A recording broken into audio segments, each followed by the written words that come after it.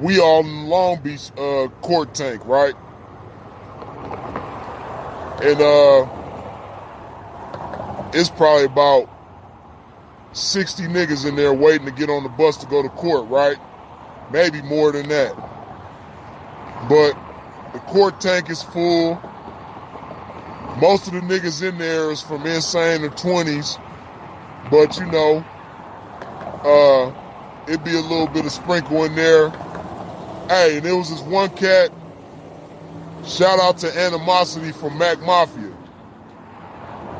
Because anybody who know about the Long Beach gangs, Mac Mafia Crip is a gang on the north side, right?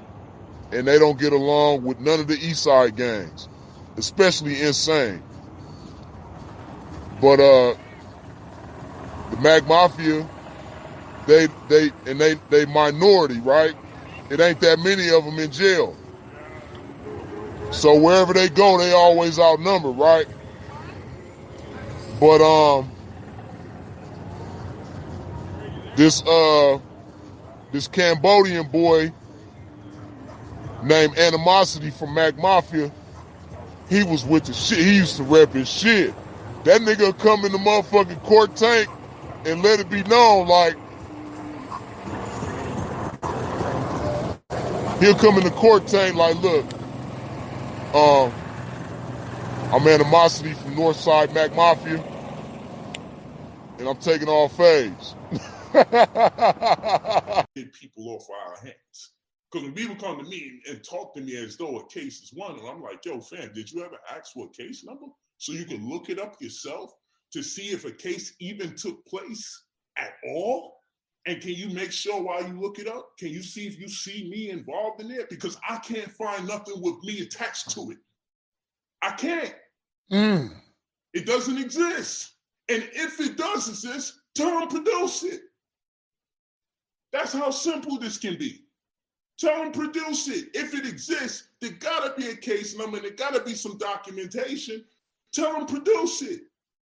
So that way, I don't have to worry about these massive speculations.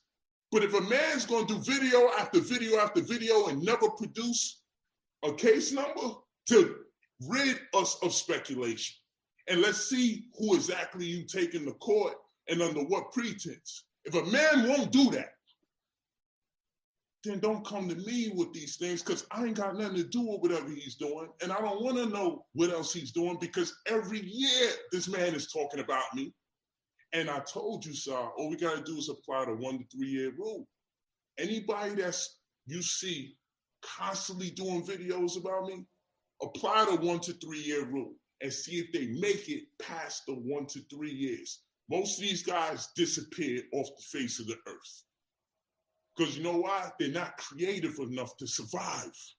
So most of these people, sir, what happened to them? We could do a whatever happened to these people type of show. And the few of them that we do see lingering. Like, if I had a business right now, I would beg niggas to come fuck my shit up. Please come fuck my business up. I need to go get a store right now, put some insurance on it, and tell niggas to come burn my shit down. I guarantee you I'm gonna get $1 million. I'm gonna get an M. Nigga come fuck my business up, I'm getting an M. ASAP. I need to go get a storefront right now, have niggas come burn my shit down. Like, all these folks complaining, talking about, oh, they fucking up my business, all this and that. You ain't got no insurance on your shit. You shouldn't even be in business if you ain't got insurance on your shit. This was the play. This how you eat. This was the sweet play. Nigga, Gucci was praying unemployment at 40 million. Gucci was praying niggas came and fucked they store up. They wanted niggas to do it. That's why niggas might as well go take all that shit. Gucci wanted niggas to do that. If I had a store right now, I would wish. And then I act like everything got took. 2 million, 3 million. Cause that business insurance. Man, I would have took the insurance company off. Niggas out here playing, man, complaining about their business getting fucked up. Black folks complaining about their business getting fucked up. Nigga, that's really the casualties of war. That's what happened. You feel me? That's what happened. Shit fucked up right now. Niggas ain't got no money, so they finna go take shit. Your shit just got caught up in the mix. And if your shit got caught up in the mix, you ain't know the community like that. You ain't know these folks like that. They would expect, if they knew you and they... Pimps was nothing that a woman has is worth money. In other words, never pay a trick, man. You ain't gonna ever get your money worth for it. The second thing that, and one more thing about that, about nothing a woman has is worth money. Now think about the amount of money you can spend on a woman from the time you meet her. Let's say you meet a woman, you date a woman, you get serious with a woman, y'all move in together. You do, man, along the way, man, you can spend thousands of dollars without even thinking about it. Rich Life 412, what up, bro? Good to see you. So you could spend thousands of dollars, man. Then you get into tens of thousands of dollars. And now these days, if you marry a woman, her husband don't even pay for the husband. Her dad don't even pay for the wedding. Nigga, you got to come out your pocket for the wedding. And then you got to buy some expensive ring that some of these cats out here can't even afford the ring, man. You think I'm finna pay notes on a ring, man? If I'm gonna get a debt, man, it's gonna be a debt to either build a business or support my business, or if I want to buy a home. I'm not finna get no debt, man, and be paying no note on no ring for a woman, man. But these cats out here do it all the time because they feel like everything about her is worth money. It's one thing to feel like something she has is worth money. I respect the trick that just trick off for sex more than I respect the trick that just trick off for the woman because she's a woman. You know what I'm saying? More than I respect the man who just pays a woman just because. This is all I have. No, probably that's it. I don't need nothing else for him. He's fucking nuts. And I'm saying all your homies still fuck with Poppy. That's what they call him, Poppy. But his name is, what's his name? Hassan Campbell. And when I stick heavy dick in that little 12, 13-year-old little bitch, just understand, she ain't a victim. When I fuck your 12-year-old son, 13-year-old son, and then run through your family and fuck all the other children in your family, all of them, how it sound to you? Me getting some oral sex. What the hell? From little Kev. Let's do it one more time, people. How that sound? Me fucking little Kevy Kev. Damn, he's still going off. I got some Vaseline, it ain't a problem, Kev. I got some Vaseline, it ain't a problem, Kev. You little Kevy Kev. I got some Vaseline, it ain't a problem, Kev. He's sick. He's actually sick. Press 9 if you know. And we should excoriate this motherfucker. You gotta look up the word excoriate so you don't think I'm saying something so violent and crazy. Press 9 if you know no one should befriend this asshole. Press 9 if you know. Someone said 8 plus 1, motherfucker. It's gonna crack because there's a lot of cleanup to do. There's a lot of people on that reception yard who shouldn't be there, whose paperwork is bad. Mm-hmm. So now every fucking time the door opens, someone's gonna get got. And it doesn't matter if they're on A side, B side, or C side, you're gonna have to fucking, you're praying, oh shit, hopefully I make it out to yard today. And then all of a sudden you hear the sirens, you ain't making out to yard today. So 3-4 months, you start off your term with a 3 to 4 month stay in a cell with someone else without ever leaving. And as soon as you hit the yard, how serious are the politics? Because I tell people, you know, when you hit, I mean, dude, there's a protocol. The second you hit a yard, okay, I'm with the business. So if I roll up to a new yard, I got my paperwork on me. These new motherfuckers, they don't got their paperwork with them. They come up, it's in my property. Motherfucker, you didn't bring it with you? Yeah. Oh, how am I supposed to bring it? Hoop that shit. When I roll up to a yard, people are like, hey, you got your driver's license? So I go, yeah, give me 1 second. And I grab a roll of toilet paper and I go get it for them. Yeah. So I come up and I throw that shit, and they're like, okay, this man is with the business. He rolled with his driver's license. That's how proud he is of his fucking name. Yeah. Because my paperwork is displaying all my 114s, all my 115s, and everything I've done in the system. 114 is the lockup order in the shoe. 115 is the offenses you've committed in prison.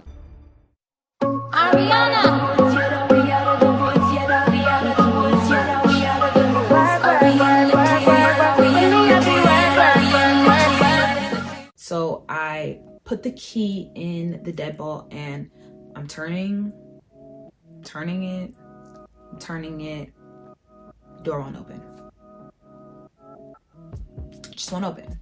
So I try, and I have to pee so bad, and I get so frustrated. I pulled up the Airbnb app and I called the host because they had provided me with, he had provided me with his number for another reason before. So I called the phone number and he didn't answer. Then I messaged him in the app and I said, hey, the door won't open. And I'm trying everything that I can, but the door won't open. So he says, call me. I didn't look at the time to see if they were the same numbers or if he had me call a different number than what was listed.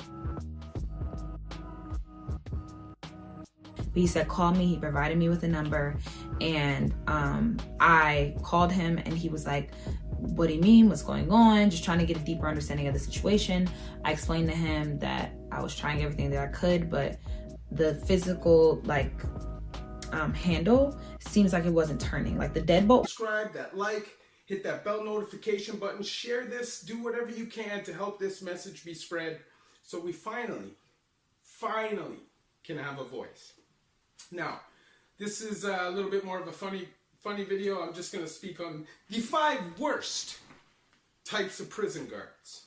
Okay, so, you know, for me, I don't think all prison guards are terrible people. I think some of them come to work to earn a paycheck, do their job, they believe in what they're doing, but they don't ever cross the line. They treat people with respect. They go home at the end of every day and treat everybody like a human being. I personally don't have an issue with them as long as they don't cross me. But this list is of 5 not so good types of correctional officers. The number 1 being the buddy buddy.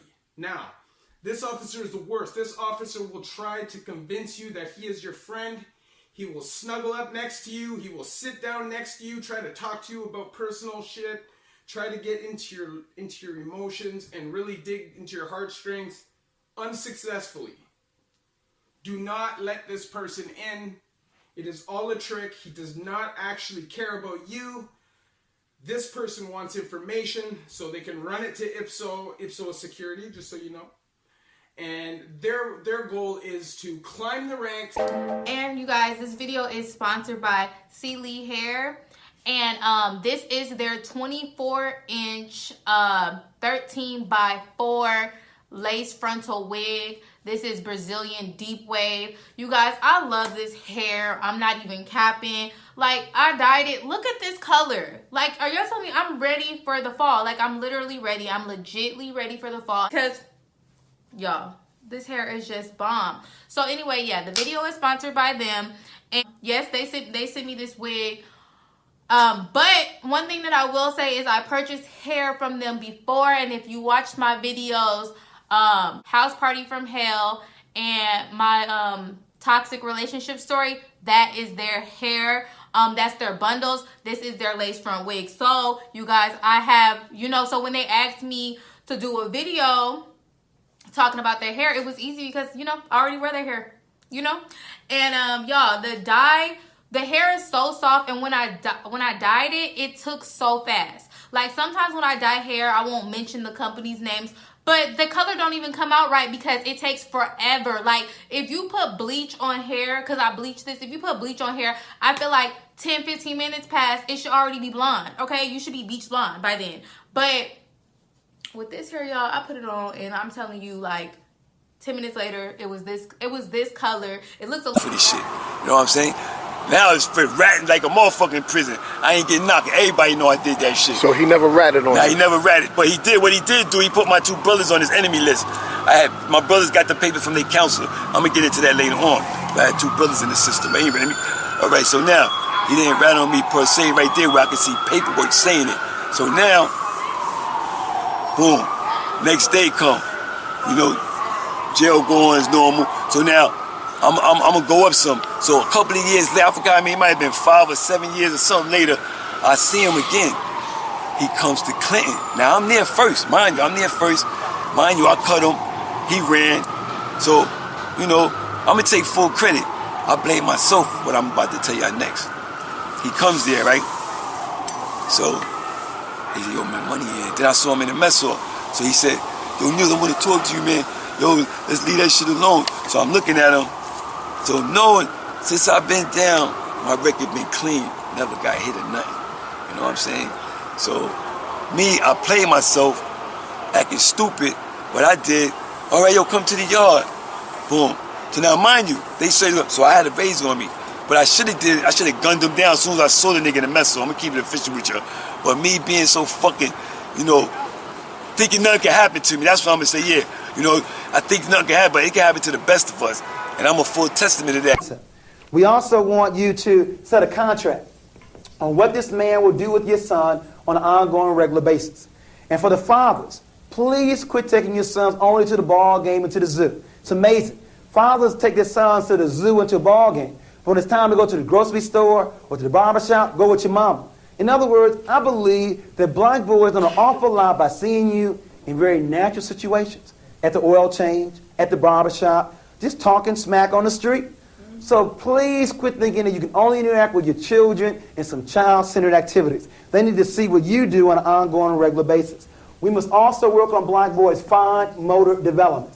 In other words, early on in kindergarten, we're labeling black boys as being behind because the girls work with crayons, pencils, and scissors. The boys have been working with trucks. We have to work on black boys' fine motor development. We also have to work on a non-sexist household.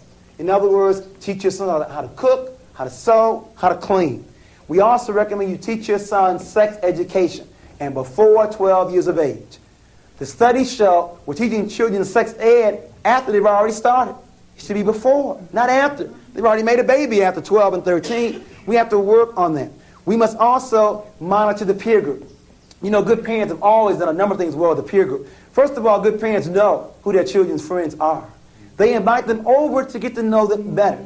And many times... And I feel that I feel that in this case, you choose not to look at it from the other side of the spectrum. I feel so. If you ask me my opinion, I feel you just it's my opinion. I feel you just choose. But I do agree as far as not that big of a deal, let it go. I agree with that. Mm-hmm. But from a lot of people, especially females, no disrespect to any females in this vicinity, deal with emotions.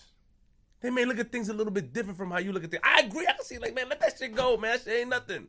But you try to understand from both sides of the coin. Like, I get it. I get why you mad. Let's move on. And I also get what you're saying. Like, you got to at least come up and say, yo, I did this. I took it down. I did, you know, like, there you address go. me as an Let adult. Let me hear that. Yeah, got it. And my wife told her that part, but it's the denial part that goes with it, too. Amnesia, you said. Amnesia. You call it the amnesia part. That's what it is, brother. And all right, so we're about to wrap it up. The thing is, like I said, when I spoke to you, man, it's like,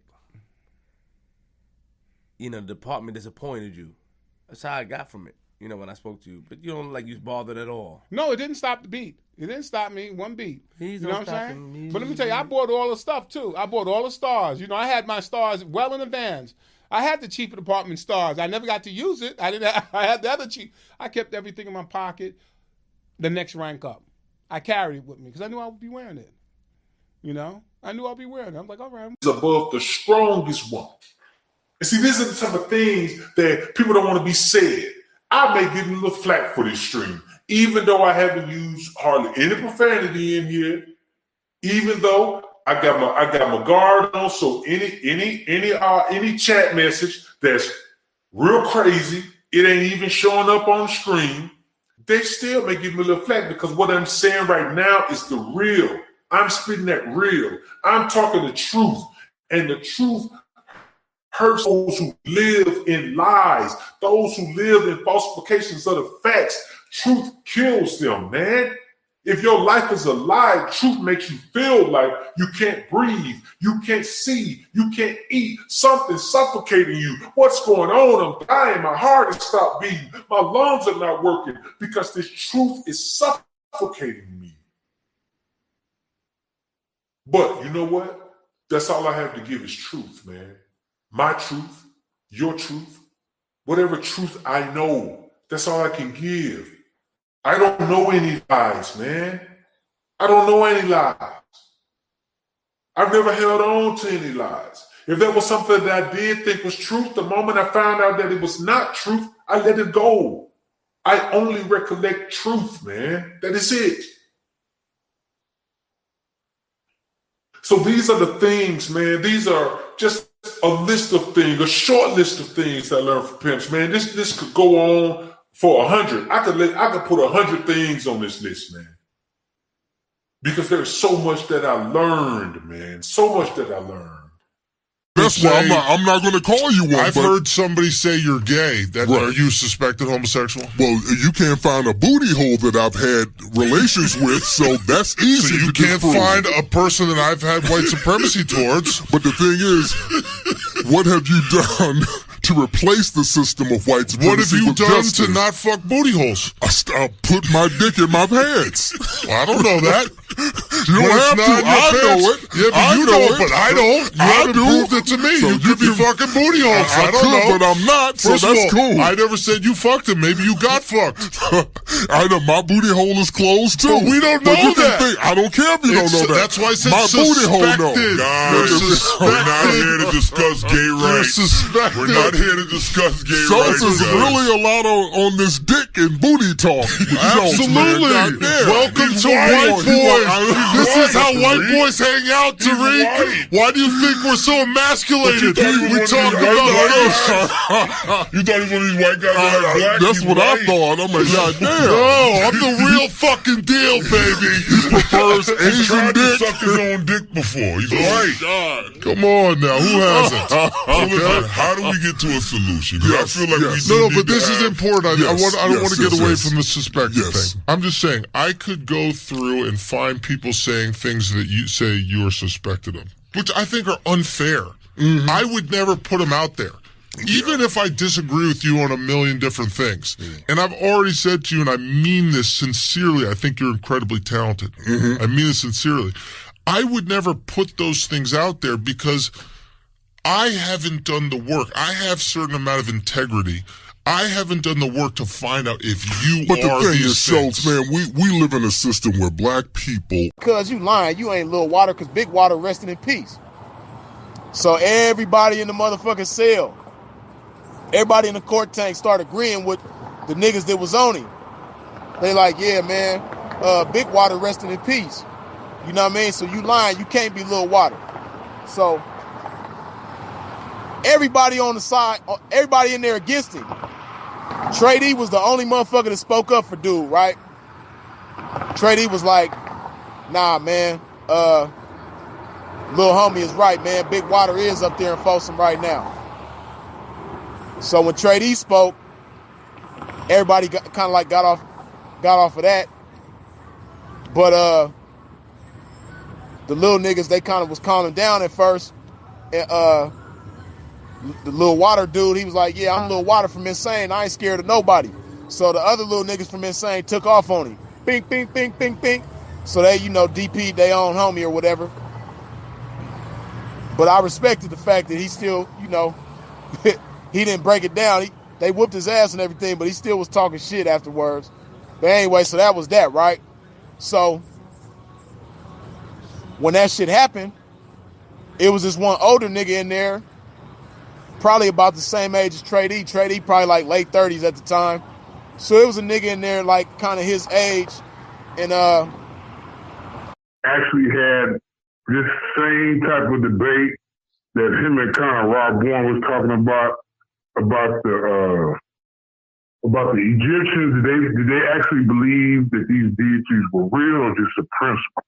No, brother, none of them believed that they were real, brother. I mean, if you talk to anybody with common sense, if you can ask Polite that question, none of them were real, bro. There was no real Asar or Aset and Heru. They was not walking the planet. There was no Ma'at with wings and, you know, Horus with the head. Come on, brother. That might be how they personified them, but they actually did believe that these deities were real. Because, no, they didn't, brother. Only you, because you don't know. Only you, because you don't know. So you think that, right, that they took Asar and they cut him up and chopped him up and cut off his phallus symbol and threw it in the ocean and they got ate up by a catfish. And then my hold on. Yeah, that's the story. Then it was a crocodile. No, it got eaten by a catfish, brother. It was a catfish. Go ahead, bro. And so my aunt came and flew over him on the body and landed on him, and then, you know, they did their thing, and then, you know, shit happens. So you believe that a woman with a bird head and bird wings came and flew over Asar? Do you really believe that, brother? No, I said the ancient Egyptians believed. One of his little brides get out of bounds with me. And she said, he talk about you every day, Sin. You know, it's like a love-hate thing. He miss you and freeze. You know what I mean? But then it go from, you know what I mean, he loving y'all and missing y'all, and then he go back to that hate shit, you know what I mean, and he just be talking to us about y'all. You know, we don't know what to do.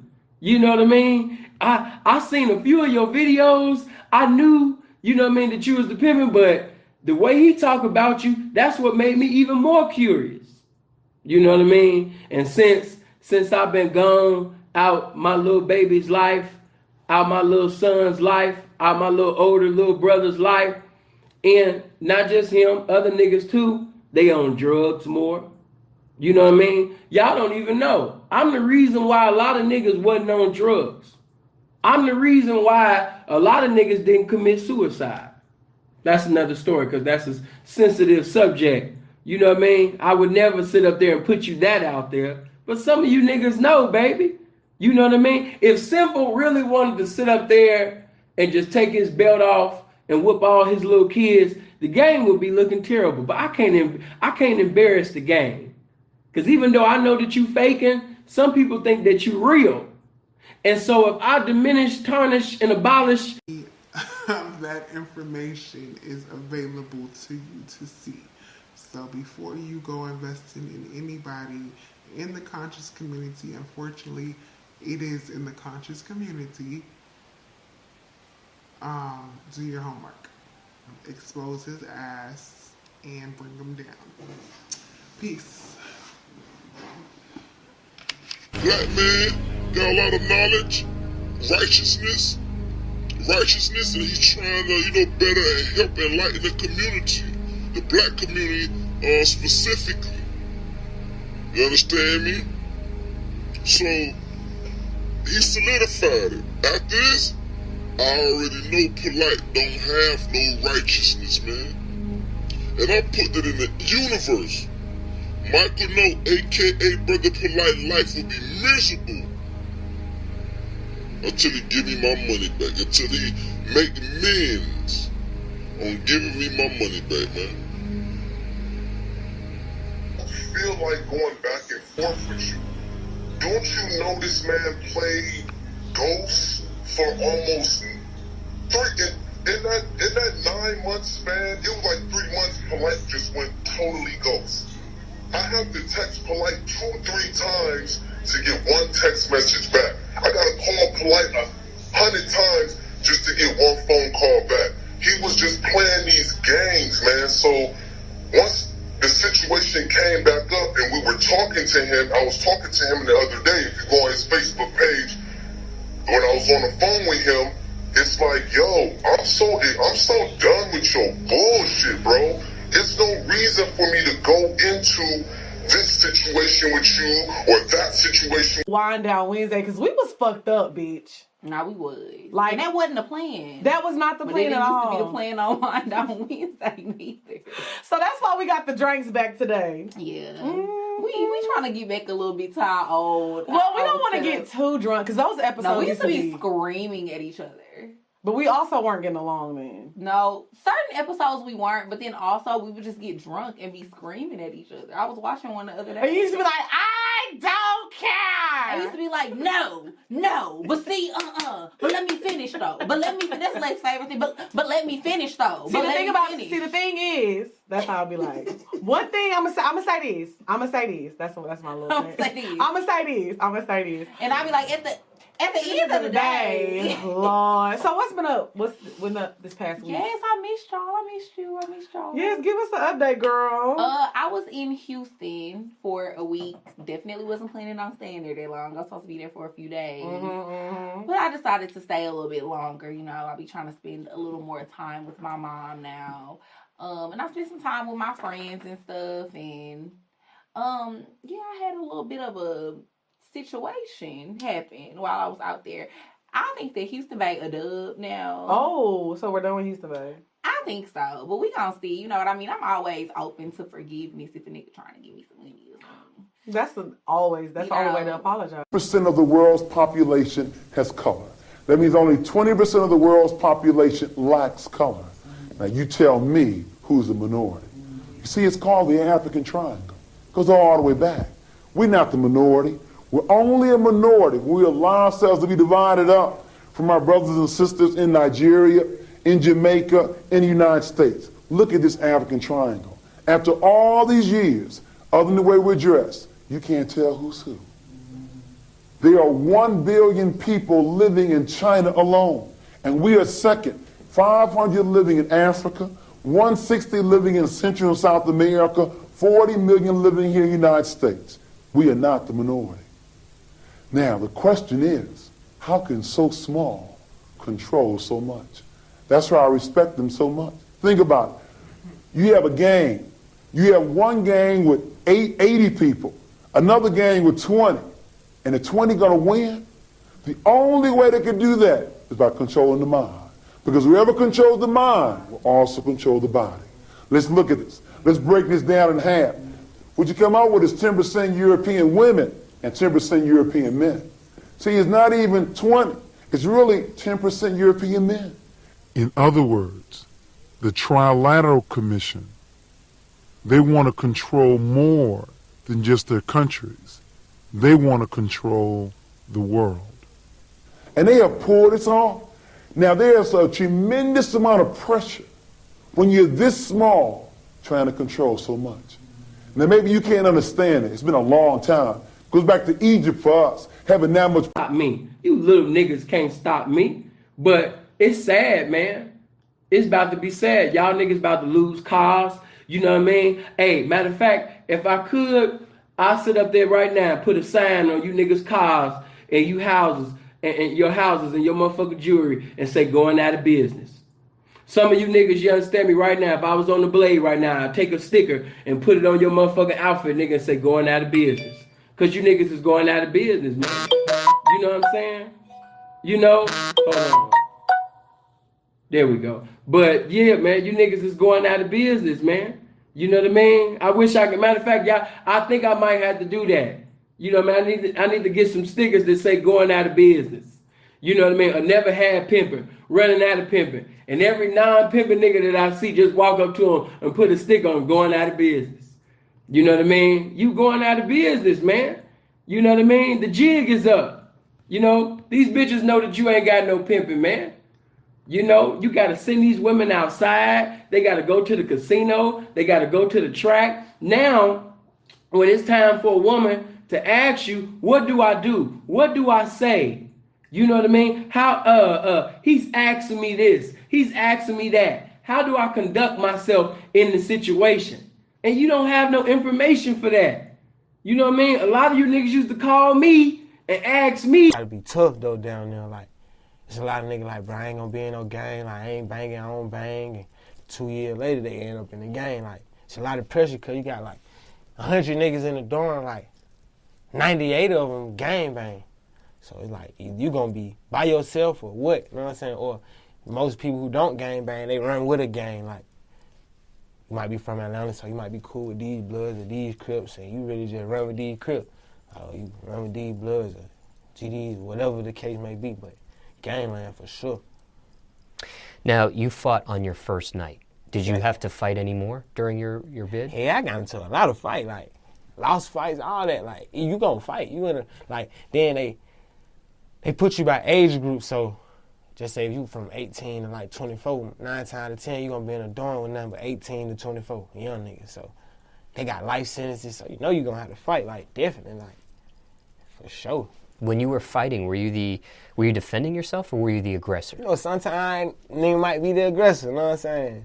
You have to defend yourself, like, nah, that shit prison, that shit like a whole different world, you know? A nigga might say something slick, what you don't feel like shit, you should let slide, and you be the aggressor on it. Or a nigga might say something to you slick, you know what I'm saying? Like, and like, I can't go for that, you know what I'm saying? Whatever the situation is. Thinking back about your fights in prison, could any of them have been avoided? You can die right now. Your motherfucking funeral wouldn't even pack out a motherfucking storefront church, nigga. And you sitting up there coming against somebody important, somebody that's coming up for this game, somebody that's making the game look good. You know what I mean? Somebody that's trying to sit up there and educate the youth, and you gonna sit up there and get on that punk ass, the game gonna spank you, man. And when the game spank you, because I'm still governed by the spirit of love, when the game spank some of you niggas, when some of you niggas get fucked up, when some of you niggas, you understand me, get locked up, when some of you niggas die, I'm not gonna sit up there and rejoice because your motherfucking faggot ass died. I'm not gonna rejoice because you fucked up. I'm not gonna rejoice because you locked up. I'm going to say, damn, all little bro had to do was listen. I'm going to say, damn, you know what I mean? That's my older son. Damn.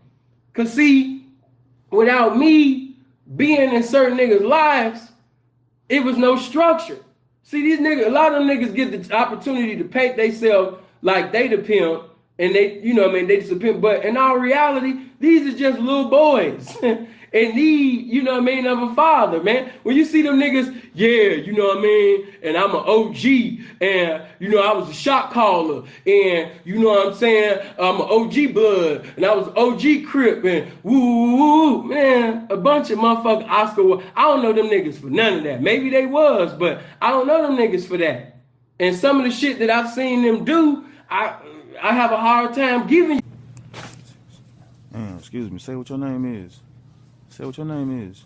It's Dee. It's Dee? Oh yeah, that fits you, girl. Girl, let me call you. Tell me where you headed.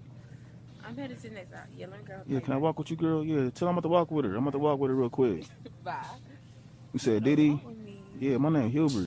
Hubert. Yeah, they call me Hubie though. Hubie. Nice to meet you. That sounds like a white person name. White person, I'm black, baby. I'm all black. I see. I'm Negro. I'm just saying. Yeah. Oreo or something. Yeah, you got a look in your eye like you gave a boy a good old time. He blushing and shit. Yeah, I'm trying to hang. I'm trying to kick it. No, baby, I'm a poet. I'm going home to drink so I can write poetry. Yeah. Then, all right, before I was rudely interrupted and shit, trying to get your phone number. Yeah. Shit, man, excuse me, man. Hey, excuse me, I want to get nasty. Yeah, I think it's time we get nasty. Yo. Say what? We was talking. You talking? Yeah. Is you with her? Huh? Are you with her? Yeah. Nah. You said you ain't with her. No, you ain't with her. Yeah, I only wanted if it's nasty. You're not with me, but he's not with me. Nobody's with Okay, well, I'm trying to get with you. Girl, take it off. I'm going to break you off if you take it off. For real, what's your name? I said, girl, take it off. I'm going to break you off if you take it off. Slow down. Do you have money to Yeah, I got break money. me off? Yeah, I got money to break you off. I don't think so. I do. What's your name? Do you have money to know my name? I got money on your name. I don't think so. My name Hubert. What's your name? Lieber. They call me Hubie. Hell yeah, can I get your phone number or something? I can show you. I got the money, baby, for real. No, Whatever. I'll give you my snap, though. Your snap? Damn, you one of them. Got a premium? Do you got money to know my premium? Premium? Hey, man, go ahead. Put a snap in there. All right. Damn, you so... You said what? Where your underscores? Oh, I don't got no iPhone. you got an iPhone right here? Damn, you got an Android? Oh, excuse me. You dropped your ID. I dropped my ID? Yeah, Sugar. You are so cute. Is that your name? No, but that's really No? cute. I like your glasses. Thank too. you. Do you know what's on the menu for Valentine's Day? No. Me and you. You are that is adorable. My Yeah. cousin is laughing at you. She's laughing? Yes. Can I get your phone number so we can hang out sometime? Oh, I'm married, but You it's married? very sweet. Oh my God. I'm glad I could flatter you. Thank you. You made my day. Yes. Hey, excuse me. Drop your ID. Yeah, Sugar. That's your name, ain't it? No. No? What's your name then? Lazare. Lazare? Yeah. Oh, my name's Hubert. They call me Hubie. Nice meeting you. You know what's on the menu for Valentine's Day? No. Me and you. That's what's on the menu. Yeah, you laughing. Yeah, I see you got you laughing now. You want to be my Valentine's? Since I got you laughing, you like to be my Valentine? I have a boyfriend. You got a boyfriend? But we're not But doing what? anything for Valentine's Day, so. Y'all ain't doing nothing? So do something with me then. Yeah. What's your phone number then? Give me your phone number. Okay. Here you go. Yeah, I'll text you. And just let me know if y'all don't do nothing. We can hang out or something. Okay. He ain't around here, is he? No, he's actually coming to get me. Oh, shit. But you want your... Yeah, let me hurry up, get out of here. All right, I'm out. Collecting emails for everybody, and we created a website. So for everybody that's on the call right now, I want you to go to jmorrisonvictims.com, jmorrisonvictims.com. So look, I saw what you was talking about, man, and we coming back to the discussion. What I wanted to get into in the meat of this, so I've never met and talked to you before today. You seem like a solid brother. That's why I reached out to you. It seemed like you have good intentions. Were you involved with the Tulsa Real Estate Fund at all? No, I had no involvement with the Tulsa Real Estate Fund at all. Okay. You know, to me, my first introduction to the Tulsa Real Estate Fund is when I sat down and Jay was trying to pitch me as becoming the COO of the company. And you know, the first thing that everybody else saw, y'all remember this? Y'all remember this picture here? That this power couple was gonna buy up the town, and that was the first time that they kind of introduced themselves to Black America, and it was on the Shade Room. I'm not familiar with the Shade Room. I heard you mention them a couple times and paid. Are these paid ads, or do you even how does this work? I use paid ads up there. Shade Room is a great spot for visibility, and this is what I tell people. That's fine. Okay, so yeah, that's how I feel about the section talk. I feel like you're there to entertain the women. The women are there to entertain you. It's just how life goes. Some shit is just how it goes. Like women, we just have babies. Milk just comes out of our titties. Niggas just have dicks. Sometimes things are just the way life goes. It's just predestined. It's just predestined that men are supposed to pay for the sections. That just is what it is. And nothing's gonna change. Nowhere in the rule book does he say women are supposed to pay for the section. I mean, I'm not gonna lie though. I've been out sometimes. Like when I graduated from my graduation, I didn't have a nigga at the time, so I paid for my section. I popped the bottles, but I was with all my bitches.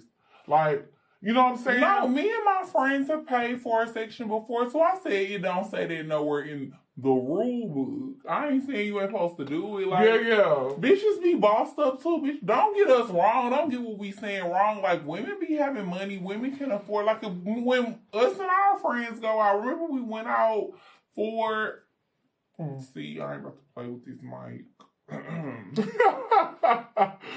When we went out with Kiki and Medina for their brunch, their brunch hosting or whatever. Remember, we was buying bottles. We sure did. We bought our own bottles. I popped a bottle of Cook's. I popped like 3 of them hoes. She got me fucked up. It was I was not popping no them fucking bottles. Popping bottles. But we bought our own bottles. Of course, we got a few comp bottles, but we bought our own bottles and shit. Like, bitches don't be out here just broke. But I'm just saying, if you going out with a group of niggas, for a nigga to want you to put in for a section and you roll them with him, that's weird as fuck. Especially when it's him in New York City at that time. was like really flooded with that. Like you really saw that a lot. You know what I mean? Like, or if you didn't see it, you heard about it. It was like really, you know, it was prevalent. Crazy, throwing grenades into cop cars. Right. Wow. Okay. Well, China Mac, always a pleasure when we get together. Make sure you check out that new song with Method Man, Wu-Tang Remix. Right. Make sure you go check that out. And come check out my channel, China Mac TV. Pull up to my channel, you know what I'm saying, where I tell, you know, I tell stories, prison stories. I got Mac Eats, where I eat food. And, yo, I get off of parole in about a couple weeks. I just came back from getting my passport, so it's going to be a big thing for me. Like, you know, I haven't been off of parole, off of paper, since I was like 15 years old. Oh, so you about to go to China? Yeah, I'm definitely about to go to China. I'm definitely just about to go around. So, like, you know, and what I mean by off paper is, like, I've been in some type of paper, like institution. I was in probation, parole, in prison, juvenile, whatever. I haven't been off completely since I was 15 years old. So I'm finally about to get off, and it's about to be a great thing, and I'm about to just, you know, start showing me just living life. Like, you know what I mean? Just enjoying, you know, all of the things that I wasn't. I'ma say something, and she gonna respond, and from what she says, I'm gonna take it and make some sort of little jovial type statement, and once I get her to smile, see, all of this is an attack, because I know what to do after she does what I'm looking for. I can't help that I'm sharp like that, or can I? Because, see, you can't help that what you're experiencing. But this is the dope about 519. Let me get you before you leave. Hey, bro, I got you, man. Hold on. Hey, this is the dope about what we doing, man. You know, you can't lose because you're using something that shows you what a win is. And for your information, a win is not catching the bitch and fucking her tonight. That's a place. A win is when you catch the bitch and don't fuck her, and she be calling the fuck at you, trying to get you to fuck her. And then when you bust her out, while you busting her out, you tell her this magnanimous plan you got going that you need help on. Then watch that bitch break you off a couple of racks. Come on, 519. Talking about what they wouldn't do and what, nigga, when you a desperate ass nigga, ain't no such thing of what you wouldn't do. You gonna accept any bitch that'll have you. Why? Cause you's a desperate ass nigga. And a desperate ass nigga, he's not a pimp. You know what I mean? A nigga that's possessed by, you know what I mean, the spirit of desperate, nah, you not really just pimping like that. You're a desperate ass nigga. You'll accept a snitch bitch. You'll accept a teenage bitch. You know what I mean? Knowingly, not ignorantly, knowingly. You know what I mean? You'll accept the bitch that left you for dead, called you bitches over the phone, sit up there and cussed you out, sit up there and disrespected you. You will allow that bitch to sit up there and come back. You know what I'm saying? That's because you not this pimping, man. You not this pimping. Hold on for a minute. I told y'all I still got a life.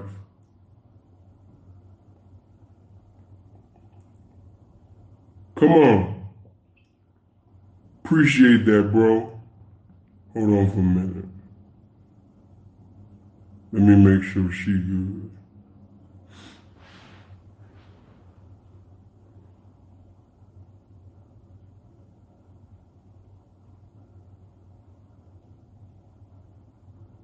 But I want to let you know that your time is running out. Your time is running out. Like I said, for some of y'all that's holers and dolers, just keep campaigning. And as you keep showing up sharp and encouraged. Whole thing. Yeah, so one of these squad cars just happened to pass by while all of this was going on. And like I told y'all, you don't know what you're gonna do when you're scared. My nigga, my dumb ass stopped this fucking cop and told this nigga to help us. What the fuck was I thinking? Dog, I tell this cop that I see some grown ass man inside of this store pointing a gun at a teenager. So of course the cop gets out the car immediately and goes inside, assesses the situation, and figures out that we were trying to rob the place, obviously. So backup arrives no less than 2 minutes later, because the fucking police station is 2 fucking minutes away. So backup arrives, right? At this point, I'm the only one of us two that has talked to the cops at all. Because like James, he was really on some real nigga shit. Like this nigga was not going to talk to these cops no matter what they told him. And at this point, I ain't say nothing either to the cops, you know what I'm saying? Besides that, my nigga had a gun pointed at him. That was about it. Like right then and there. Because as time went on, somebody had to talk to these people. When you're under the age of 18, the cops don't really want to question you. They want to get your parents there, then get consent from your parents to question you. So they just threw me and James in the back of the cop car till our parents got there. Now, while me and James are in the back of this cop car, that agreement that we made before just happened to come up again. And James looked at me and was like, yo, you my nigga. Based on what's happening these days, do you think you really need a record label? Listen. We're at a record label, so it's a little strange asking this. Listen, and I'm going to keep it all the way funky with you. With social media and everything, to me, I take someone like, and I don't know his deal or anything, so don't quote me on this because this isn't, I'm just using this as an example because how hot he was independently. Let's say we take Chief Keef for example. Okay. You take someone such as Chief Keef, young kid, on fire. To me, I said the worst thing Chief Keef ever did was get a record deal. Money for music is it's like a hustle. You know what I'm saying? Rap money is nothing. It's like hustle money. How is it over there? You happy? Like money wise, a lot of artists say checks come slow over there. I never got a check from Young Money or Cash Money. Whoa. Check into that. But by me saying that, it's like I've always treated my career like independent, and everything that I've got is because of myself, my own endorsements, me touring myself. You know what I'm saying? So never no signing bonus, nothing. I think I got signed a bonus when I first time, but that was it. But that don't bother you. When you look at the old regime of Cash Money, all of them fell out because of bread. VG left because he wasn't getting paid. Juby left because he wasn't getting paid. That wrong talk, no more shit whatsoever. And I didn't have any problems with anybody else in that pod. Besides this one guy who, honestly, I feel like we shouldn't have had any problems, but he felt like I wasn't open-minded enough. All right, so this guy's name was Shorty, right? And he's been in and out of jail for the last 12 years of his life, I want to say. So we happened to start talking about the girls that we like, and he wanted to tell us his type, which he thought I wasn't open-minded to. Now, had I not known that he was in jail for the last 12 years of his life, I would have just shrugged it off and just been like, you know what, man? Hey, every man likes what they like. But he started explaining the types of girls that he liked, and it caught me off guard. So we all started explaining our types, and I'm telling him mine. I'm like, yo, I'm going to keep it 100 with y'all, bruh. I like them fat. Like, I don't give a fuck about the race. White, black, Spanish, Asian, whatever. I just like them fat, plain and simple. Then Shorty comes out of nowhere. Yeah, I like a girl with some weight on her too, but like, I like girls that are like hairy. You know what I'm saying? They got like hair on their arms. You know what I'm saying? Like a little peach fuzz right here. I don't care about hair under their underarms. Like, that don't bother me either. My nigga, it sound like you want a nigga. I hate to break it to you, my nigga, but unless you trying to look for the bearded lady, then what you just described as a nigga. Then he gonna say, yeah, what the fuck ever, I'm a man. I like what I like. And that's what happens to be other men. Fuck wrong with you, nigga? So, I think now a lot of prison officers internalise it, and there's a lot of prison officers now who are extremely stressed, probably drinking massive amounts and don't see any way out. People talk about pension, Sean. I used to get fed up with the conversation about pension. Me pension. They tell you how much it was going to be. They're like reassuring themselves. It's not worth it end of the day when you look at it. I mean, I weren't far off from either having a stroke or a heart attack or going completely cuckoo, you know, because the pressure is on that population. The prisoners, as it were, have got the upper hand, whereas the sort of self-managing in America, the guards have stood back. I watched the program on the Norwegian prison where they treat people civilly and they get conjugal visits and they see the family regularly, all that contact, and there's no violence and things like that. That'd be the way forward, but, you know, certainly this country is not, you know, how can you reduce budgets on anything to do with law and order when the population's getting bigger? You can't do it. So how have you dealt with your own trauma, PTSD, from your experiences there? Right, PTSD, I'm glad you brought that up. PTSD for me, Sean, PTSD didn't finish me. You know, any prison officer, any frontline responder who goes see a psychologist or a doctor or whatever, maybe will... Oh, your boy got the blower. You dig me? Freeze. Yeah. You know what I mean? Hey, look. I need you to like, comment, and subscribe. You feel me? Stop playing with yourself. I got this big blow. I'm just playing. You know the controller of my blower. You feel me? But I need you to hit that like button, man. We're gonna have some problems. Hit the subscribe button. You feel me? Stop playing with me. We're on the road to 30,000 subscribers, man. We at 22K. We on the road to 100 bands. 100 bands. 100 bands, man, for the life, man. The wristband, what's that? By the Migos, yeah, 100 bands, whatever. We on our way, man. But nah, look, I got another story time for y'all, man. You know, y'all been showing hella love on this YouTube channel, man. You know, I got the fresh white tee on. You know, it's white, ice white, like my teeth. You know what I mean? Then I got the white, you know, the navy blue and white A hat. You know, crispy. Am I crispy? Am I crispy? Am I crispy?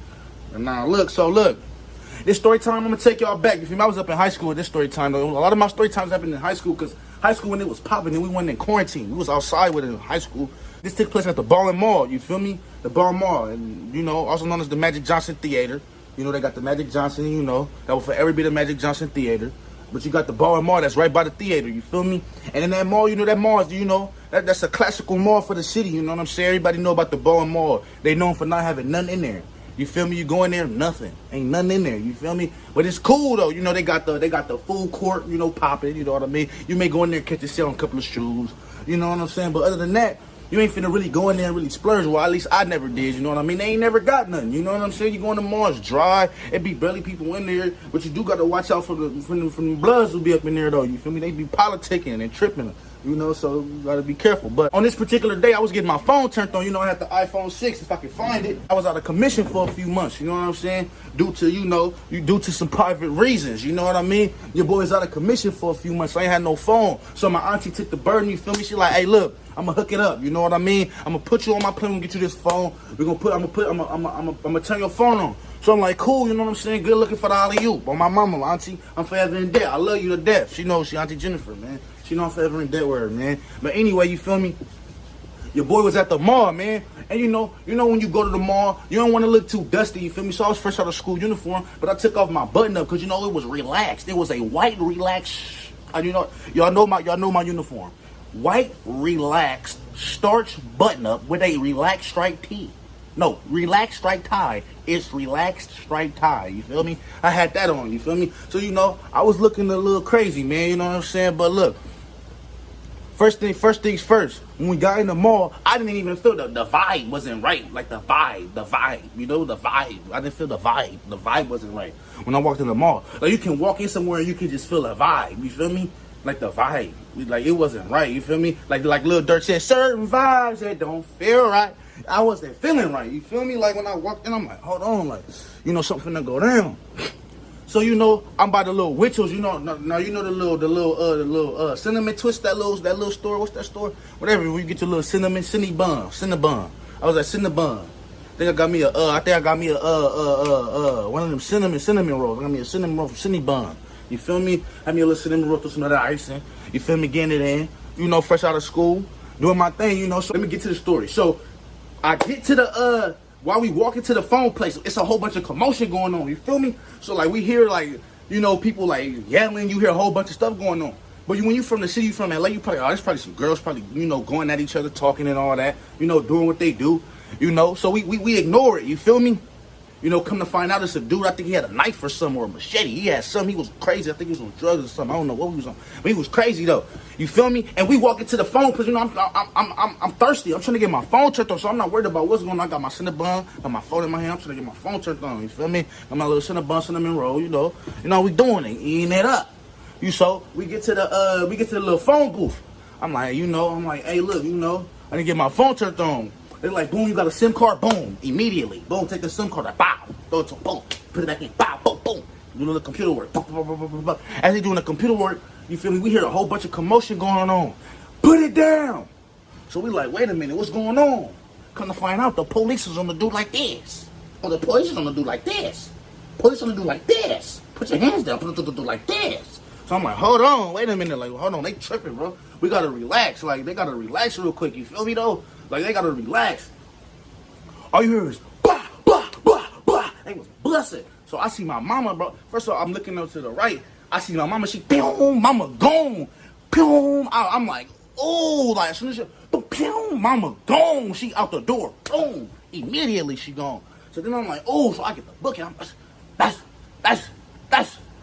you feel me? No, matter of fact, bro, I skipped too far. Before they shot, I got my phone. I got my phone. You feel me? I got my phone. He put the stuff in the computer. Boom. You hear the shots fire. First you hear the little loud up. Boom. At first we thinking like, okay, either somebody hit the ground hard or somebody like, you feel me? At the malls, it's certain doors you can push real hard. So we thinking like somebody hit the window. Something happened. We ain't thinking it's no gun. So then I'm still on. I'm still on my. He doing a little thing on with the computer. He doing his fingers and stuff. Like, I'm like, bro, hurry up! I'm trying to get my phone on, bro. I gotta get up out of here, bro. And if you from the city, at the top of the by the Walmart, where the Walmart used to be.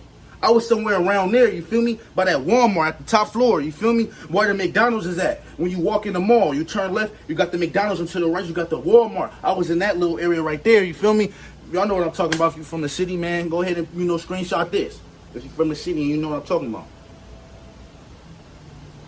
Anyway, you feel me? Let me get back to the story. But look, I'm like, bro, Harry, yo, on my phone, bro. Like, come on. Like, I don't know what's going on. Do you hear that? That's when you hear what I told you. It was busting. I'm like, ooh. So I see mom, she, boom. I'm like, ooh, I'm next. We out of there, bro.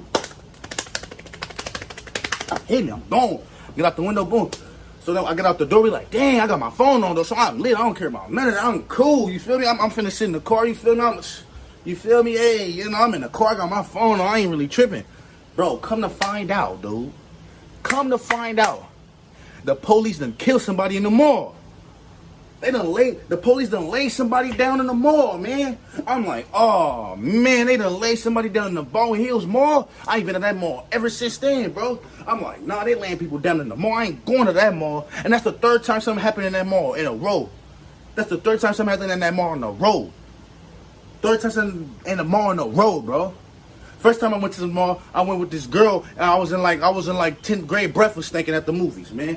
They traumatized me. I didn't want to go back up there. You feel me? The traumatized breakfast thinking we in the movie theater. I'm saying, if y'all want that story time, y'all let me know. I'll give y'all that story time. Man, sitting up in there, movie theater, breath smell like a hot box. Hot box and porta potty.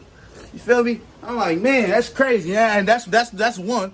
Next time I go up there, I get some of that chicken, over there on the little wings and things, whatever they up in the corner. My stomach hurting.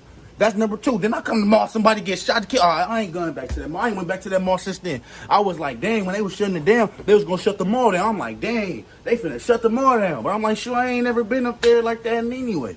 You feel me? You already know, man. But my mom used to go up there sometimes, get her little church clothes when they had the little Ashley store in there. You feel me? But that's the only time I used to go up in there with her. You feel me? Other than that, man, I wasn't. You feel me? I was chilling. You feel me? On the real, I ain't going up in that mall. They be wilding, bro. You know what I mean? But then the movie theater, bro. The movie theater, man. I only been in the movie theater probably 9 times, bro. Cause a couple of times on some field trips, with the park, and then probably you feel me, a few times with the family. But other than that, man, I ain't been up there. You feel me?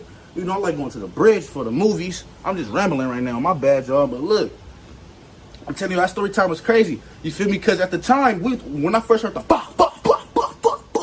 I didn't know it was a gun, bro. Because you feel me? You know, if I would have had the blur on me, I would have been cool. I would have been like, you feel me? I would have just been walking like, you feel me? Like, cool, you know? Like, standing up. You feel me? You tripping? You tripping? Oh, all right. They homies. I would have been tripping, you feel me? But, you know, I'm not tripping, though. Because you feel me? You know, I got the blur now. But you know, it is what it is. You know, back then I ain't have it on me. Now I'm hot, they all on me. You feel me? You know what I'm saying? Anyway, man, they was really going crazy in that mall, man. That man really passed away, man. I pray for that man's family, man. I don't know what was going on with him, but he had a machete or something. I think he was trying to do something. I don't know what he was doing, man. I just know they laid him down in the mall, man. I was there at the time, so you can look it up. If you thinking I'm lying, bro, I'm serious. You can look it up right now. Baldwin Hill shooting, man killed, bro. I'm telling you, bro. Something should pop up, because I was there. I was literally there, bro. And they laid that man down up in the mall, bro. It was crazy, man. Ain't no story capping over here, man. I ain't, you know what I'm saying? But look, once again, if you guys enjoyed this story time, what I'm gonna need y'all to do, first of all, if you still watching this, you already know the drill. Screenshot that if you really watching. Tag me, you already know, certified. I'm gonna repost it.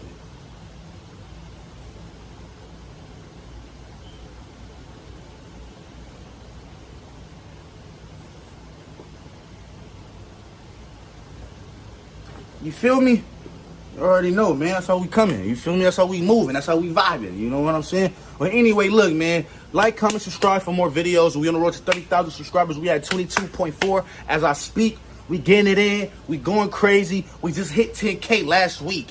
So that's 12,000 subscribers within a week. Bro, y'all, man, hey, man, y'all finna make me go crazy, man. I'm finna go ahead and jump out the window like these. You feel me? Do the Jeff Hardy, Swanton Bomb.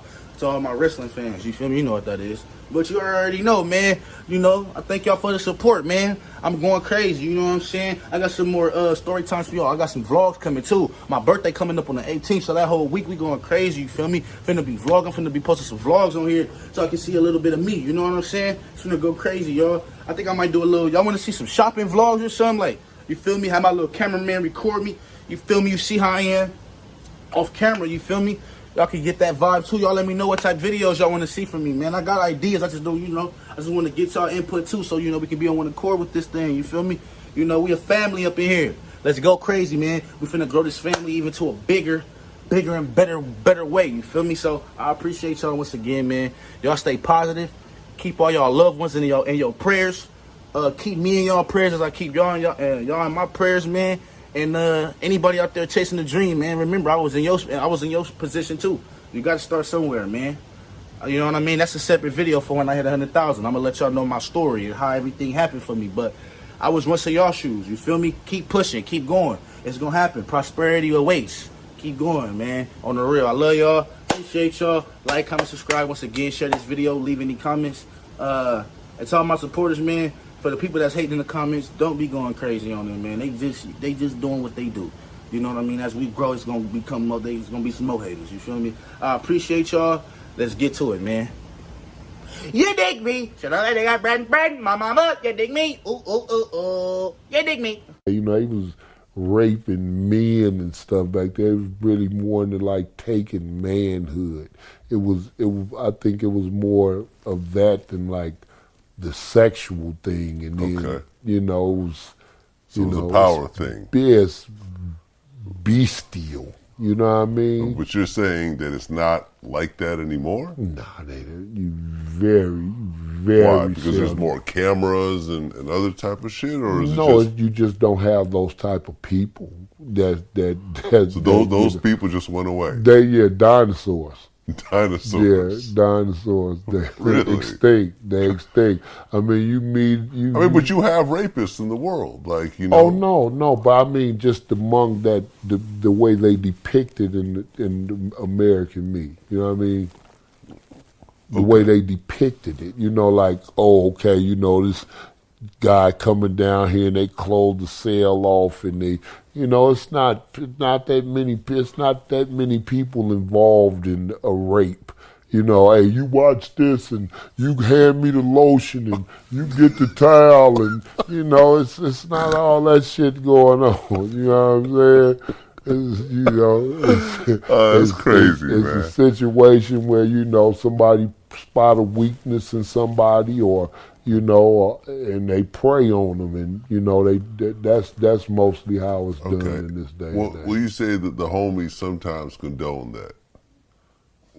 Not my homies. Not no. Some other homies. You have different cars. See, in prison, you have, you know, the hub. Appreciate that. Hold on for a minute. Let me set this up. Hold on. Andre, thank you for the 10, bro. And that's how a lot of you niggas get cases. Because you so pimped out to the fact you so motherfucking pimped out within the conversation that, you understand me, you actually about to sit up there and be locked the fuck up. Because now you done went outside and you think everything cool. You standing outside of the Greyhound, chopping it up, you know, with an OG or getting at another bitch. But that horny, corny ass security guard that wanted to fuck the bitch that you was talking to but couldn't talk to her because you was talking to her, now he about to initiate the conversation on some Captain Save-A-Ho security guard, black ops type shit, and talk to the bitch and find out that you was just over here having a conversation that you was trying to pander her. See how easy that worked? That's why within the conversation, in places like this, and just period, if you don't know anybody, if you don't know this woman, just because she's attractive and you're attentive to her attractive appearance, that don't mean that you should just feel so comfortable to start saying a lot of incriminating ass shit. You don't know this bitch like that, and she don't know you like that. Second laundromat. Quiet as it's kept, your next hoe could be at Sam's Club. Quiet as it's kept, it could be 4 a.m. and your motherfucking next hoe is at a super Walmart that's 24 hours. She's at aisle 7, you know what I mean, looking at, you know what I mean, whatever she looking at. You know what I mean? You never know when you're going to knock your next hoe, wherever you're going to knock your next hoe. The key is to always stay available. You know what I mean? To always stay available. That's why, especially in our younger days, but even now, pimps hate sleep. You know, it's good, you know, the rest, but man, you know, pimp, man, it be so much going on. You know what I mean? Pimp hates sleep. If it was a way, at least for me, if it was a way that I could sit up there, man, and take some motherfucking forever youthful medicine and never go to sleep and always be well rested, man, I'd sure enough take that motherfucker. Because life is like this. And you only got one life to live. So I don't want to spend the shit sleeping. You know what I mean? So when you really serious about your pimping, the bitch is serious about her hoeing. And bitch, when you really serious about your hoeing, wherever you go, this hoeing don't stop. You can sit up there, you understand me, and the pimp can give you an amount of money to go to the store, to go purchase something. You done fucked around and caught a damn date in the park. And, you know, moms put pops on child support, but fortunately she wasn't the type of mom that was like, you can't see your kids and all that type of shit. You know what I mean? And see, what they don't understand is it's a vicious cycle of young niggas coming up without their father in their life because the mama and the father is off key. They not on one accord. You know what I mean? Like, I could just imagine how fucked up my life would be and how fucked up of an individual I would be if my pops wasn't around. Shit, if Pops wasn't around, I could just imagine how crazy my shit would be. Johnny Garcia, I appreciate you.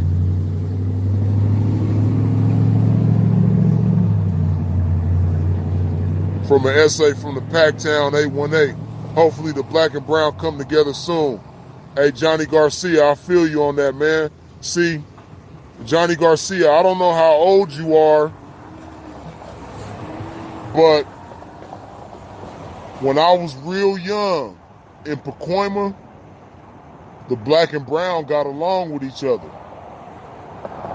The black and, like, I lived in the projects.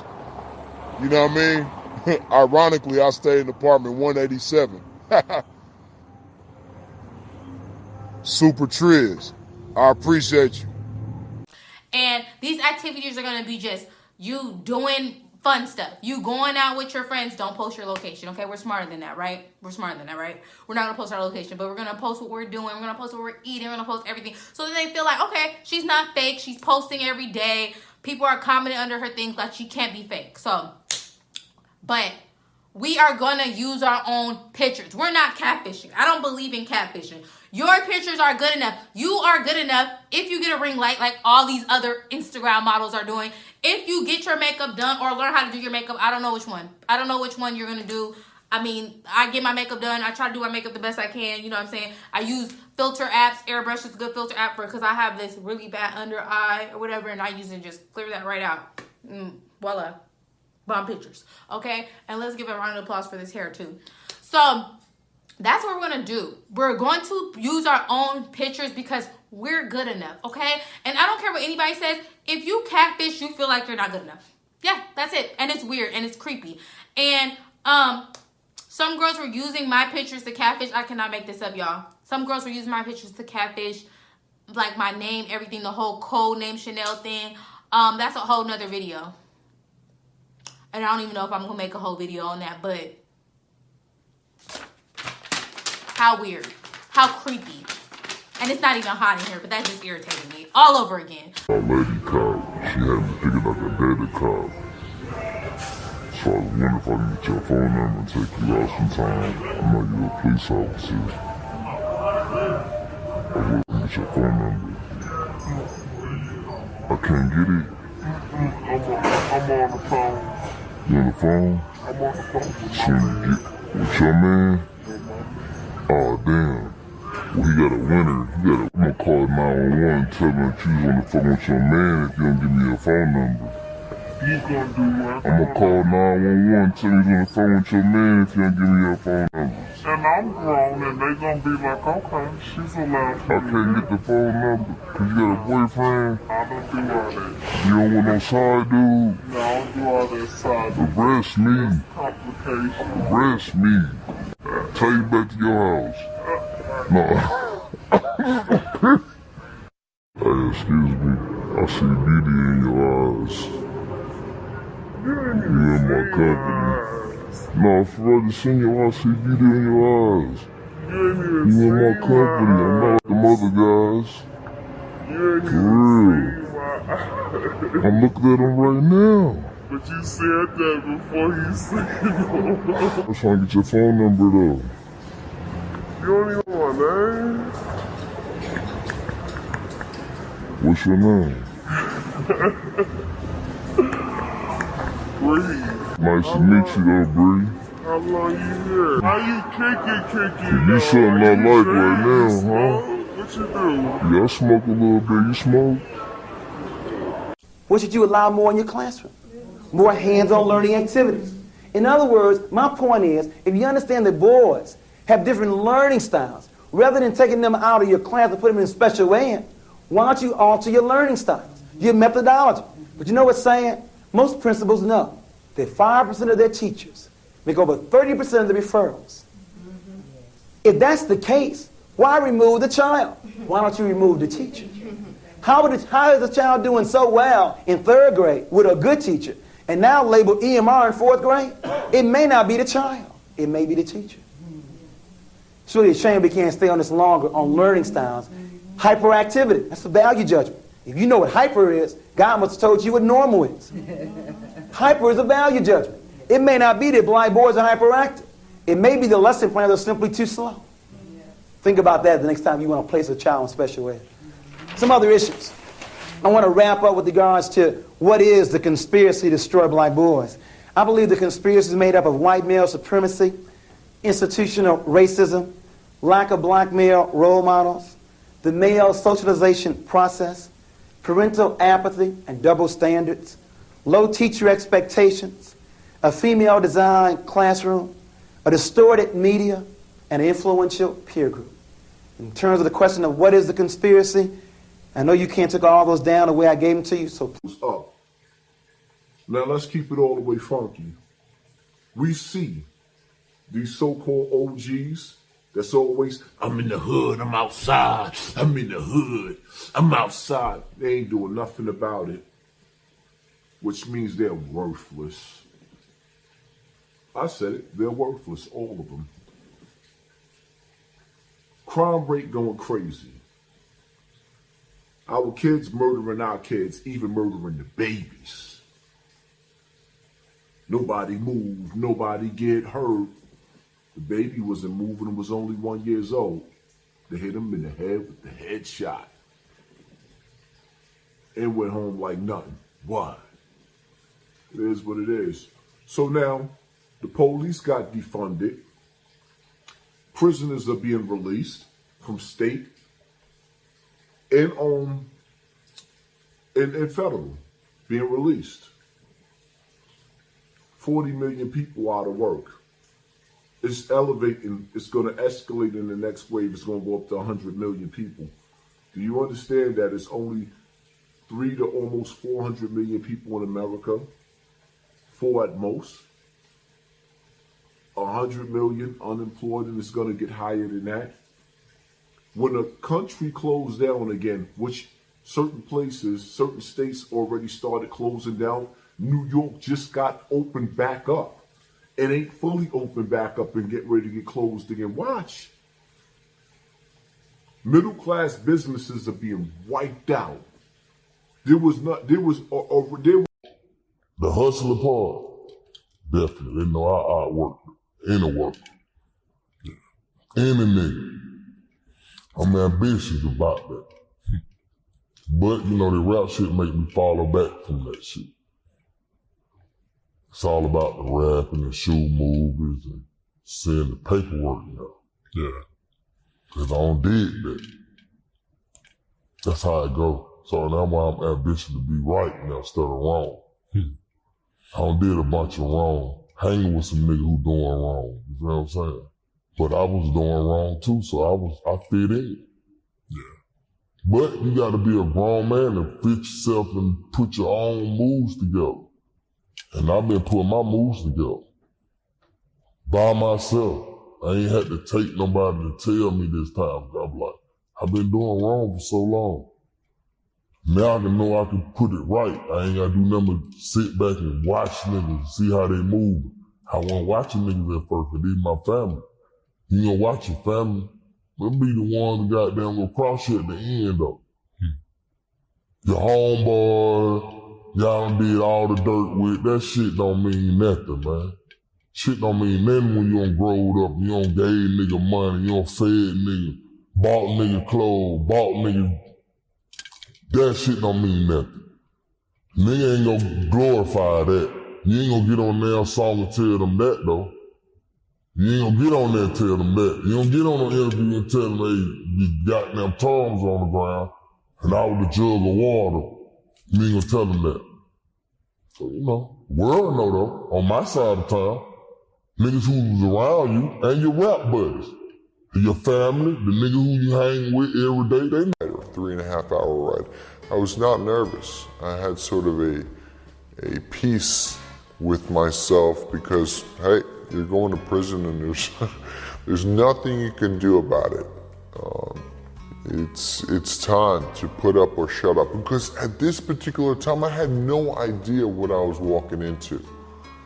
You know, you hear all these stories all the time, these horror stories about prison, about the fights, about the bad food, about the bad sleeping arrangements, barely getting to see your loved ones. This is not a good situation. And as I got closer to facing those fears, I kind of just remember just being like, this may not be comfortable, but I will survive. Upon my arrival, you start to realize that it's not like the movies, okay? I went to Otisville Federal Correctional Facility in upstate New York for 8 months. By no means is the food any good. By no means is the sleeping arrangements any good at all? You're very uncomfortable. You miss your family. Being away from your loved ones for one day is unacceptable. And for me, 8 months was almost impossible. I just married my beautiful college sweetheart, and now I'm in prison. I remember telling myself, wow, you're really gonna have to be strong here. And that was the case. You'd be amazed what you can accomplish when your only option. I need y'all to pay attention to that. For all of this sugary, dating wealthy men, leveling up, you have to know your value as a woman. You have to become a valuable woman if you are not one right now. The 21-day challenge will help you with that too, okay? So, hopefully this video really helped my babies that are struggling tighten up a little bit. If you still need more help, I'm telling you, get in the sugar group me. If you just want to be in the sugar group me, get in it, because I'm telling y'all, we have fun every day. And yeah, so I really hope this video helped. Not sure if I said that already, but make sure you like, comment, and subscribe if you already haven't. And I'll see you guys in the next video.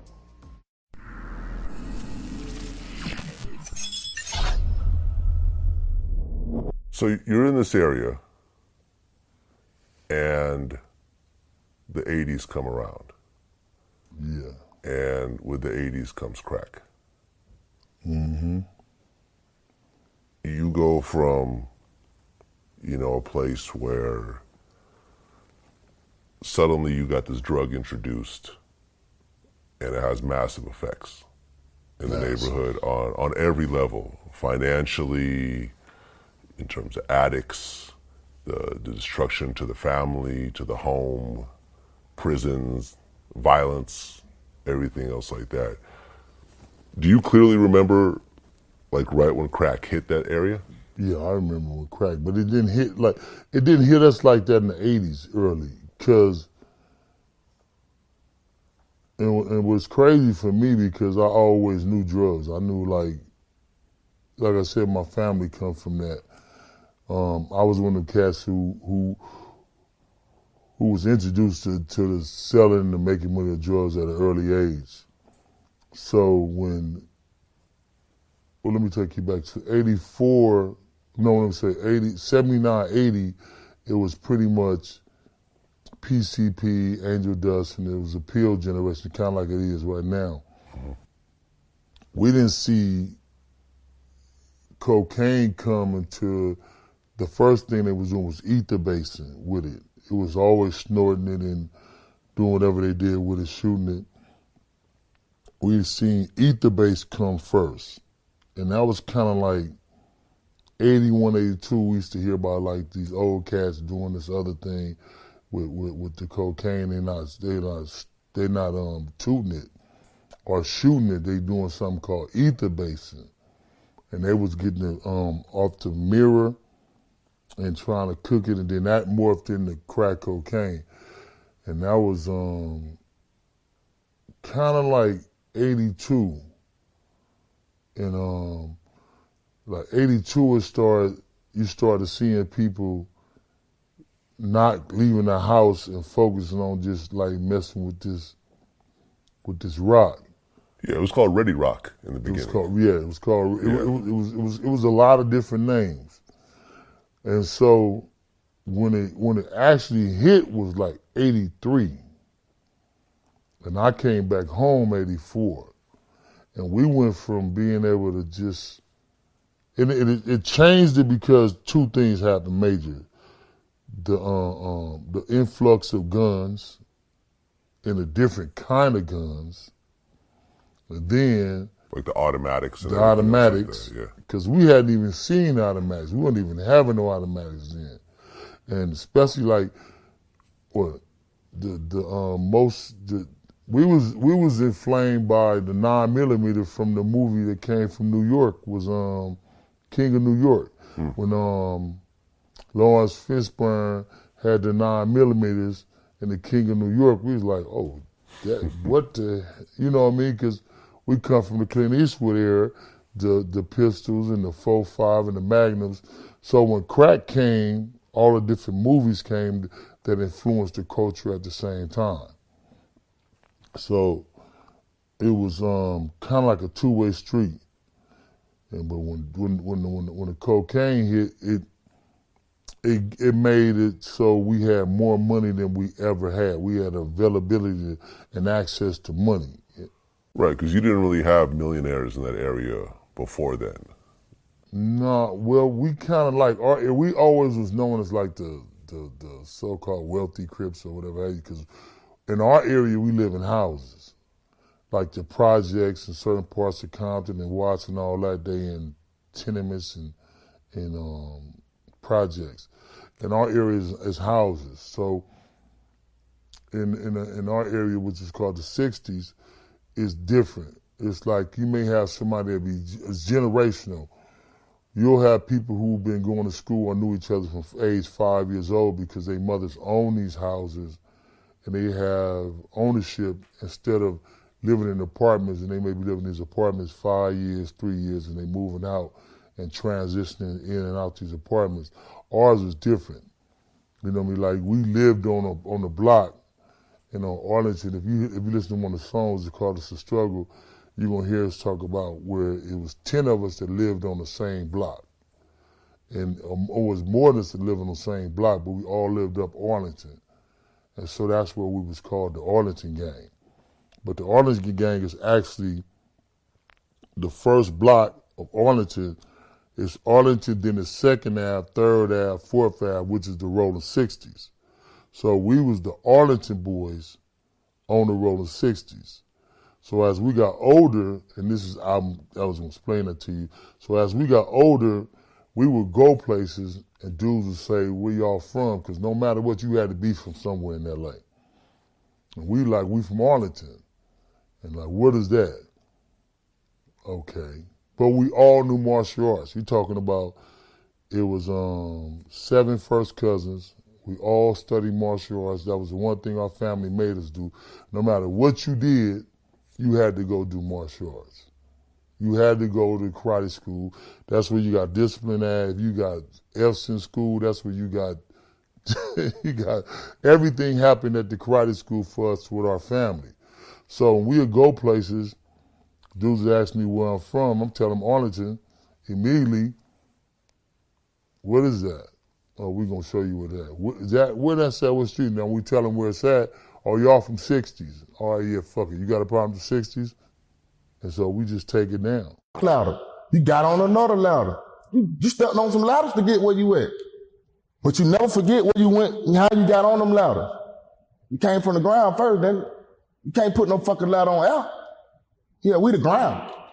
You feel what I'm saying? Sign yourself the ground to it. Just to speak for what you were asking. Mm-hmm. Them 3 letters, yeah, we the ground. We the ground to make these niggas get it louder, man. Wouldn't be for our fucking ground, we wouldn't even fucking know you. You feel what I'm saying? Sign yourself produced this ice. Wasn't just Zay. It was our money that got them motherfucking patchwork. HB. You feel what I'm saying? Yeah. It was my brother who got them with you when y'all created this shit. Yeah, we can't get glorified. Why them other motherfucking songs didn't get you glorified? Why you ain't wasn't goddamn glorified when you went straight drop? I never again. That was your first labels. Why you couldn't do it by yourself? Yeah, 3 letters. The motherfucker right here, homie. These 3 letters got him there. Feel what I'm saying? He said in every interview. He just said in the last interview. Sign yourself, he gotta speak them words, man. He don't know nothing else about them, man. He got to think about us all through the day, man. We in his fucking mind, man. But I guarantee you, now nigga in my studio, in his mind, we ain't thinking about that nigga, boy. We getting money on our end. We don't think about it till we hear shit on paparazzi shit. Mojo, you see? So you see them, and it looks like they're always tiptoeing when they take steps. At the end, they take a step, but then they bounce up like they tiptoe. No, you don't do that. I ain't saying you got to be slew-footed, but I'm saying you got to walk deliberately. That's swagger. The way you walking. Hey, check this out, bro. the one that asked about swagger. If you was in the hood and for whatever reason, some kind of way, you seen that you had took the wrong, you walking, and you seen you that took the wrong turn, and you know them motherfuckers didn't seen you. Now, how you gonna walk past them? Are you gonna walk past them like a coward, all, shrunk up so you can draw attention to yourself? Or are you gonna walk past them like, ain't that a bitch? You know what I'm saying? Hey, well, first of all, I ain't no motherfucking coward, so that would be option B. I'm gonna walk past them like... That's right. That's right. You gonna walk past them with swagger is what I'm saying, bro. You gonna, whatever you do when you walk by, as long as it's gonna keep them motherfuckers off you using your swagger. Shit. That's why you don't want to try to identify it. Because let's say you would identify it, swagger is only when you walking up to a bitch, and you woo-woo, and you identify. What's up, y'all? It's KT, Las Vegas Shark. Coming back from the other day. Sorry about that little mishap, y'all. Some shit happened with my son and whatnot. But getting back at you now, so I believe the topic that we was discussing the last time was Las Vegas gang politics. Now,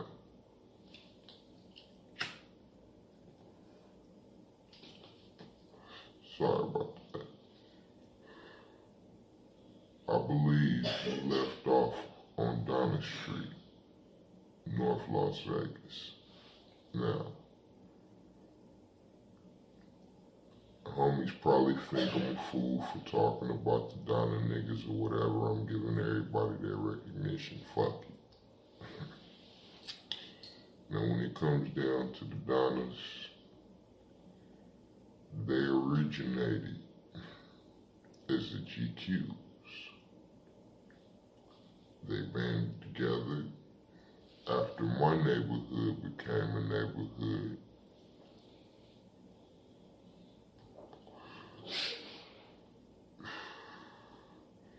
Shit got started.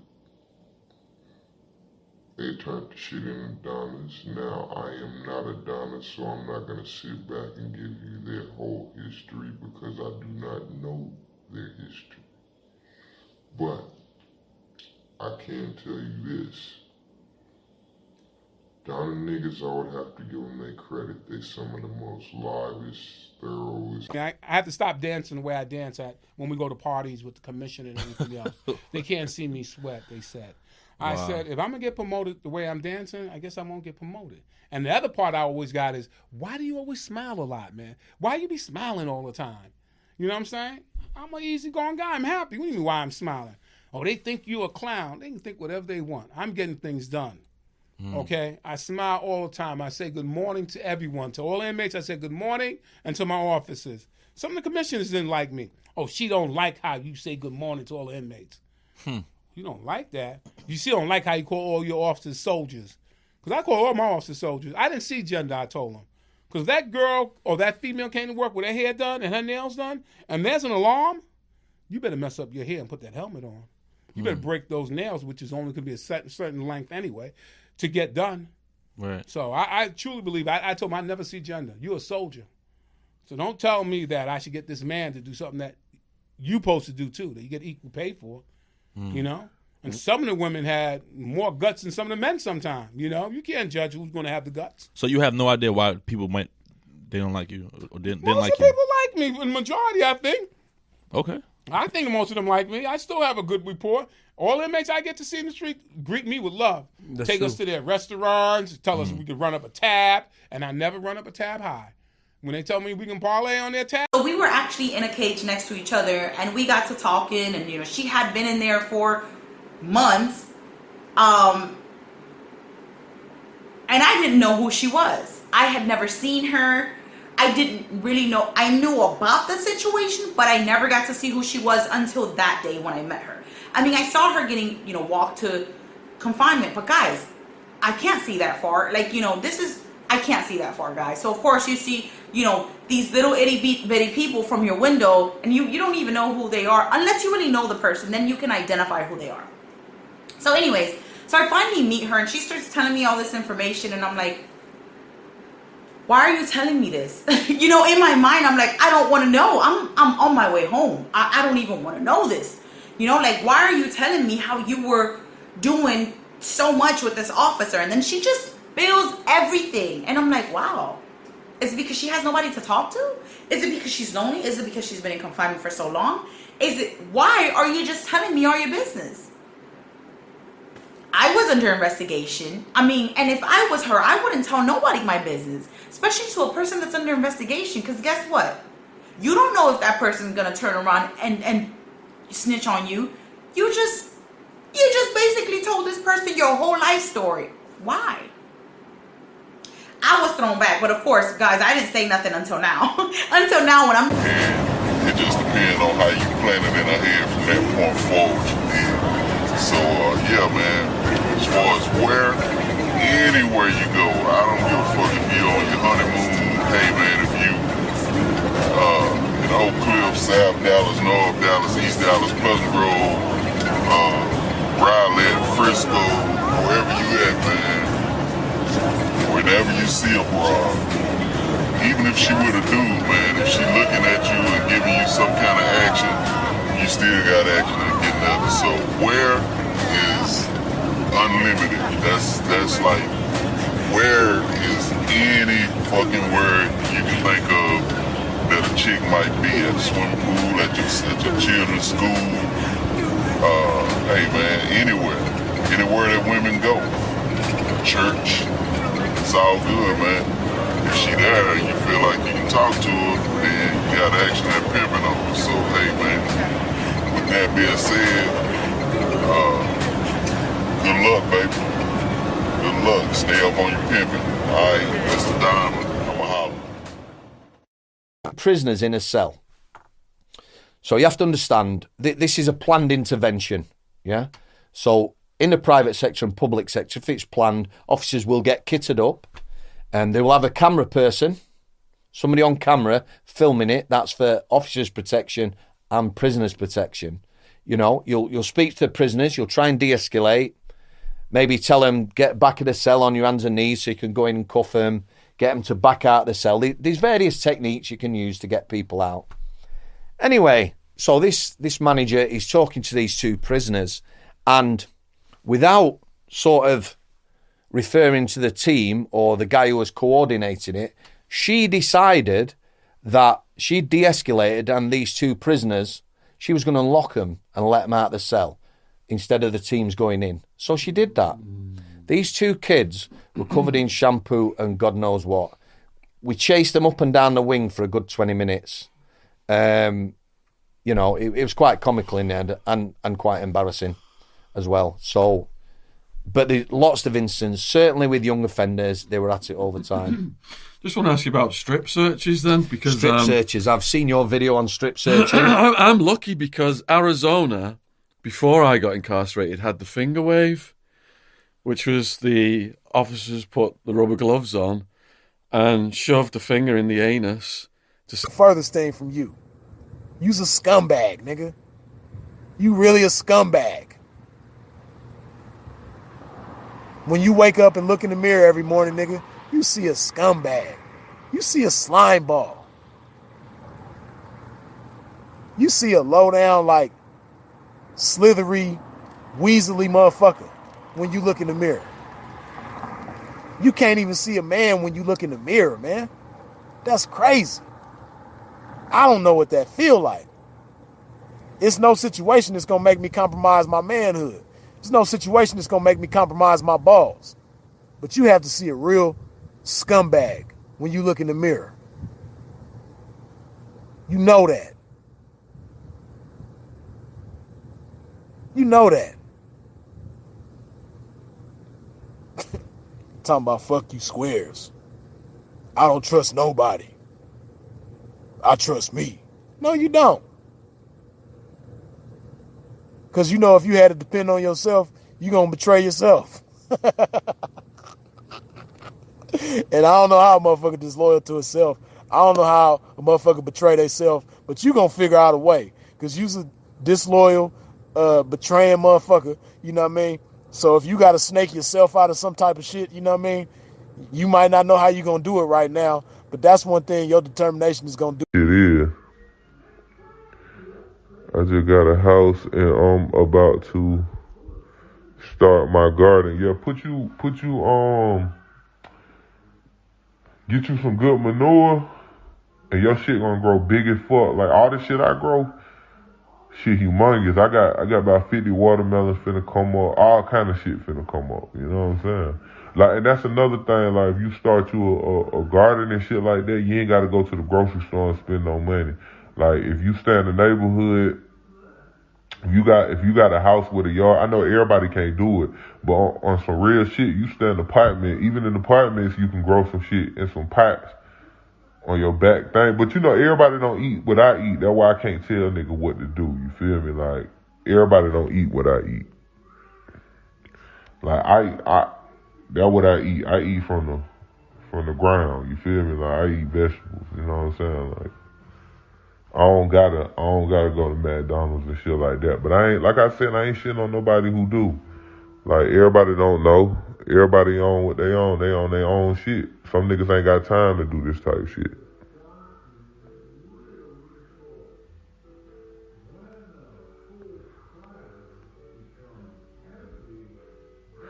Robin Hood Trey, what's poppin', my dog? Got 10 acres I'm trying to set up. Yeah, set that motherfucker up. Like, if you eat meat, get you some cattle, slaughter your own cattle, goddamn chop that motherfucker up. Like I said, man, I live like it's the old days, you feel me? Like, nigga, I put in. Then he started getting clingy and he wanted to see me all the time. So with that, I don't like to see people all the time. I'm just very antisocial. I know I don't seem like it, but I'm pretty antisocial. I like my alone space. I'm a Sagittarius as well. So we like just being by ourselves sometimes. But then every time I would say, oh, I can't see you, I got something planned, he would always, well, I guess I need to find another sugar baby then, or maybe I should give someone else this money. Stuff like that I don't like. You're not going to threaten me every time I do something that you don't like or I don't see you. That's just so manipulative to me. You don't want to deal with threatening Theodore. And if you have someone like that who is constantly feeling the need to remind you that if you don't do this, you won't get this, let him go. You're not a child and he shouldn't treat you like that. That's just disrespectful. You know? To be completely honest, people like that are master manipulators. You don't want that. Trust me, it's just not worth the headache. In conclusion, pay attention to the red flags with your sugar daddies as you would in your dating life. This is still a part of your life and you have to be at peace. Anything that brings you down a vibration needs to go. I don't care, even if it's something with money, because if it were your job and your job was messing with your mental, you would leave. So do the same thing with sugar daddies. I don't care how much they're paying. Sometimes. Everybody that called, thank you. Everybody that had questions, thank you. My shows, man, excuse me, I'm going to integrate, both of them. I really am just so, I don't know, I really like, I kind of like separating them, but it's cool the way things are going anyway, because, I still get the calls from both people I'm seeing. So it is cool. I just have to have some answers. You know what? I just have to have answers for both sides of the coin, man, instead of one side. Fuck it. That's me. I'm a capable brother. So look, peace out. I'm gone, man. I'm really happy about this episode here. Check me out in my archives. And any question you have about tonight, hit me up on Facebook or on my email, and, we can get with it. Be cool.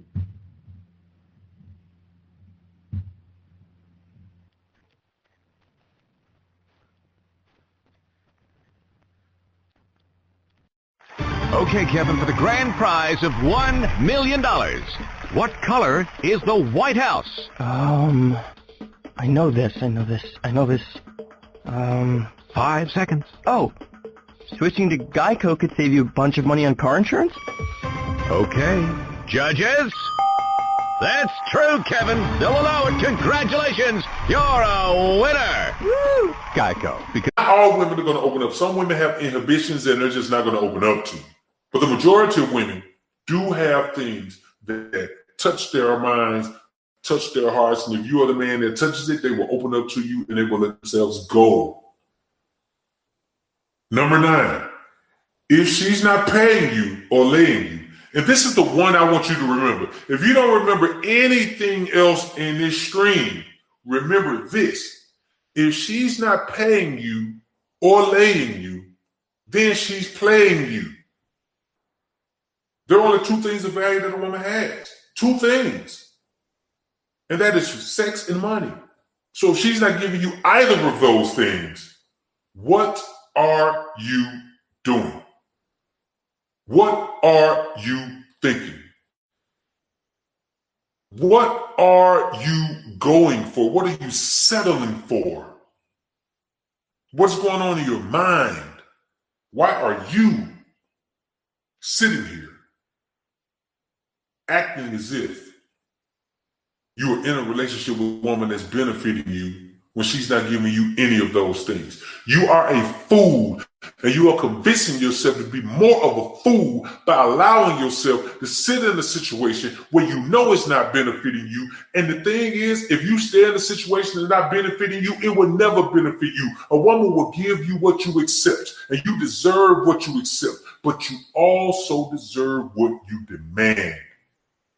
Demand what you want from women. And if they don't give it, you move on. Step into something, you always want to go back into the history.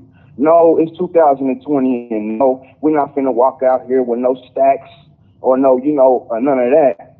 But, you can go get you some sharp Maury Gators, and if you holeless and doleless, man, and you just ain't got it, man, go get you a suit. They don't know the difference. Go get you a suit from one of them places where they get shipped suits in from New York. One of them little spots, the fashions, Ebony Men's Fashions or something like that, man. Just look presentable and have your hoes look presentable and smell good. It's not hard. It don't take a lot of money to do that, man. And once you do that, you can collect a whole lot of funds. You know what I'm saying? Because money attracts money, man. You put your product out there. So say if I put a product out there that looks like $2, I'm going to get $2. You get what you put out there in the world, period. And this is bigger than the pimp game. This is life as in general. You know what I'm saying?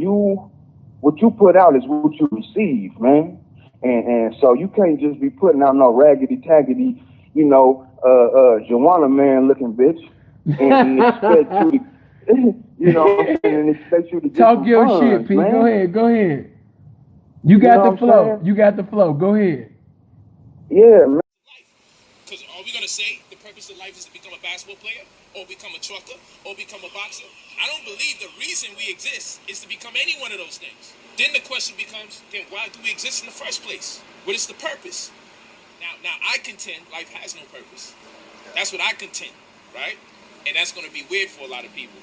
But because I'm thinking to the contrapositive. Sometimes we got to see things the other way around, and we also got to get it wrapped into permutations, right? After you pray, you need to sit down and receive. See what the universe tell you. We do some coherent heart breathing. After we do some coherent heart breathing, we meditate. After we meditate, we introspect. Upon working 9 to 5, 8 hours, going to and fro work, 2 more hours, and going to sleep at least 6. That's 16 hours. That's 2/3 of 24. So we have to squeeze the last 1/3. Welcome to my channel. This is Pretty God. I'm here with a video obviously different from any video that I've done before. This is an unintended video. This is something that I didn't plan to do. I never in a million years would have thought I would be doing I would be speaking on this situation, or I would even be in this situation. So clearly you can see from the title, this video is about Michael Noak, aka Brother Polite, and his scamming endeavors, his scandals that he has involved many people in. Unfortunately, I didn't know these things until after this happened to me. And literally this just happened to me like 10 days ago. Basically, I'm gonna just say, I don't want to say I was a fan, but definitely in support of Brother Polite and everything that he represented as a man, as a black man that's conscious and so intelligent, so knowledgeable. I just would love to hear him speak, because I would just be soaking up all this information, all this knowledge, just learning so much from him. Not only on a conscious and spiritual aspect, but even in a financial aspect. For me, I felt like he was able to bridge that gap, you know, to say there is a balance between consciousness and wealth. So I was like, you know, this dude is super dope. And, you know, I was just watching him make his moves. You know, it seemed like he was just reaching new levels every time I watched him. And I'm like, I'm so inspired. What he presents to the world, he looks like he's doing big things. You know what I'm saying? If you don't dig too deep into things, you would just right off the bat believe it. And I was the person that felt like, you know, I see people say things about everybody, especially in the conscious community. It's a lot of that. We see that everywhere. So I wasn't one to want to jump on any, you know, body's bandwagon about any negativity involving that person. Like, for me, I was just like, if I can take positive messages from this man and apply that to my life, or learn what I can from this man, that's what I'm gonna do. But now when it comes to the money, giving anything from yourself to somebody, investing anything from yourself into somebody else, you definitely want to do some research. You definitely need to have some background information about this person. And that's a mistake that I made. So for anybody watching this that's in support of Brother Polite, like, not even just on about the money, like his whole character, like, please do your research. The warning signs are there. After you've done your research and you still decide to go get scammed, that's on you. But, you know, if you're game goofy, I was game goofy, and I feel like an idiot. Like, I'm even, in a way, a little embarrassed to even speak about this, because I feel so stupid, because my intuition was telling me otherwise, and I still went along and got scammed. So I'm gonna just start off from the beginning. I've been following Brother Polite and all his work and everything like that, watching his live streams for about 9 months, I should say. For about 9 months, and about 3 or 4 months ago, I watched a live stream where he spoke about his mentorship program, and he gave out an email, brotherpolite45@gmail.com. And I was like, whoa, you know, because I had been listening to him. And for him to give out his personal email, I was kind of like, whoa, this dude's giving out his personal email. This is crazy. But this is the opportunity for me. Let me go ahead and shoot him an email. You know what I'm saying? I want to connect with him. I just got my real estate license. I'm like, you know, from what I hear, he's in real estate. The things that he presents, like, speaking about it now, is hilarious, because it's all fraud. It's all fraud. Anyways, I'm like, he's into real estate.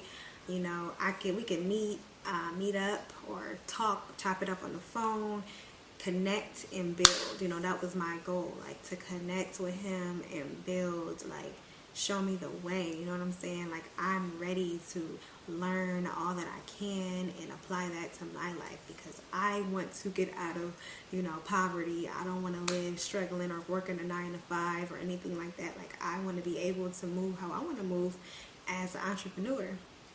And, you know, he speaks about the streams of income, the trust funds, and all that type of stuff. So I'm like, teach me, you know, I'm ready for it. So I sent him an email, and he doesn't respond. That was 3 or 4 months ago. So I was like, whatever. Still watching his videos, still going on about my life. On December 24th, of 2018.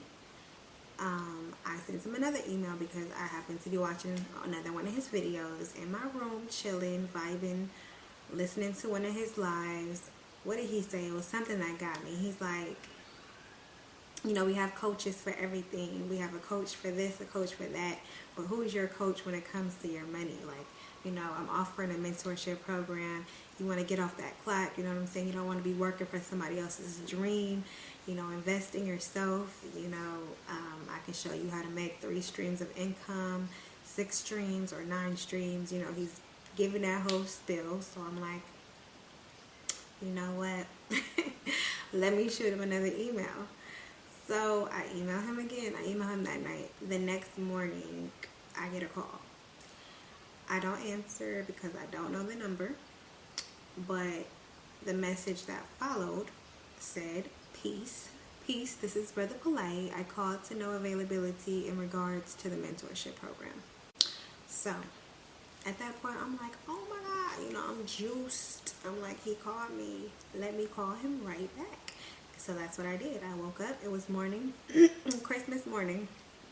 I don't celebrate Christmas or nothing, but, you know, my mind was just focused on getting there, you know, getting where I want to get in life. So I felt like he was definitely a connection for me. So I'm like, let me call him right back. So I call him, and this was the first time, because if you guys follow Brother Polite, the energy that he brings on screen was totally different from the energy that I got on the phone. On the screen, you know, when we're watching him, it's like, you know, he's just so charismatic, so, you know, like the energy is flowing from him. You could feel it. On the phone, he was robotic. He just had a blank, like, I don't even know how to explain it. Like, he's just like, yeah, you inquired about the mentorship program. Basically, there's 3 streams that you could do. There's 6 streams you could do. And there's 9 streams. Like, he's just giving out this information so quick, I'm not even following. But I'm like still trying to listen, like, so I'm interested in the 3 streams. And he's like, all right, that's $3,500. And I'm like, oh, well, I don't have that right now. So, I mean, hopefully I get it soon. And if I do, I'll give you a call back. You know, basically that's what I said, something like that. And he's like, all right, cool, peace. That's it. End the conversation. And I was kind of, I didn't know how to feel. Like, I was kind of bummed, like, damn, like, that was my chance, and now that's gone. And then I'm like, he's just, the conversation was just so, like, it wasn't what I would expect him to be like on the phone. Or just be like, period, when I talk to him, you know? But I'm like, okay, cool. But, I mean, it's his voice. You definitely know that's him, you know? So, what was it? I think like 2 days later, I basically just asked him, like, you know, we spoke a couple of days ago. We spoke about the mentorship program for $3,500, and I'm like just letting him know, as I was meditating on manifesting this opportunity with you into fruition, I thought to ask if at any time you felt the love to possibly consider working with a sister on this. I have a fixed desire to have this opportunity with you, but also know for normal people, as a single mother working a 9 to 5, the option to have $3,500 to spend at once isn't realistic. Anyways, I hope you and your beautiful fam are enjoying the end of this cycle and continue to speak life and love. Peace. So that was 1 p.m. the day after Christmas. So he calls me right back. After I sent that message, he called me probably 5 minutes later. He's like, I'm at work, so he's like, I run out to answer the call, and he's just saying, what can you afford? You know, what's good for you? We're going over prices. We end up agreeing on on $1,000. $500 I would pay when I'm ready, and then the next $500 I would pay like the following week or something like that. So I said, all right, as soon as I get the money together, I will call you and we'll get it started. So That was in December.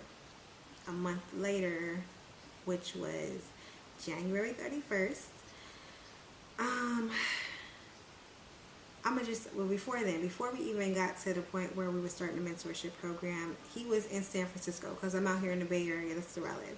He was in San Francisco. I seen him on Instagram, so I was like, you know, I DM'd him like, oh my God, not oh my God. I'm like, oh, you in my city? And he's like, he responds to me. I can't even go to the messages because he blocked me yesterday. I'll get to that in a minute. But he's like, basically, we chopping it up back and forth real quick. He's like, take my number down. And I'm like, I already have your number. We spoke about a month ago about the mentorship program. And I sent him my number. And he texts me like, oh yeah, I remember you. He texts me right here. He says, I remember now. Peace, sister. I will let you know when I am back out there. I'm like, okay, great. Please do. Hope you enjoyed yourself on this side. And he's like, definitely. That was on the 29th of January. So, January 31st, I'm like, ready. I'm like, oh my God, he was out here. You know, I'm ready to get something started. You know what I'm saying? I'm ready to get this thing rolling. I'm really ready to start gaining this knowledge that you have and start making some money.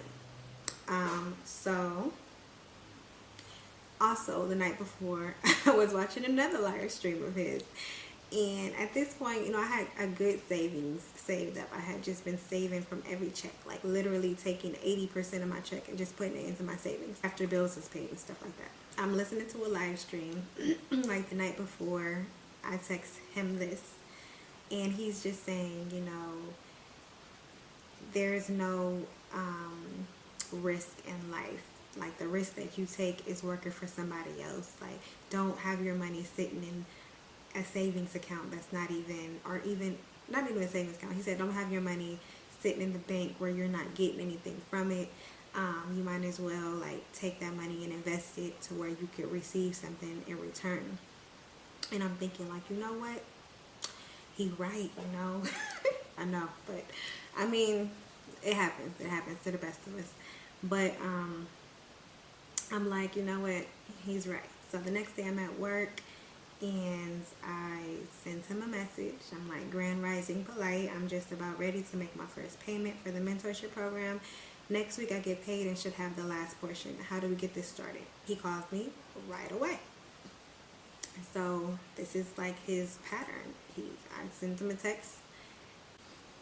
He's like, but send your 500, your first portion, so we can at least get the ball rolling. That was his words. So I'm like, cool. So I was like, after work, I'm gonna go ahead and send you the money when I get home that night. And so I'm like, okay, so how does the mentorship program work again? Like, what exactly should I be expecting? Like, am I gonna get, you know, my money flipped and given back to me within a certain amount of time? Like, you know, I'm just trying to figure out. So he says the same spiel that he gave me the first time we spoke about it. And he's just like, basically within 30 to 60 days, you should have a return on your money for the streams of income. You're gonna have a trust fund. You're gonna have an insurance, something about some insurance, and I don't remember. But I'm like, all right, cool. I still barely got it, but I'm like, all right, I'll let you know when I send the money.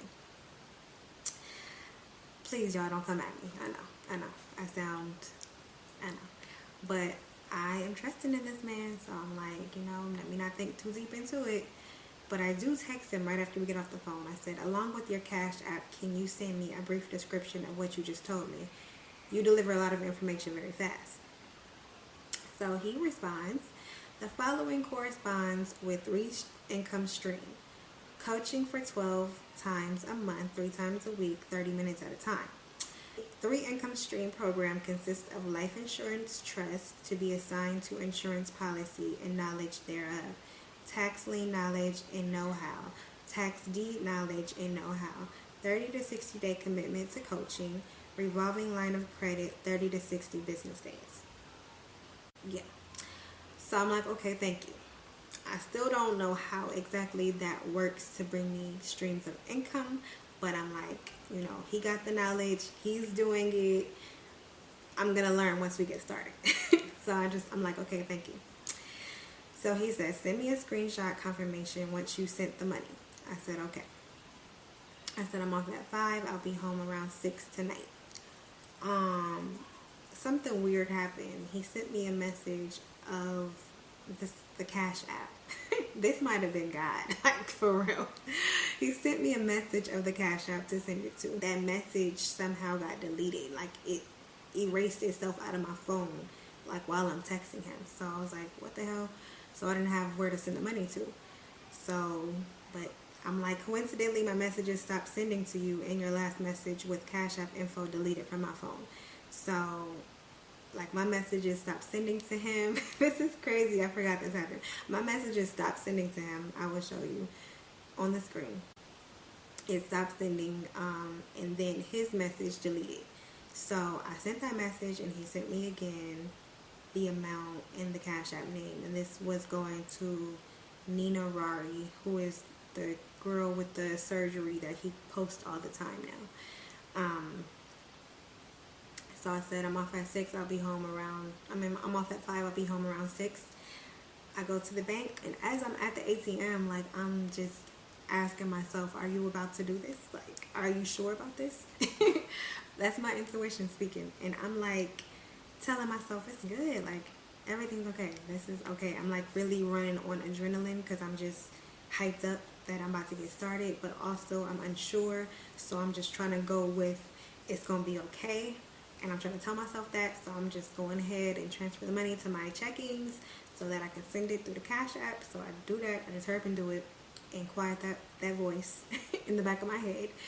I get home. I get to the Cash App as I'm like typing in the stuff, and I'm about to press send.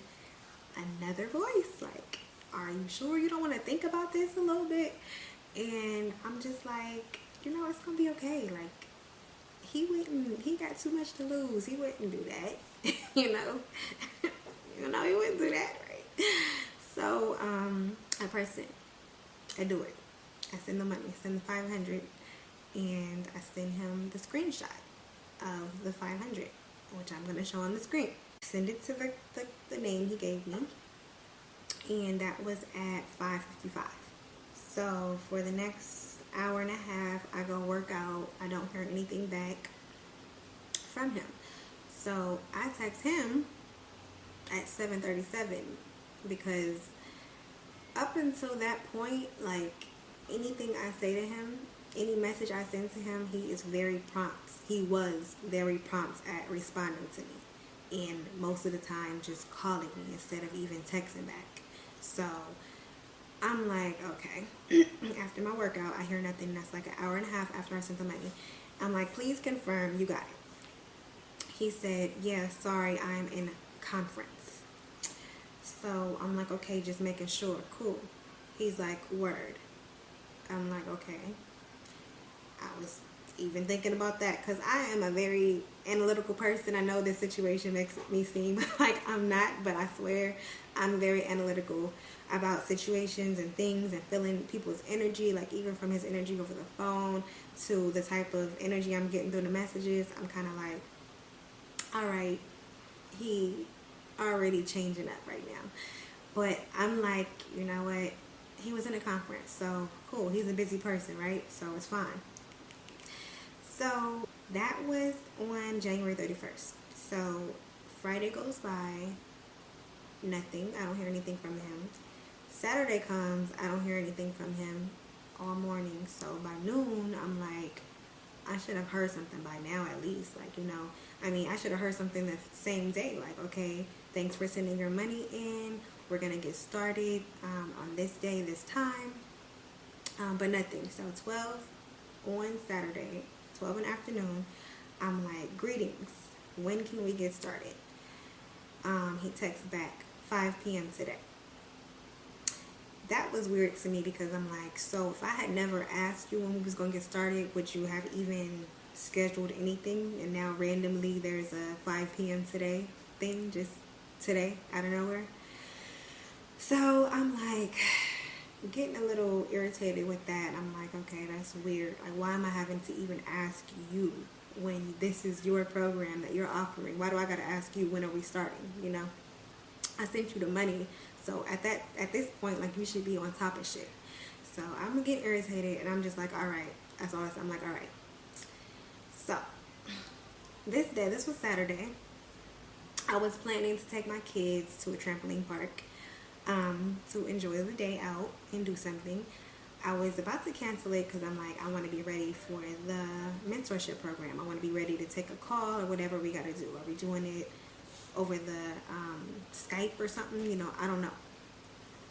So I was about to cancel it, but I was like, you know what, I'm gonna just go and step out to the car. So I just pack up my laptop, my notebook, anything I'm thinking I'm gonna need, I'm packing it up so that I could bring it with me to the trampoline park to take the call. So I'm literally counting down to 5 o'clock. I'm counting down the minutes, like, all right, like, okay, it's 5 o'clock. I go to the car. I'm waiting. 10 minutes pass. I'm like, okay, there's nothing, whatever. I'm like, okay, he could be busy. I'm busy right now too, so I'm gonna just go in and enjoy my time with my kids. And so I go into the trampoline place, and thank you, sorry. So I go to inside the trampoline place with my kids, enjoy our time there. We're there for about an hour. After that, we go get food. So at 6:20 something, 6:22, I say, no word, ... I don't get a response. I call him when we get home, which is like the next hour. It was probably like 7 something, 8 o'clock by the time we get home. I call him, no, my call goes straight to voicemail. So I'm like, if y'all know the meme when Mr. Krabs is like, I was starting to feel like that. I'm like, what the hell is going on? But I'm still trying to give him the benefit of the doubt. I'm like, let me see. I call on, I'm like, did he block me? That's what I thought. So I call on somebody else's phone, and it goes straight to voicemail. So I'm like, okay, he didn't block me, but his phone's off. Maybe something happened to him. I don't know what to think. Maybe something happened to him. He could be hurt. Maybe he went to jail. I don't know. I'm just thinking all type of stuff. So I don't know what to think at that point, but I'm starting to panic because I'm like, you're already effing up, you know, and we had something planned. At least if you had other stuff to do, you would say that, you would communicate that, but I got nothing from him. So that's when I started to do like light research. I just typed in like Brother Polite mentorship program. Like, I honestly didn't want to see stuff that would make me freak out. Like, you know, when people say don't go looking for the truth because you're gonna find it, and I don't think I wanted to know the truth. So I typed in something like just Brother Polite mentorship program. I tried to stay away from words that said scam and fraud. I don't know why, but I just didn't want to freak myself out because I was starting to panic. So I did see the video with Ashley Wright, and I'm like, you know, I don't really know the whole truth. I'm just hearing from, you know, one perspective or something. So I'm like, whatever. I don't know. I'm just like, I don't know. I'm just like, this could possibly be a situation that ends like that. I don't know. But I am trying to keep myself calm through the night. Like, literally, I was stressed out that night, like, so bad. I'm like, I don't want to be involved with anybody or anything that's going to bring me, you know, this type of stress or energy or anxiety or anything like that. So I ended up texting him. Mommy, should I press X?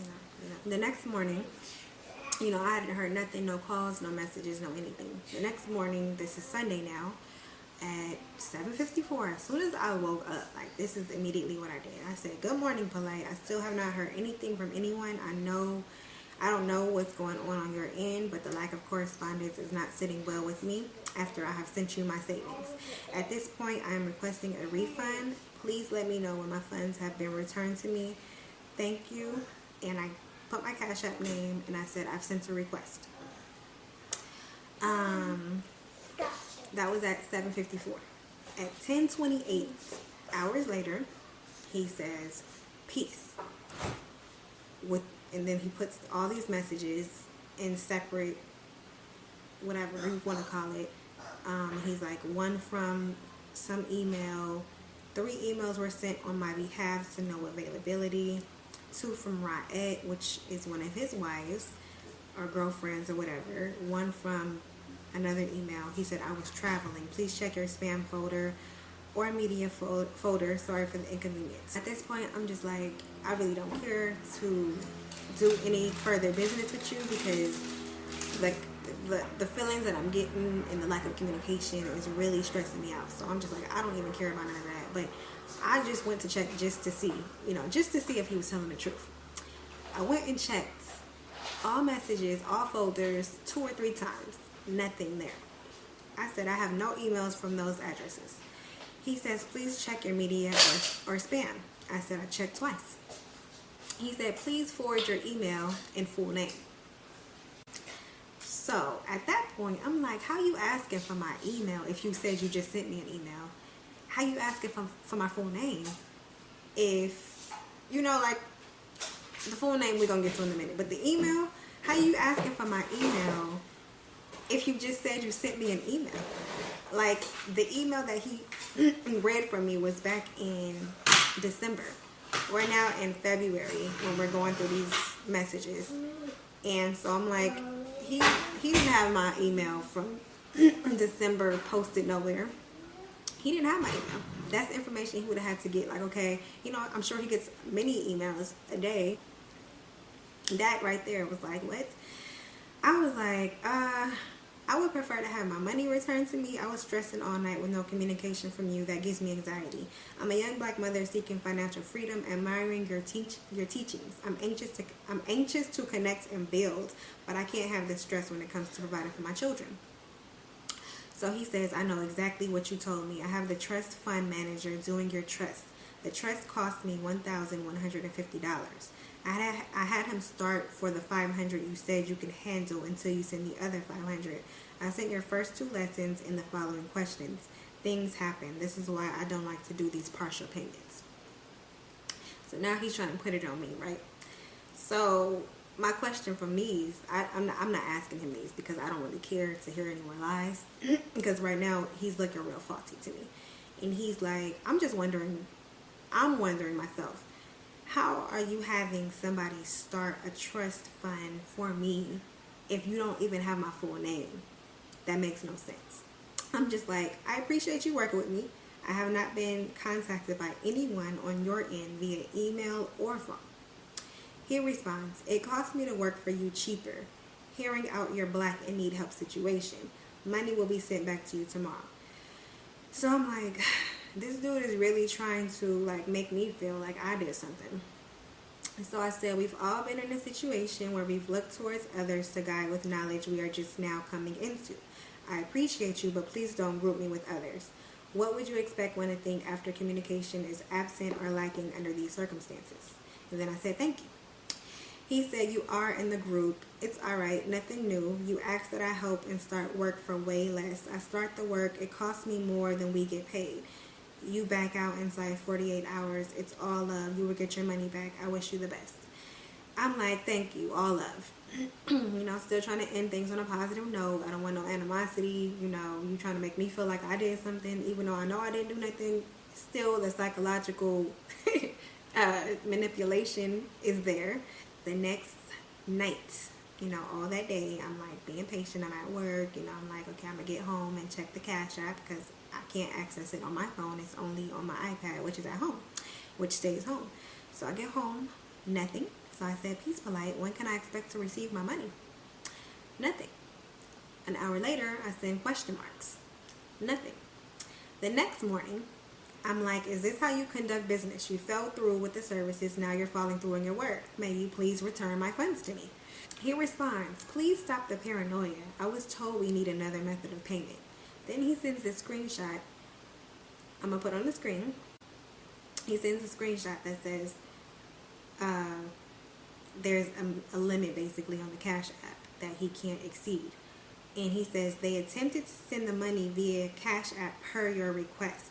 You can wait or send alternative method. Thank you in advance.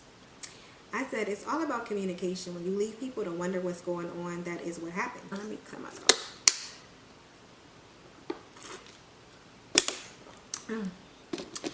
I said it's all about communication. Ooh.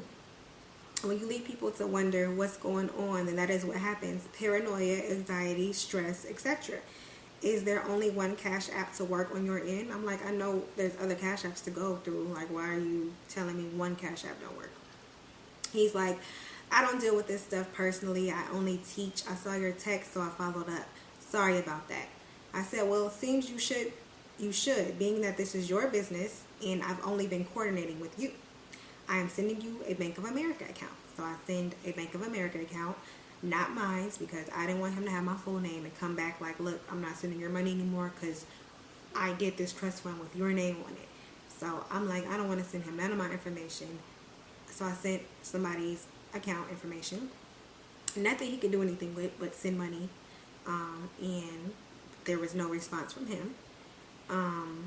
The next night, Tuesday night now, a whole nother day has gone by, and I'm like, what is the problem with you sending me my money? It seems I need to take further measures. No response. So at this point, like, I am really tripping out. Like, I am like having migraines all these days. Like, I'm having migraines at work. I'm super tense, super stressed out, coming home, trying to like be calm with my kids, like, you know, checking to see if the money was sent. It's not sent, so I'm just like, you know, trying to be normal, but I really can't because this is messing with my spirit. You know, not only did I get money stolen from me, but it's like this person that I thought was freaking somebody somebody that I admired, you know, somebody that I looked to for guidance. For you to present yourself like this and for me to find out otherwise, like, that was really, it shook my spirit. Like I said, it shook my spirit. I sent him, I wish you could understand how this has been affecting me spiritually every day. It's worse at night when I can't stop my mind from thinking. My chest tightens. I've had migraines for the past few days. Trying to focus at work, coming home, trying to stay peaceful with my children while stressing.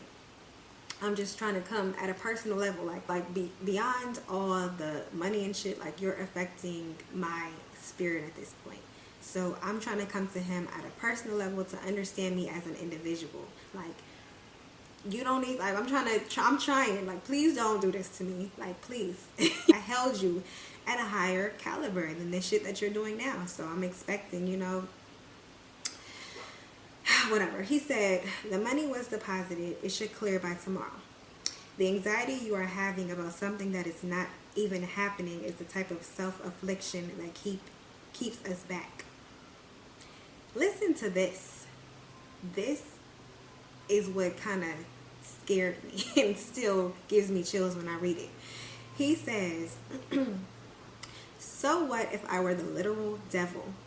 Take what you can learn and continue to make forward strides. You either see the cup half full, you either see the cup half empty or half full. In fact, some don't see the cup at all. So what if I were the literal devil? Why would he say something like that? Because he is the literal devil. I believe that he is. I see that he is. To go on doing stuff like this, he's the devil. I respond, you know, because I'm like, he finally responded to me. So I'm like, all right, I hope that is the truth this time around. My anxiety is from not having proper communication with you. I don't know how or why you can't see that. In a world full of adversity, I'm always learning and pushing forward, using my consciousness to manifest. You know, this is something that he says and something that I've been inspired to, you know, practice with my daughter. Like, using our consciousness to manifest our goals. Like, I'm telling you, like, I was in deep with this dude. I know, it's crazy. I know. But I said me and my daughter meditate on that every day. Just not at all expecting certain shit from Polite.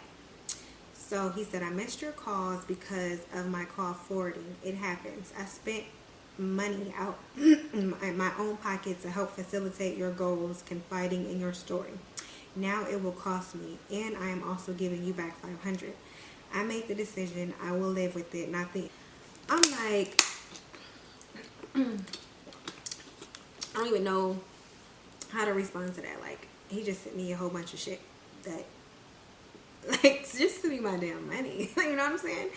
So I just say, for your mishaps, it happens. For my reaction to your mishaps, no excuses. He says, once you get the $500 back, then what? He's like, you are fixated on, you don't hear me though, so I will not digress. Peace and blessings. It happens. Correct. Things happen. I wish you the best and hope everything works out for you. I hope that you manifest your goals. I said, I have bills to pay, and then I will continue to aim for freedom on all levels and get off that clock. Thank you. Peace and blessings to you all, manifesting to see that this is resolved tomorrow. That was his last message to me. And that was my response to his last message to me. You know, I'm thinking everything's all good. You know, whatever his holdup was, whatever. But, you know, I feel like we kind of had a cool little exchange in words, and that he would come through and send me my money. So, that was Tuesday. Wednesday evening, I'm like, just checked in the account upon coming home from work. There's still nothing. No response. I know I called him throughout these times that I'm sending him these messages. I let it go for some days because I'm just like, I don't even know what to think. Like, I'm kind of just like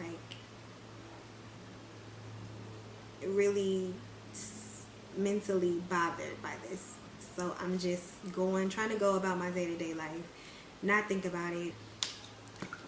So I'm like, you know what, I'm not going to say nothing else to him.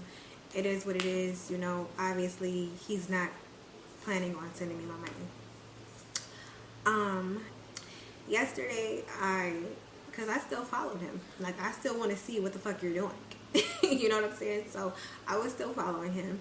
And he's still posting. And yesterday, I just got so irritated because he posted, like, this video of him talking about Grammys. Something about some Grammys with the girl that I sent my money to and one of his wives. And, you know, they flicking it up. And I'm just like... So, I sent his wife a message. Aminette. I sent her a message. And I send Brother Polite a message. And I send the Nina Rari girl a message. And then I commented on Nina Rari's picture, like, please return my money. Michael Noah told me he would be, refunding me my funds. It's been a week. Could you please send me my money? And she responds with a question mark. I respond to her, explaining again, you know, the situation. Send me my money back. She deletes the messages. Brother Polite, I commented on his last post of him at the Grammys with the girls that he's with. I'm like, you're just going around as if you didn't just steal $500 from me. You know what I'm saying? And from a woman at that. Like, you do not have the decency to even return me my money after I've asked you for a week to send me my money. He blocks me. He blocks me.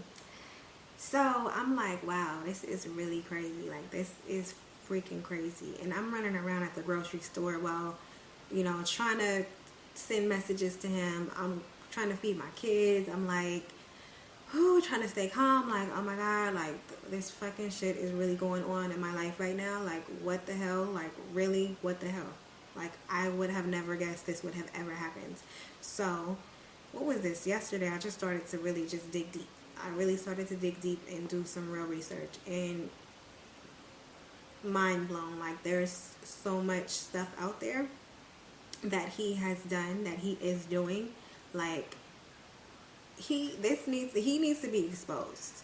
You know, I did not want to do this. I did not want to come and be another person that is trying to tear a brother down, because that's not what I'm trying to do.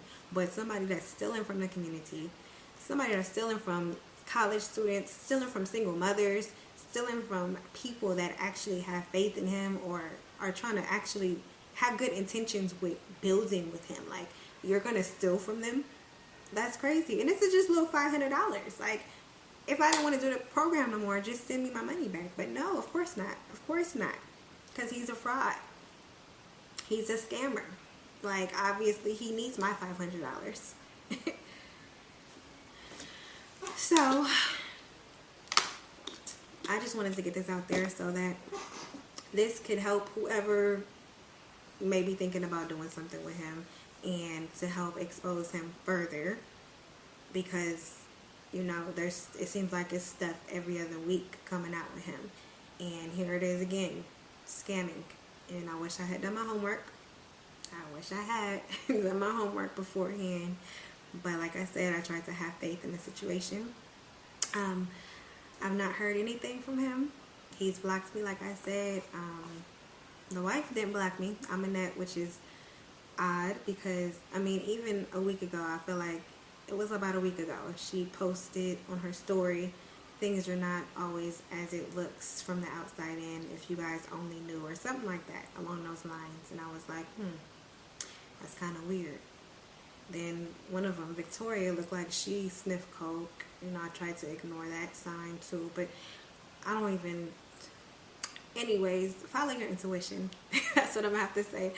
Follow your intuition. Please don't ignore that voice. Follow the signs. Many of these people out here that we see doing big things in the community are actually fraud.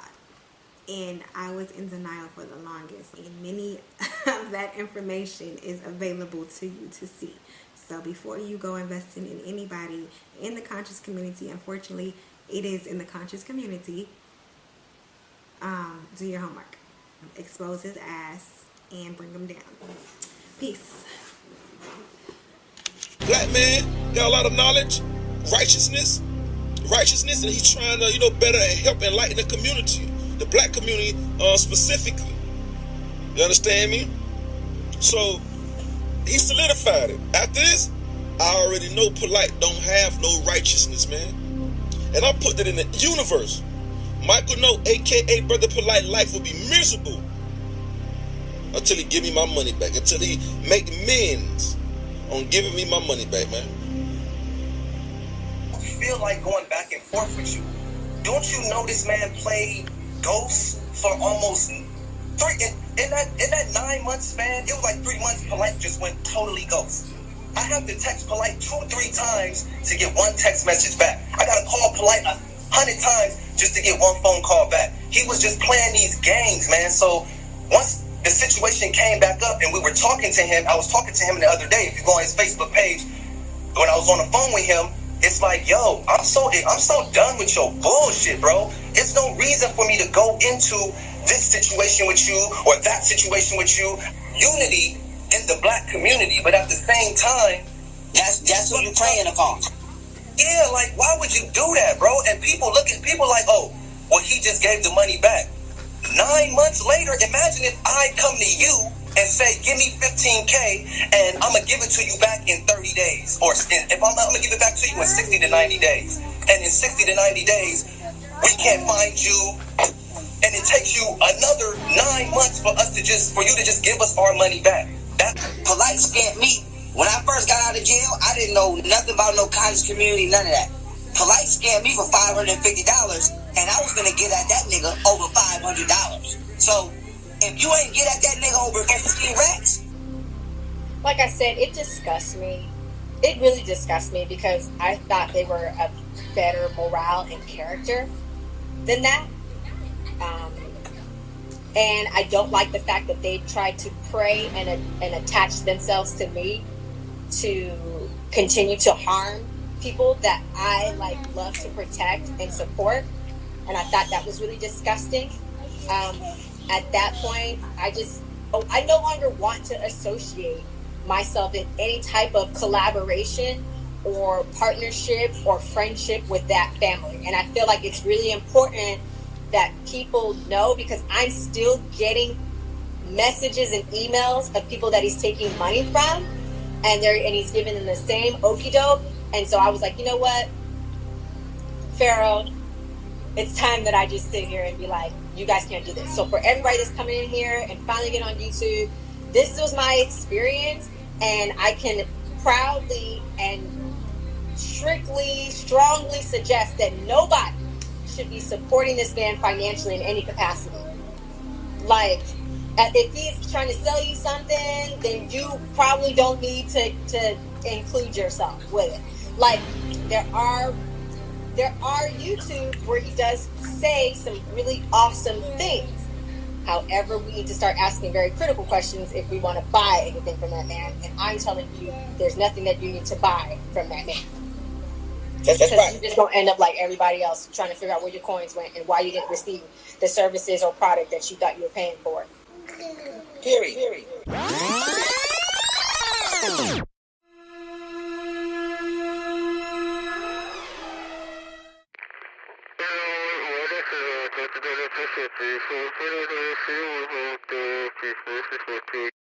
Yeah, some uncensored footage of the birthday bash on that too. Uncensored, some shit I can't show on YouTube, so y'all check it out.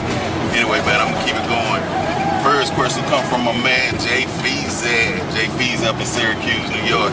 Hey, this already my dude, man. This already my nigga. I fuck with him a whole lot on the music. He got some banging ass CDs out, man. Two of them, man. Hustle or Die, Birth of a Legend. You can cop both of them joints at CD Baby or iTunes, man. It's all good. Jay Feezy. Anyway, Jay Feezy wants to know, how did he recruit hoes to pimp on, and where do he find them? Well, Feezy, I know you've been keeping up with your boy on Ask Pimp, so I done already touched bases on how. So you need to just go on and tune in and check out some of the footage on the net. As far as where, hey man, every time you step out your door, that's an opportunity. I don't care if you see a hoe at the bus stop, at 7-Eleven, at the Washington, at Tom Thumb, at Minyards, at Walmart, at church, over her homegirl house, over your homegirl house. It don't even matter, man. Wherever you see a hoe at, that's an opportunity to spark up a conversation. Present yourself to the bitch. Let her know what you're doing and put your pimping down. You dig what I'm saying? She either gonna accept it or reject it. Them the only two possibilities. You dig what I'm saying? If she curious about it, I consider that as she accepted it. Hey man, I just jumped off the porch with Dirty Glove Bastard. I'm Mojo. Pot, sign yourself.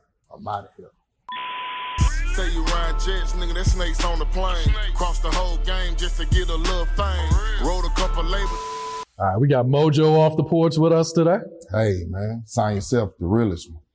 Appreciate you coming by, man. How you feeling today? Hey man, I had to come clear this shit up, Dirty. You know how it is. You know, got all this lingering out there. Yeah. Came to clear this shit up, man. I appreciate you coming by. We'll get to all that drama in a minute. Let's start with how you been holding up during the quarantine? What you been up to? You been staying out the way? I've been doing song after song. I done curated me a deal with somebody. I'm gonna let y'all know in a couple months. Well, probably a month after this shit really clear up. I got a new deal. Okay. Paperwork still in the mix. No handwriting yet, but it's in the mix. That's what's up. So been kind of taking advantage of this downtime. Yeah, the quarantine, I love it, man. I get to sit back and watch everybody motion and see how everybody put out their shit and see what I've been fucking up at. And I get to save some money because I ain't got to go to clubs and do different little shit to promote shit. So I really been chilling like everybody else. Yeah. What's your thoughts on them starting to open up the clubs this past weekend, Memorial Day weekend? Everybody was at the club, it looked like. Everybody at the club, but you know, I ain't coming out till everybody else come out. You know, the people who coming out, they really just thirsty to go to the club right now. Yeah. I really ain't tripping it.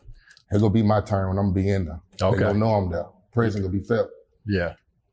All right, so let's take it back with your story. East Atlanta native, right? The only one. Still the only one in that motherfucker keeping it going. Yeah. I get to go post up in the hood every day. Just left the hood. Still active. Has the East Side changed much since when you were younger to now? Well, yeah, you know them. They got restaurants and bars and shit. When none of that when I was growing up there. You know, they like Little 5 Point. Okay. You know, everybody, you know, different races and different people there. Bars crunk all night to about 3, 4 o'clock in the morning. We didn't never have that. So really, I like it better than how it is. Being thugged out, 12 sitting on the corner every day. I ain't seen them when I be standing up there talking to my buddy now. Yeah. They different. Yeah, they done a lot of changes to Kirkwood as well, too. Yeah, Kirkwood was first. Yeah. You know what I mean? They really did Kirkwood first. Kirkwood was like the first place that everybody like went to. And it changed first. So Kirkwood been changed about 5-6 years. So about 5-6 years, probably about 2-3 years, we don't change. Okay. Yeah. Okay. Houses bigger. There ain't no little shack boarded up shit no more. Folk coming over there spending some money in the neighborhood. Oh, yeah. Yep. Mm-hmm. All right. So how old were you when you first jumped off the porch? I was 13 when I first jumped off the porch. Yeah. I was 13 when I first just got out there, seen everything, what I really wanted to see. I was 13, for real. Who were some of the OGs you had out there to kind of guide you? In my neighborhood, it was like, when I ran up on the block, it was like Skinny Mike. It was Fat Mike and Skinny Mike. They were two best friends standing on the block. And a guy named Tank. You know, there was a couple guys in the neighborhood. But, you know, they older now. They ain't like they're around, but they was around and I admired what they did because they had rim, car. You know they had some money. So I was like, shit, I want to be like that, but I'm 14, 15. Shit, I admired what they did and I picked up fast. All right, that's what they doing? Standing up here all day? Shit, that's what I'm finna do. It fucked me up though, because I supposed to went to school. It didn't succeed. 10th grade, I fucked up. I was out of there. I had about 9,000 in my pocket. In the 10th grade, it was over. To the block. Couldn't tell you nothing then. To the block. My dad had died when I was 15, so really I was just out there. When you out there, you ain't got no guidance. Like my brother was locked up, so it was like, my friends was, my dad and mama was my friend, them dad and mama. They catch me in the house sleep, you know what I'm saying? House to house. So shit, I was like that when I grew up. There wasn't no silver spoon in the house with your mom and dad, and nah, I ain't get that. That didn't make me be a bad guy when I got older, but some people be like, well, shit, but you know, the kids who I grew up with a family, you know, they turned up to be fucked up, you know what I'm saying? Hell nah. I had an auntie, she was on my ass. She'll pull up and chase me out the block. Oh, yeah? Hell yeah, I jump a couple fences, watch her ass pull off, I'm back out there. She was like 12. Auntie didn't bullshit. Shout out to my Aunt Cat, boy, she didn't bullshit, but you know, I had to do it. I couldn't just let her get me in the car because I know what she was gonna do. She Christian, you know, she a church-going woman, so she didn't believe in what I was doing, standing on the block all day. She didn't, hell nah, take your ass home, come on home with me. She might sneak and get me sometime. I sneak out the back door. I just had to be in the neighborhood. Yeah. Stand on the block. That's what everybody ever done. We turned ourselves into who we were. What's one of the biggest life lessons you learned while out on the streets? Don't put all your time into one thing. Do multiple things. I had to learn that as I got older. Cause as long as you around people who just out for themselves, you ain't gonna know that because you caught up in it. But I learned once that was my life learned. Like I don't got shot, I don't, got robbed, different shit don't happen to me, but then that hurt me more worse than when you supposed to be loyal and then none of that shit worked. So be like, damn, I'm put 14, 13 years of my life in that shit.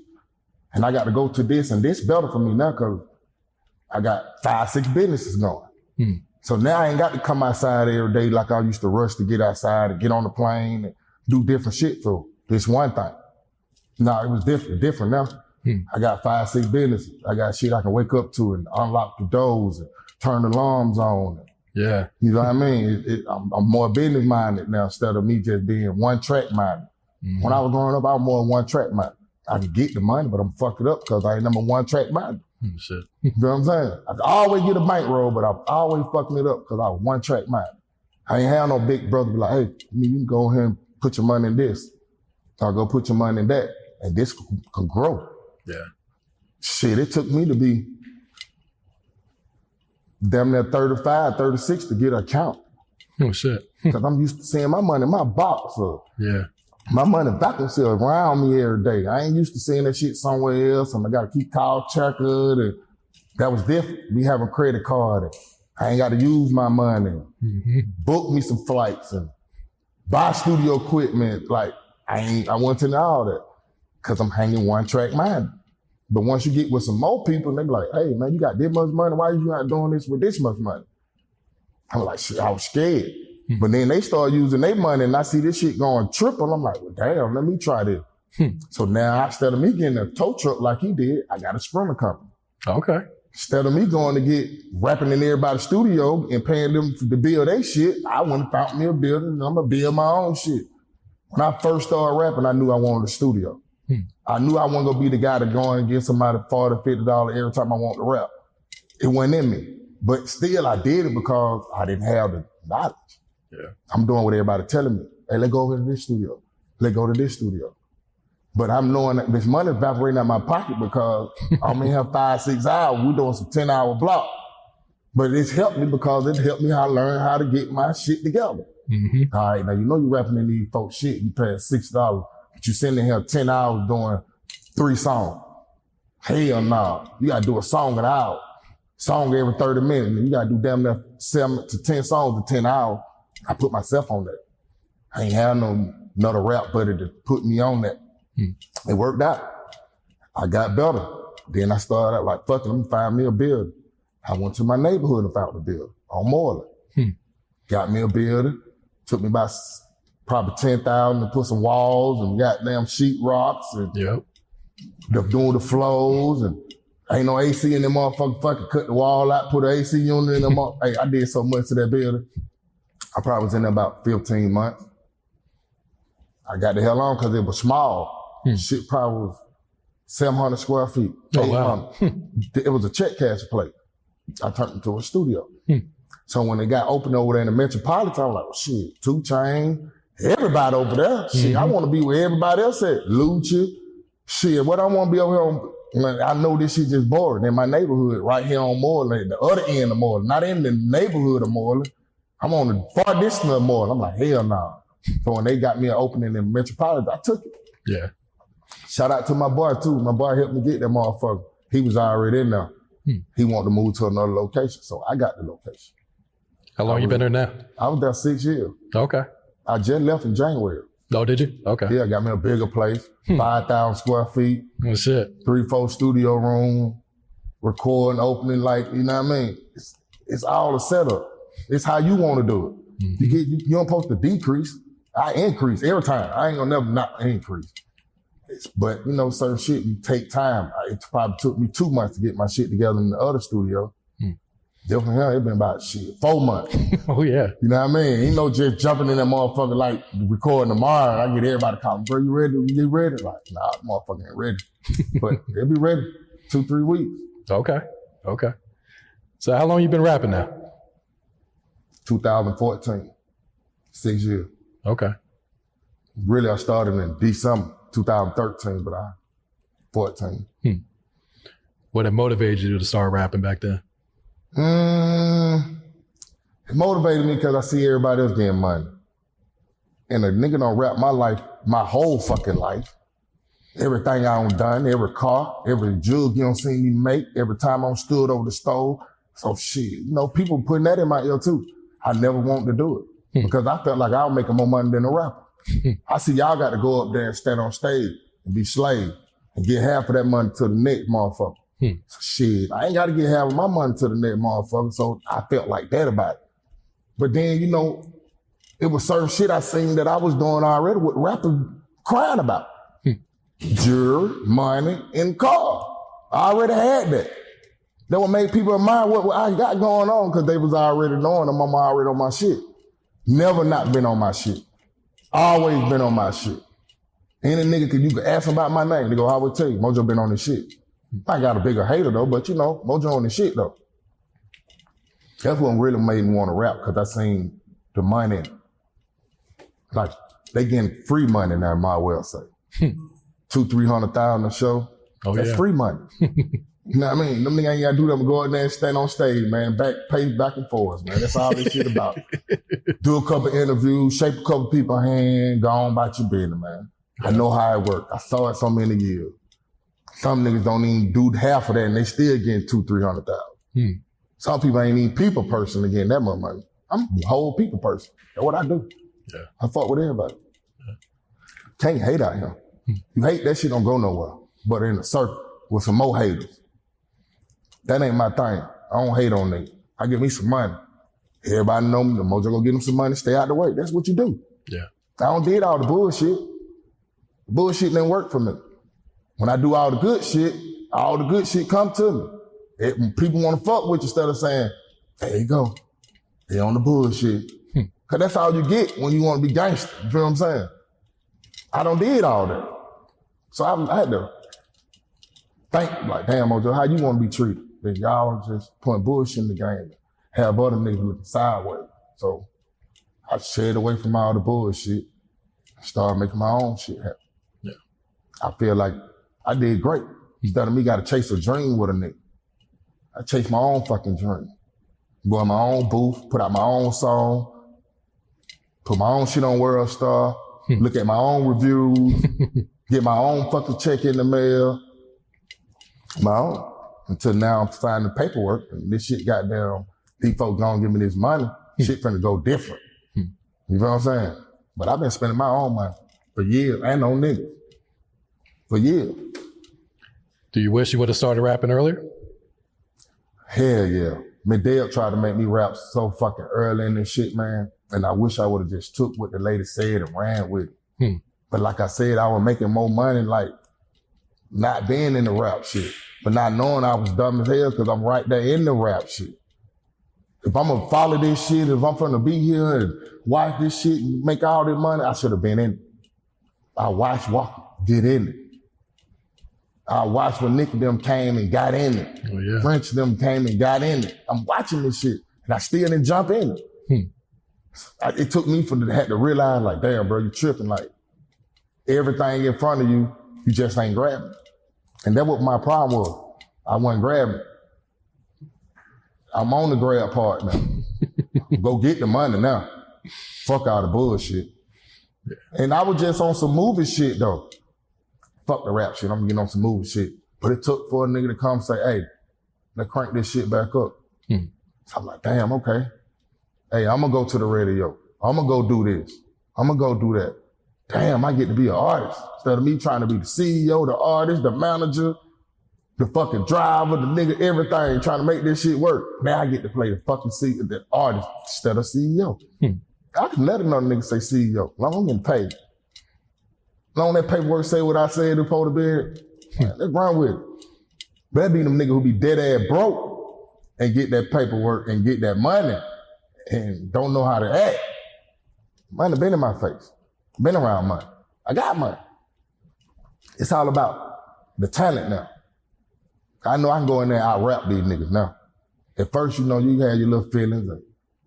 I got it now. The music speak for itself. The people I fuck with, the fans I got, it speak for itself. They telling me, Mojo, stop putting out mixtape, put out singles. That's what I'm gonna do, put out a single. And run with that motherfucker to the world head. Yeah. After that shit, it's a go. What's your thoughts on some of these rappers who come into the game who don't have the backstory like you, but kind of rap about the streets and all the things that they claim they did, but you know that they didn't? That's what you call cheat. They cheat. But some of them do be having hustles. It just ain't always selling dope. Some of them selling cell phones, some of them scamming, you know, different hustles. Some of them might be robbing. But it go all lead back into hustle. Every nigga who ain't never hustled before will feel like they don't hustle because they don't been around it. I know that because I don't saw it.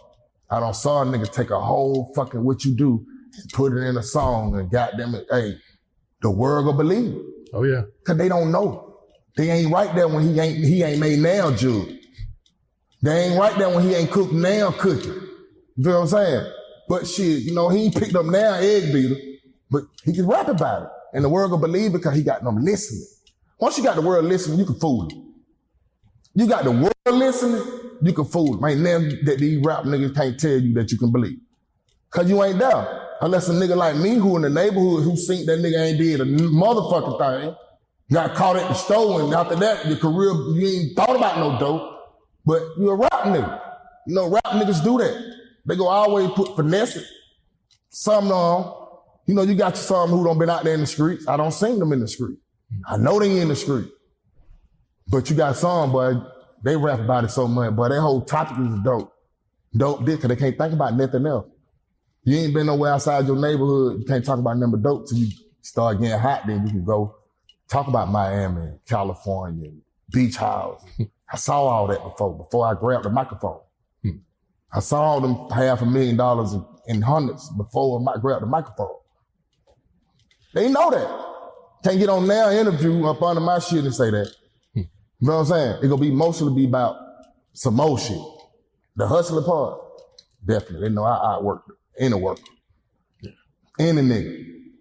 I'm ambitious about that. But, you know, the rap shit make me follow back from that shit. It's all about the rapping and shoe movies and seeing the paperwork now. Yeah. Cause I don't dig that. That's how I go. So that's why I'm ambitious to be right now instead of wrong. I don't did a bunch of wrong, hanging with some nigga who doing wrong. You know what I'm saying? But I was doing wrong too, so I fit in. Yeah. But you gotta be a grown man and fit yourself and put your own moves together. And I've been putting my moves together.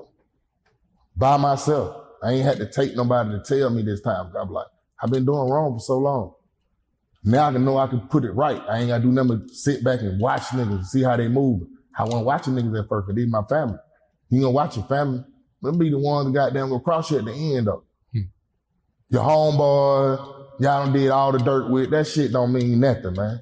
Shit don't mean nothing when you don't grow up, you don't gave nigga money, you don't fed nigga, bought nigga clothes, bought nigga. That shit don't mean nothing. Nigga ain't gonna glorify that. You ain't gonna get on there song and tell them that though.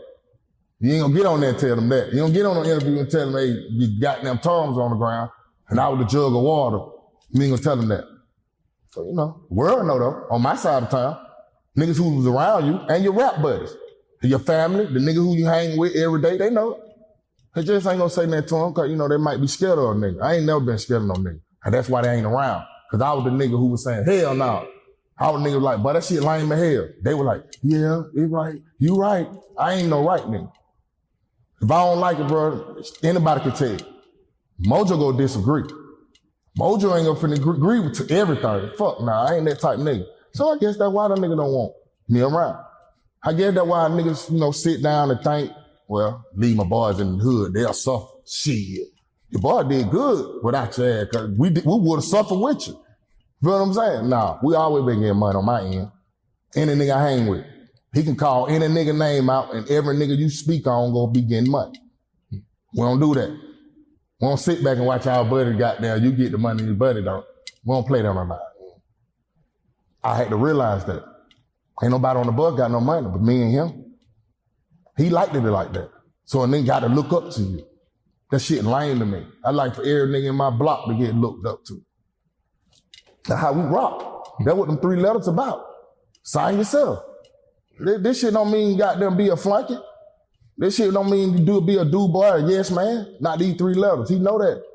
We don't do that over here. So just take that little lame ass shit on over there and create you some more niggas. But we don't do that. And that's what he want. He like yes man. We don't do that fucking yes man shit on my end. On our end, we rock. You know what I'm saying? You ain't gotta buy us no necklace. Nah, you ain't gotta buy us no shoes, no car. You ain't gotta put us in no studio. We already about that. So that what a nigga mind be at, like, I can't even help them because they already know something. I can't trick them with that little bit of that money because they know something. Millions of dollars. Who you don't give millions to? Get the fuck out of here, man. I'm gonna give millions to somebody who ain't never put out a song, got them motherfucking hot. Why you don't give millions to some niggas who already hot? Just need a push. Yeah, cause you know they ain't gonna go for the bullshit. You can't trick them. Yeah, you can't go trick. Ain't now artist big yet signed to you. I ain't think that. Niggas just jump on what they think is sweet. I ain't knocking the niggas who signed them, cause get what? They need the money too. Shit, this sweet ass nigga go give it to him and goddamn, if you don't fuck with me or not, I got a bankroll and some recognition out of it. So shout out to them niggas who don't sign and he don't fuck with. They don't got some money out that shit and some recognition. Now it's up to them to get them some money and go on and take off with the shit. He'll put you on Front Street. You ain't in the back street no more. You know what I'm saying? Once you on the front row, you good. You don't give a fuck about a nigga don't fuck with you no more, say what he want to say on interview. You still getting some money. They still reviewing your shit. They still want to know why he talking about you. Everybody tell me that. Mojo let him just keep talking. Hey, nah, put an end to that. Nah, man. Not no nigga who ain't from the streets. Nah. You ain't jump no gates like I don't jump gates. You ain't waiting in the hood and waited on credit from the J like I don't wait on. You ain't stood over no crock pot like I don't stood over these motherfuckers. Nah. Nigga ain't slept in J House, man. They can't tell you that. Nah. I don't did all this shit. You know what I mean? My name in the paperwork, show me. That shit supposed to be documented, homie. The feds, why that shit ain't fucking documented? The fuck out of here. Any nigga got everybody else name on fucking Instagram showing paperwork with niggas circling that shit. Circle mine. With my fucking name big and bold on the top of that motherfucker. He can't. That's why you keep talking around it. Lame man nigga say my name. Stop speaking in fucking under your tongue. Nah. Say Mojo. You don't want the world to know that. You don't want to you pillow talking. That pillow talking to me when you don't say my name. You don't say my name and let me know who you acting to. Because there were 4 more niggas in the house now. Just say whose name it is so they can speak too. But now I'm on front row. I'm going to speak because everybody's saying my name. Fuck out of here. You know how many incidents I've been in with this lame? Do you know how many times I don't stop this folk from busting this lame head? Do you know how long I've been around this lane? Do you know the shit I know on this lane? Like for real. And I'm gonna tell you some more shit too, cause I got to straighten this up. You went on Big Fat Show. Big Blank with Stream, the facts. That's the show you went on. I'm gonna tell you some more lame ass shit. You said that you took a nigga shit and you ain't high. Boy, yes, fuck you did. Boy, you was in the studio 2-3 weeks with the lights on, boy. I know you opened up the gate for me, right? You forgot? I'm the nigga who was coming up there, lame ass nigga. Yeah, you took some, but you hot head with it, lame ass nigga. You forgot now. Who you call to sell it? You ain't no seller, man. You won't be calling my phone, lame ass nigga. Fuck you talking about? You on black shit, lying. I was like, damn, we just sit there and tell that big ass lie? Yeah, you took it. But did you sell it? Nah. And I'm gonna tell you this too. In the end of the day, you say a nigga ran Mojo out the hood. How? My hood from East Atlanta, I'm not from Bouldercrest. We right up the street, 2-3 minutes, maybe 1. How the fuck you ran me out of the neighborhood? Who ran me out of the neighborhood? Cause I go to them same niggas in the neighborhood to see them every day. You had to call 21 and Nuda to get back to the neighborhood. 21 my boy, Nuda my boy. I don't got to call my boys to go to the neighborhood to do a park day, man. You for real? You for real tell me you went to a park and you had to call and check in on Bouldercrest. Yeah, but you supposed to be the big dog though. Shouts out to 21 and Nuda, man. That shit make y'all look real big, bro. For that lame ass nigga gotta call y'all phone and check in, man. You really told everybody on Big Facts that you checked in, nigga. That's how we know you checking in, nigga. Checking in ass nigga, man. Never checked in my neighborhood. Shout out to motherfucker 21 and Nuda, man. For real. Nigga better not never say he ain't got checked. Boy, you called the nigga to come back to the hood. Why you ain't called when you was on your high horse? When you was sitting out there in your mansion? Nah, this record sales ain't doing the same. So you got to come on back to reality. They told me you go come back to reality. I said, no, he kind of big right now, so he might not come back to reality. But damn, you came back fast. You came back to reality fast, homie. Yeah, with your Lambos and all that shit through the hood. You better have that. They don't get out and dick hard because you came to the hood with that little bit of ass shit. We see that. This niggas ride this shit every day in our hood. Nah, you thought you gonna have 1 million niggas up there come to that party. All right. Keep my name out your mouth though, Lane. Don't say it for one. Cause you got the world just wondering. That's why I'm getting all these calls. Cause they wondering. They ain't gonna have to call me after you hear this shit or see this shit. Nah. This a whole lane, man. Y'all out there following this lane, man. Y'all signing into this lane. How can y'all sign to a nigga who tell y'all in real life that he don't care nothing about the niggas he just signed? Who the fuck gonna put their name on a piece of paperwork to a nigga just saying he don't care nothing about the niggas he just signed? Hey, man, shout out to my other boys who got on with that shit, Walker and all them niggas, man, who got millions of dollars in that shit. Shout out to them niggas, man. Shout out to the niggas, man, who getting money, man. Don't let no lane be your cop downfall, man. That's a lame. I ain't got nothing to say about that lame ass nigga no more because the world know you fucking lame. They see you do lame shit on Instagram every day. You need to take your medicine, homie. You ain't got mojo there to give it to you no more. You feel what I'm saying? Tell one of them security, one of your bodyguards, them 10 niggas on the side of you, tell them to give your medicine. I ain't there to give it to you. A throwback, a Angie B, a faux tray. We ain't there to give it to you no more. A big cat. We ain't there to give it to you no more. Take your medicine, homie. You might come back to reality. Cause you fucking losing it when you say my name, homie. And go on and clear that shit up at the park, lame ass nigga. You know I wasn't there. Me running out. Me running from the park. Fuck out of here. Ain't no motherfucking gunshots or no squaring off. You know I went at that fucking park. You know that. I'm clearing that up too. And Nate say, what's up? Lil' bro say, what's up, homie? I'm clearing that up too. Your little brother, Nate. Yeah, I'm clearing that up. He say, what's up? I can't tell you that because you lame as fuck. You ain't gonna say that to him. Yeah, he was at the park. What up?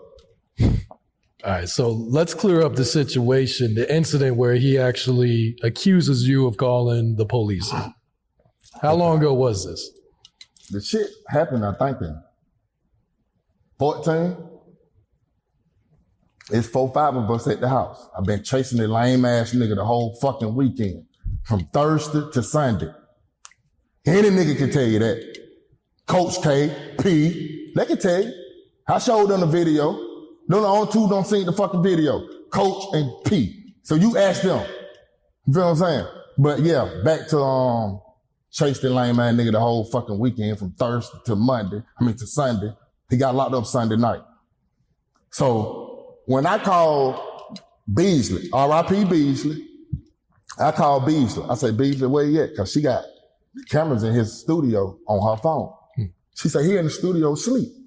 I said, yeah, cool. Finally glad to see him laying down after him did all the bullshit.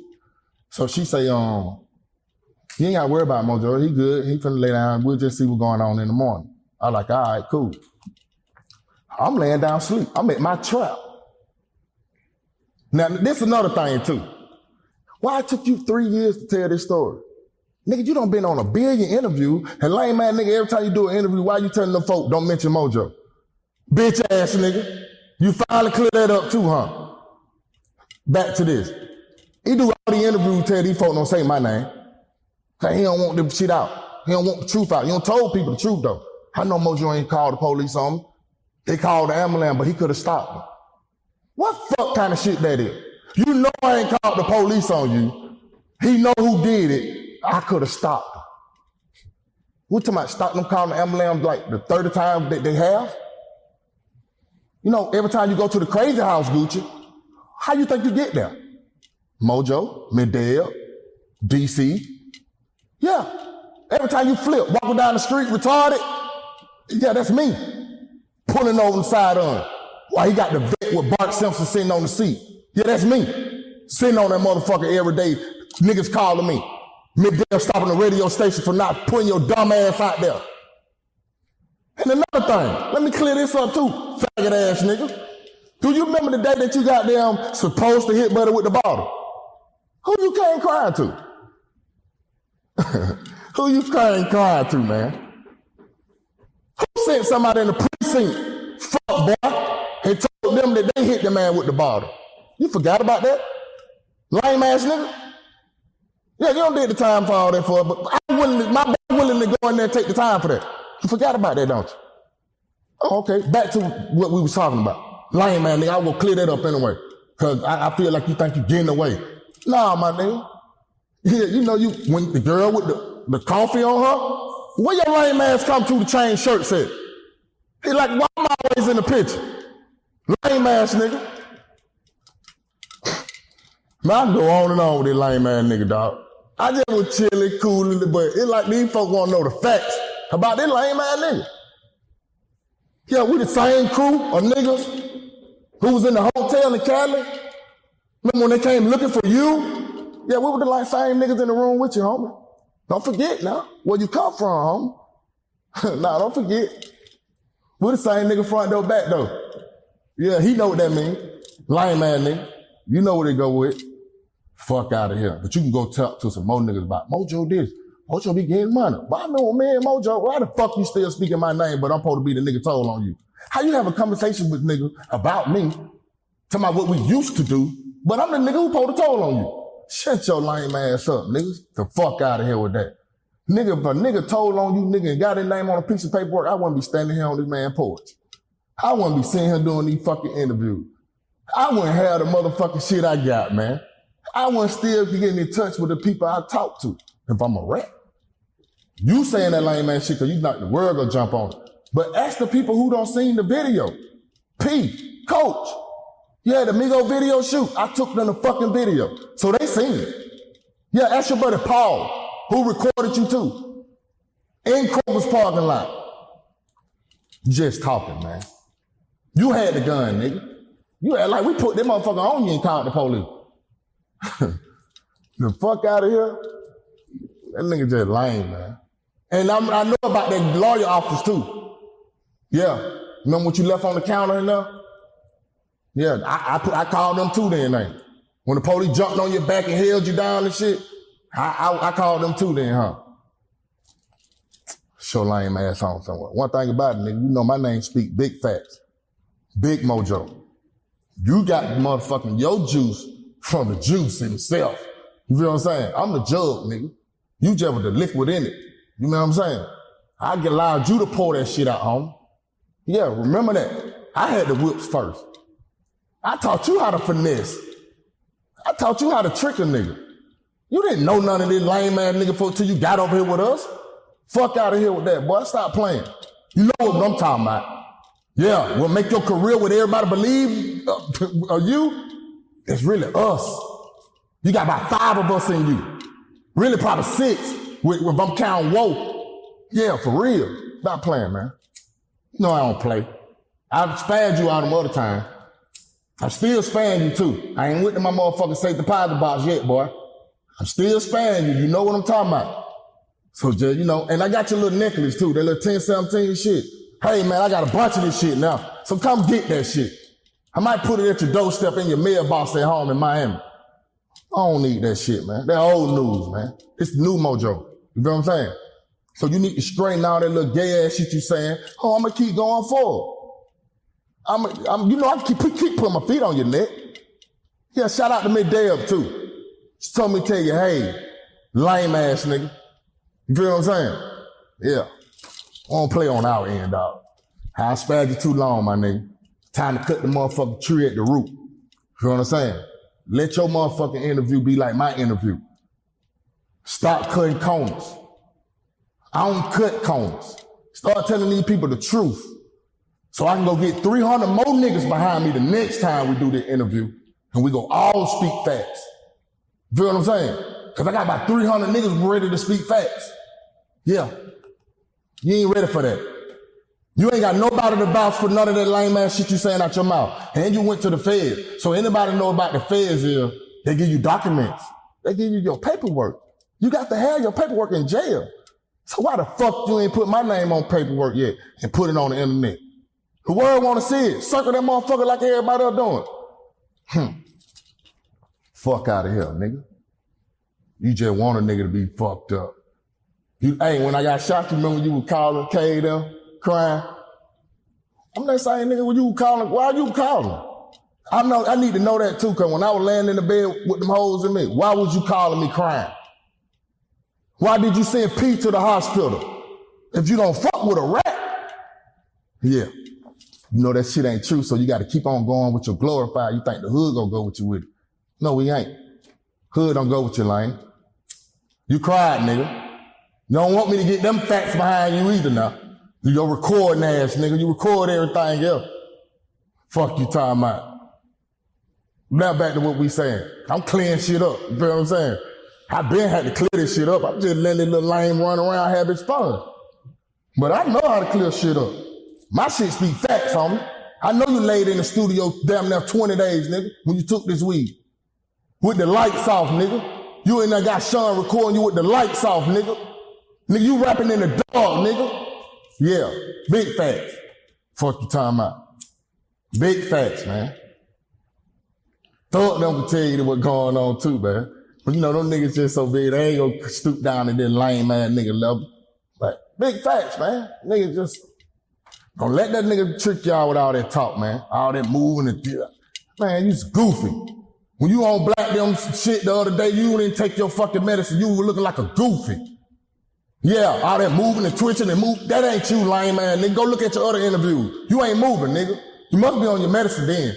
But you wasn't on that medicine when you was up there on back them shit. Yeah, I know you just that good. Yeah, I really, really know you, homie. You really, really know me. Yeah, go and speak big facts. Stop talking all this sideways shit, talking about chicken up the street and all. Nigga, you was scared of Ricardo, nigga. Yeah, I said his name. I ain't gonna say chicken. Yeah, you was scared of Ricardo, nigga.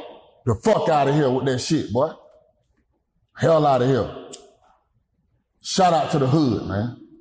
Talking about Boulder Craig, he ran me out of Boulder. Man, you gonna shut your ass up, boy. Ain't when it went like that if I would've went to the park. On God. No, I wouldn't went. Totally different. It wouldn't either be some people running or squared off. But you know, Mojo and Gucci got them squared off. Yeah, one of them. Fuck out of here. And you want to go somewhere secluded area, me and you, no cameras, nobody, man, no security, no motherfucking nobody. Hey, man, these hands right, homie. If that's what you want to do, I ain't with all the keep going back and forwards and all that. I'll beat your ass. I'm going to let you know that. I'm tired of playing with you on that end, too. Because you know these hands together. Yeah, you know that. You know how we rocked in the clubs. Yeah, you know what's going on. Yeah, all that fucking playing and talking and shit. You want to fight? Take that shit somewhere else. We can lock in, and whoever come out the door, that's who won. I ain't going to be mad. But I'm going to beat your ass, though. You seen me at the club. Pee party. You standing about 6 feet from me. You forgot. You saw me and put your fucking head down. Huh? Why you do that? I'm supposed to be the snitch though. Why you put your fucking head down? You supposed to call me out then. In front of Thug, Dolph, the Migos. Why you call me out then? You know they know the facts. Yeah, at P party. Why you ain't call me out? Can't know when the fuck the nigga who told on me and put the police on me from the stand 6 feet from me. Yeah, lame ass nigga. You supposed to be so gangster though. Why you ain't do that then? Yeah, I came to the party on the bullshit. You just didn't know that. Yeah, I ain't been in there another party, have I? Yeah, that let you know I came on the bullshit. Oh, he gonna be there. I'm definitely going with all my eyes on. No, you ain't finna say nothing to me. So you seen me, nigga, you put your head down and put your arms on the security. You ain't even wanna look left or right no more. Until my brother walked over there. Said, you glorifying him. Niggas are lame, man. Next question, man. Sign yourself. It's your label. Yeah. Who's some of the artists you got right now? Me, my brother, YB. Who's your brother? My brother named Trey. Okay. YB. That's another artist we got in Gainesville. Pharaoh, he another artist we got. He really family, but he in Augusta. YP the Chaser, that's on HB son. The CEO, that's his son. We got another label that, you know, we cahoots with, that we fuck with every day. And, you know, them young niggas got their shit together. They got their own money. I fuck with niggas like that, who got something going on. I learned that you try to take a nigga from the ground up, it's like there ain't no appreciation in that. But if they got their own money and they're spending, you just teach them what to do with it. You got a good family. You feel what I'm saying? I don't want to keep birthing niggas. I don't birth the nigga before. You feel what I'm saying? Yeah, I had to give a nigga clothes on my back, the necklace on my neck, just to go stand in front of these folks. Cause that's what I was believing in. You feel what I'm saying? But when you see a nigga crush you, like, get out of it, like, boy, we ain't did nothing together. Hey man, one thing about that, I ain't mad. I go to the next nigga, see, can we do this shit again? I ain't built about it. I got money, with you or without you. Even when I'm on this tour bus or sprinter with you, I'm getting money. So it wasn't like I'm sitting there waiting on him to give me a fucking check. Lame ass nigga ain't never gave me no check. Been around him 12, 13 years, fully. He never gave me no money, but asked me what my motherfucking pocket big. Like, they here now, you know, y'all need to see this. They been like this, man. Whole dub on me, 10 in each pocket, 100 on the right, man. Been doing this, man. That's y'all lame ass nigga think that this nigga glorified, man. This nigga's not fucking glorified, man. Not on my place, not on my end. Yeah, we helped you. That's just like you stepped on a ladder. You got on another ladder. You got on another ladder. You stepped on some ladders to get where you at. But you never forget where you went and how you got on them ladders. You came from the ground first, then you can't put no fucking ladder on out. Yeah, we the ground. You feel what I'm saying? Sign yourself the ground to it. You know, just to speak for what you were asking. Them 3 letters, yeah, we the ground. We the ground to make these niggas get it louder, man. Wouldn't be for our fucking ground, we wouldn't even fucking know you. You feel what I'm saying? Sign yourself produced this ice. Wasn't just Zay. It was our money that got them motherfucking patchwork. HB. You feel what I'm saying? Yeah. It was my brother who got them with you when y'all created this shit. Yeah, we can't get glorified. Why them other motherfucking songs didn't get you glorified? Why you ain't one goddamn glorified when you with straight drop? I never again. That was your first ladies. Why you couldn't do it by yourself? Yeah, them 3 letters. The motherfucker right here, homie. These 3 letters got him there. Feel what I'm saying? He said in every interview. He just said in the last interview. Sign yourself, he gotta speak them words, man. He don't know nothing else but them, man. He got to think about us all through the day, man. We in his fucking mind, man. But I guarantee you, now nigga in my studio, in his mind, we ain't thinking about that nigga, boy. We getting money on our end. We don't think about it until we hear shit on paparazzi shit. Mojo, you seen the paparazzi? I ain't looked on Instagram. What you talking about? Oh, this shit again. I supposed to been at a park. A nigga ran Mojo out of park. For one, I'm not gonna come by myself. For 2, a nigga ain't never disrespect me, period. He ain't. Never. 3, it wouldn't have went that way. The whole world need to know that. It wouldn't have fucking went that way. So, you know, I just let them folk have that shit, you know. People like, don't speak on it. Oh, hell no, I got to speak on that shit. I know when the hell I can just keep letting it linger out there. It lingered and they grabbed it. They trying to put some shit together. Oh, Mojo was it all started with Mojo at the mall. At the mall? These folks don't went from me being at the mall. Me and Gucci had to disagree at the mall. You know that. You can go back and look at that shit. Nowhere around. I ain't nowhere around when this shit always happen. At the mall, at the park, when he get locked up, when he out on the rampage. I'm never there, dog. How the fuck you fit in y'all mind to put me in these places? Cause I'm the scapegoat. You feel like, oh, I'm talking about Mojo, the hood will love me. Nah, man, the hood know you lame as fuck. They just like, how you think yourself look if you didn't clear this shit up at the park? So now you know they know you lying. You feel what I'm saying? Oh, Mojo got ran out the park. You let them folks run with that. But what about the 21s and the noodles who sitting at the park see this shit that Mojo wasn't there?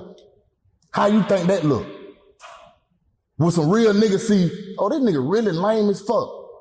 That nigga really lame as fuck, he'll let this shit just go out there. I guarantee you none of them niggas doing they niggas like that. Them niggas stick together. You notice that? Ain't no real niggas with you, homie. Before you just want to curate it, you know, some artists. Shout out to the artists. I ain't no hater, bro. I like to see niggas do what they do.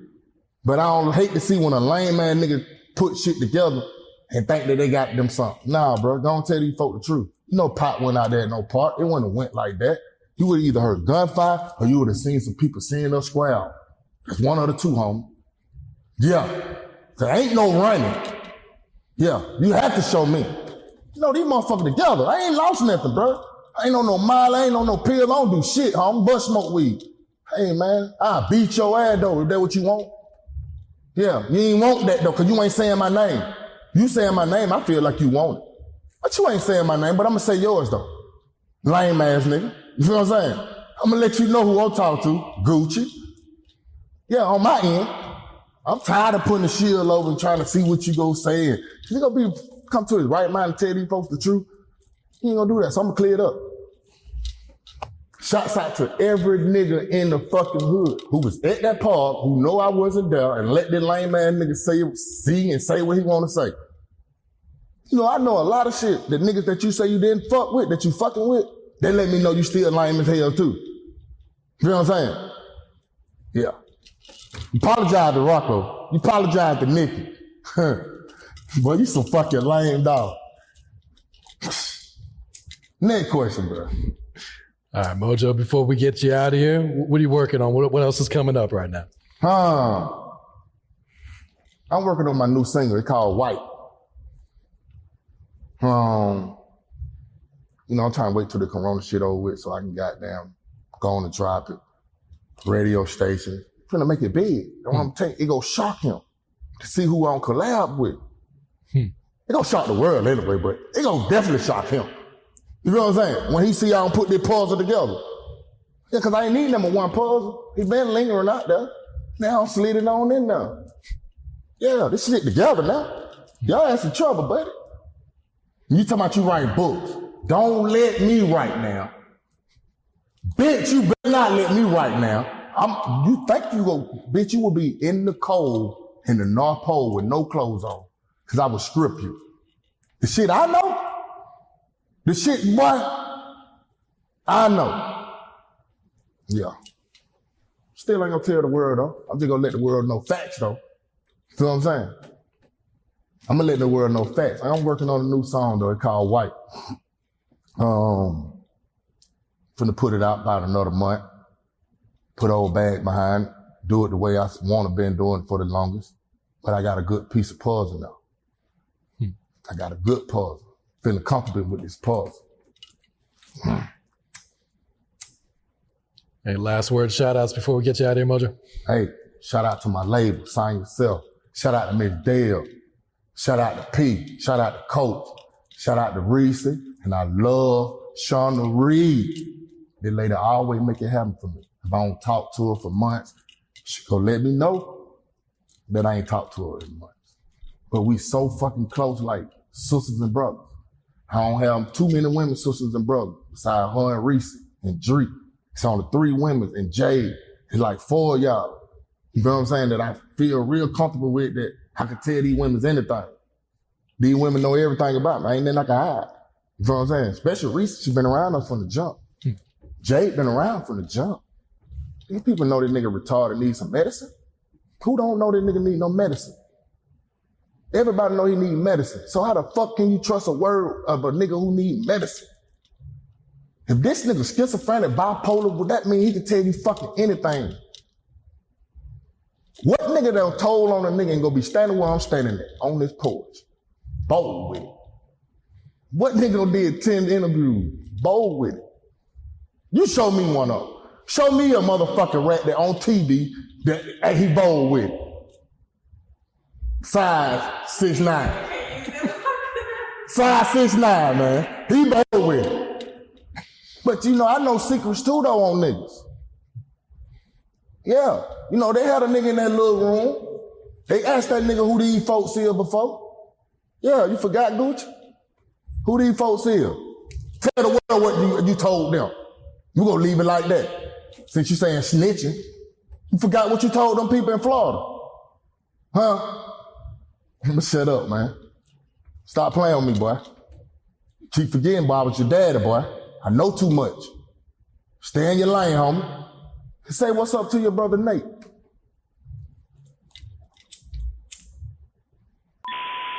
Say you ride jets, nigga, that snake's on the plane. Cross the whole game just to get a little fame. Rode a couple labor deep just to buy a chain. Tell the truth. With all you guys just listening, I know I spit hella game, and you really happy to hear it.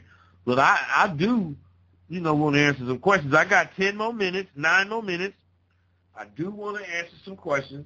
But back to what I was saying. What I'm really talking about is, how you guys say one thing and do another. You dudes that work and you looking for a girlfriend, not necessarily a girlfriend, but, something to fuck on or whatever. You motherfuckers do the same thing. It's just you're not doing the same kind of faking. You guys fake. You don't really go for the juggler when it's time. You don't really see that opportune moment, for you to catch the broad, because you never really try to catch. You just be doing something. You don't have a plan. Well, if you have a plan to catch, and the plan starts with saying hello, the moment you say hello, your goddamn plan is intact, and your plan is in force, is in action, and you feel better. You feel stronger. You feel able to, if you follow this, you feel like you ain't necessarily gonna catch, but you might. You feel much stronger than you do without a plan. You just do, and that's the power of a plan. Planned conversation. 646-547. We thrive outside of our sugar relations, okay? We are bossed up women. We get money regardless. We're beautiful all the time. We're glamorous. You want a queen like me. I'm living my best life. You know what I'm saying? So, I'm getting a little tired, y'all, so this video finna be so goofy. Whatever, okay? But, yeah, like, that's like what you gotta... Men don't want somebody that's gonna be problematic. You know what I'm saying? Like, they don't want somebody who don't got their stuff at least halfway together. Of course, they want to be the provider. Of course, they want to feel like the hero. But they don't want no bum. You gotta have a life thriving outside, like... because you want to send them cute pictures. Say you go out to brunch with your friends, or you go out for a night out with your friends, and you got super glammed up. You take some fire pictures to send him, so he knows you out living your life, being glamorous. Make him want to be there with you. You know what I'm saying? So, like, come on, guys. We thrive. We grow. Y'all need help business-wise? Sign up for my stuff. Like, I got everything available for y'all, ready to go. So let's get it popping, okay? Another thing, we don't accept trash. Bro, if you be the cash, I'll be the rubber band. You be the match, I'll be the fuse. That's cute. Life without you would be like broken pencils. Pointless. That's cute. That's you different. Like that? Yeah, can I get your phone number? I can get it? I guess. What's your phone number? What's your name? My name's Drew. Okay. What's your name? I'm Zeta. Zeta? Put your number in here. Yeah, lock me in. I'ma lock you in.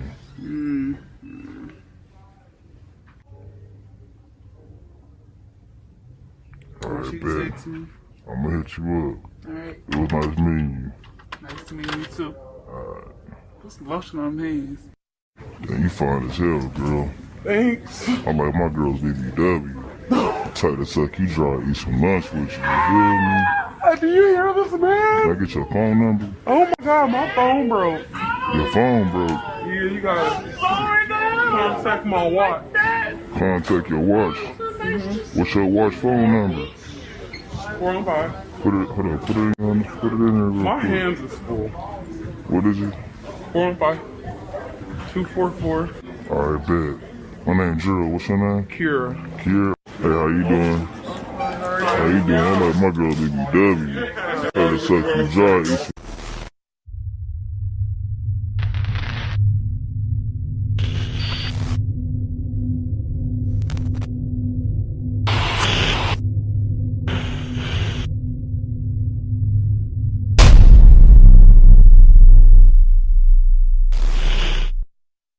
Now, originally, What were you locked up for people that might have forgotten or don't know the real story? I was locked up for attempted murder on 2 police officers initially, you know what I'm saying? But I wound up getting one of those charges dismissed from forensics, and I was charged with 1 attempted murder on a police officer in Memphis. While inside prison, did you rap? Yeah, I entertained my compadres, you know, the homeboys in there. You know, it's boring in prison, you know what I'm saying? You have to find some kind of entertainment. And when I used to rap on the bars or rap in the circles, or we even had concerts where we had real drums and microphones. We had a studio and everything in there, you know what I'm saying? Making beats and all that. So I joked my time out doing what I love to do and entertaining people that was going through it. They probably was down and be like, man, Turk, spit this one, spit that one, and I do it. You know what I'm saying? Just on some real nigga shit. What about writing? Were you writing in prison too? Yeah, I wasn't only writing raps. I wrote a screenplay called Reckless, you know, about my life. The whole play on, you know what I'm saying, everything about me that went on with me, Cash Money. I also wrote a book called Autobiography of Turk, which will be out soon. It's an autobiography about my life. And I wrote a lot of jailhouse raps, you know what I'm saying, just talking about the system. When I came home and I dropped the first mixtape, man, that's all I was talking about, man. Blame it on the system, man. Yeah, when you stuck in that mindset, that's what you see. So that's what your story gonna be. That's your life. I couldn't talk about me doing nothing else because I wasn't into that type of life. You know, I only could talk about what I'm going through. Now, did you use any of those lyrics that you wrote? Yeah.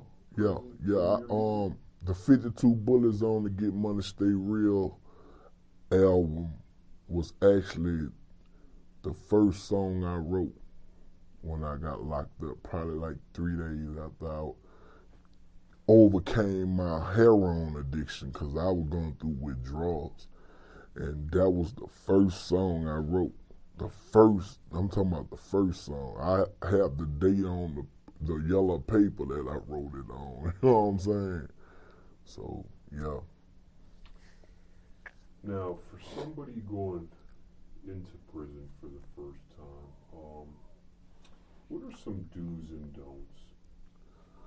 Man, you just got to respect yourself and respect everything around you. You know what I'm saying? That's what prison is all about. You know what I'm saying? If you don't have respect, man, it's going to be hard for you. You know, being disrespectful could get you killed, could get you raped, could get you extorted. People in prison hate a disrespectful person. You know what I'm saying? So I learned respect really just in life, you know what I'm saying? So it was easy for me to go to prison and be able to adapt to that environment because that's all it is, you know what I'm saying? Craziest shit you seen locked up? Man, I seen a lot of crazy shit, but the last thing I remember seeing, man, one of my little homeboys, he was being disrespectful, you know, to an old head. The old head hadn't been down about 17 years, you know, and the old head kind of like walked like a punk, you know what I'm talking about? But he was a straight gangster. He just had feminine ways kind of, you know what I'm saying? So my little youngster, he playing with the man. Now I'm about to go home. I'm short, you know what I'm saying? I'm in Forest City, Arkansas, same place where T.I. was at. So we all went to sleep that night, you know what I'm saying? So I told my little homeboy before we went to sleep, I'm like, man, look, I'm about to go home, homie. If you get into it with this, man, you know what it gonna bring, man. I'm not riding with you. You know what I'm saying? I'm about to get back home to my family, straight up. Because when one get into it, everybody got to get into it. That's how that shit go. Politics, prison politics. Right, wrong, you know what I'm saying? It don't matter. And, man, late that night, about 3, 4 in the morning, man, the man get hit in the face with an iron. You know what I'm saying? And the other, and he hit not only him, but he hit another one of the homeboys, because he know, shit, if I don't get him, I got to get him too, because they all going to ride together. So he was going on a spree just looking for all his homeboys. So happened, I'm in a whole nother room. You know what I'm saying? I ducked it, but I was asleep in my sleep. And for him to do that, you wouldn't have never expected somebody you thought was a punk, you know what I'm saying, to almost kill you in your sleep. And man, that shit fucked me up, man. 'Cause I was like, damn, I'm this close to home and man, this gonna happen, you know what I'm saying? Try to walk on pins and needles, man. Like, it's easy. You get more time like that, man, you know what I'm saying? So yeah, that was some crazy shit right there. What kept you motivated? People turning their back on me, bro. You know what I'm saying? Like, that shit hurt it, man, when you got niggas that's on the street, and don't get me wrong, no nigga owe you nothing. But I feel like if you came in the game with certain niggas and you get in a situation no matter what then went on, but you came in the game with these niggas, down the line, some kind of way, you got to have a heart. You know what I'm talking about? And just not to have that support of people who I thought would support me. You know what I'm saying? That kept me motivated to keep on fighting, keep on pushing. When I get out, I'm going to show the world. You know what I'm saying? And basically, that's what I've been doing, man, with my whole movement. I've been doing it on my own. Me and my team. Y&T people say, why you ain't signed to no major? Because the major ain't come looking for me. You know what I'm saying? So I'm major, you know what I'm talking about? And I just be pushing, man, and God been blessing, you know what I'm talking about? Trick, she got to know what to do when she's dealing with a trick in order to break his motherfucking ass. I ain't talking about just accepting what he feel like giving you. I'm talking about breaking a trick. A bitch got to go through a process in order to break the trick. And before she could go through the process of breaking the trick, she got to go through the process of getting pimped on, soaking up game from the pimping, being guided by the pimping. That's a process in and of itself. And most bitches don't want to go through that process. And because they don't want to go through that process, they don't think that they have to go through the process of breaking the trick. In their mind, well, they don't even think in terms of breaking the trick. They just think in terms of getting some money from a trick. And whatever little money they get from a trick, they happy with that. $30, $40, whatever the case may be. A lot of these bitches that be on the track nowadays, they only catch like 1 or 2 dates. Little bitty dates. And be cool with that. And there's no process in them catching those little bitty dates. It all has to do with the fact that the trick was just so aroused, you know, and the bitch was so compromising at the same time that she accepted the little shit that he was, you know, giving her. And, you know, that's it. It ain't no real process to that. You dig? So They don't be tripping like that. They don't. You really had to do something to get their attention. The security within the security in the Greyhound in Minneapolis, No, they don't. I'm not saying that it can't happen, but you really had to do something to make attention come your way for them to fuck with you. Real talk. Most of the times, security and the Greyhound in Minneapolis, they don't really be fucking with you. Real talk. You know what I mean? All pigs are pigs, but in Freeze tell you ask Freeze. The police, even in Minneapolis, compared to the police in other areas, them niggas is lenient than a motherfucker. I done seen people fight. I done seen people sit up there, you understand me, and pepper spray each other. And the police will break it up and not arrest nobody. I done seen that. You know what I mean? Real talk. So, you know what I mean? When you sit up there, you know what I mean, and you travel to Minneapolis, you know what I mean? If he ain't here next time he go live, ask him. You know what I mean? All pigs are pigs. We don't trust.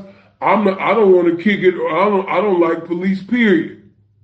And I'm a square. So the thing I would say is, when you grow up, you tend to get told that the world is the way it is, and your life is just to live your life inside the world, try not to bash into the walls too much, try to have a nice family life, have fun, save a little money. But life, that's a very limited life. Life can be much broader once you discover one simple fact, and that is everything around you that you call life was made up by people that were no smarter than you. And you can change it. You can influence it. You can build your own things that other people can use. And the minute that you understand that you can poke life and actually something will, if you push in, something will pop out the other side, that you can change it, you can mold it. That's maybe the most important thing, is to shake off this erroneous notion that life is there and you're just going to live in it, versus embrace it, change it, improve it, make your mark upon it. I think that's very important. And however you learn that, once you learn... So what I'm going to say is this. What do you want to do? 954. What do you want? Yeah, I would love to participate. That's not a lie at all.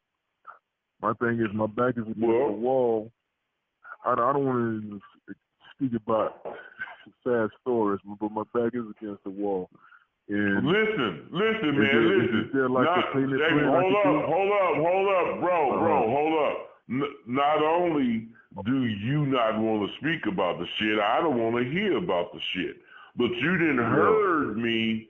Listen, you didn't heard me on, if you've been listening a couple of weeks, like you said, you didn't heard me on several occasions. I'll work with a motherfucker, man. I am not trying to have you strapped, trying to get this shit. But what I'm saying, let's say we make some kind of agreement and you don't hold your end, all I got to do is block you, and you ain't going to get no more of the information, and you can't get mad at me. So what I'm saying is, if you ain't really got no money, but you got some money that you think you could make payments with, fuck paying $800 at once. We could, work out something.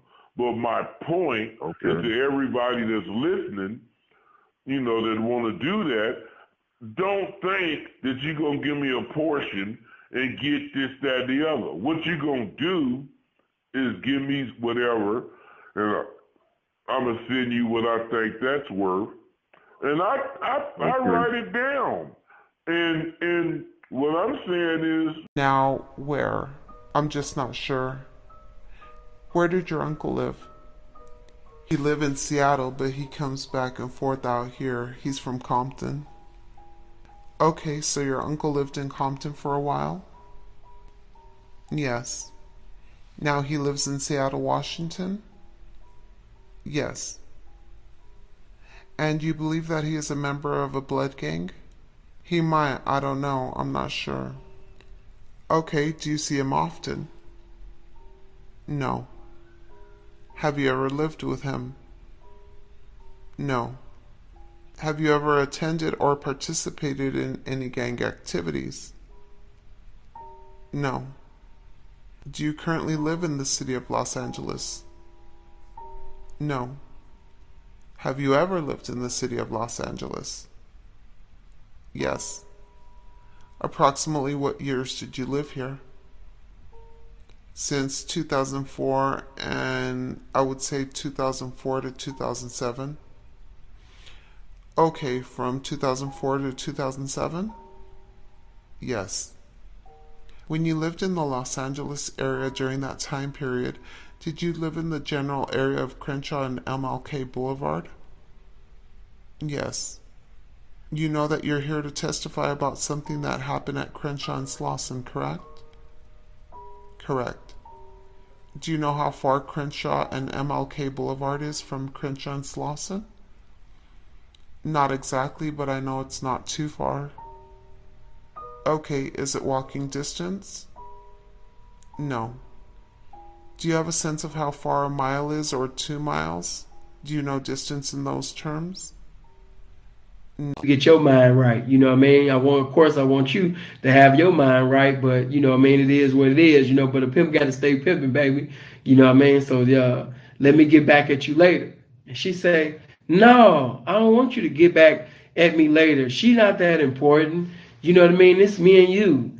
You know what I mean? I was like, oh, look at you. That's what's up. You know, but instead of checking the bitch, I'm sitting over here smiling because that's how much I like this bitch.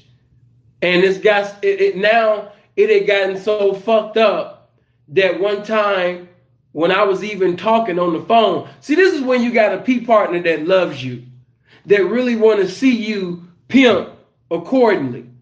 I had one of these old motherfucking goofy ass conversations with this bitch in front of Freeze. And I got off the phone and Freeze was like, bro, you been talking to that bitch a little bit too long, bro. You know what I'm saying? Bro, you been talking to that bitch way too long, bro. How much you done checked out of her? And, you know, the bitch had given me some kibbles and bits wasn't worth talking about. Because in all actuality, a bitch shooting you 1,500 or 1,000 here, 1,000 there, 1,500. Up. Now let's keep it all the way funky. We see these so-called OGs that's always, I'm in the hood, I'm outside, I'm in the hood, I'm outside. They ain't doing nothing about it, which means they're worthless. I said it, they're worthless, all of them. Crime rate going crazy. Our kids murdering our kids, even murdering the babies. Nobody moved, nobody get hurt. The baby wasn't moving and was only 1 year old. They hit him in the head with the headshot. And went home like nothing. Why? It is what it is. So now, the police got defunded.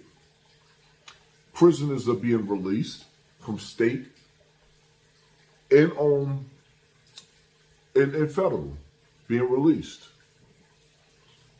40 million people out of work.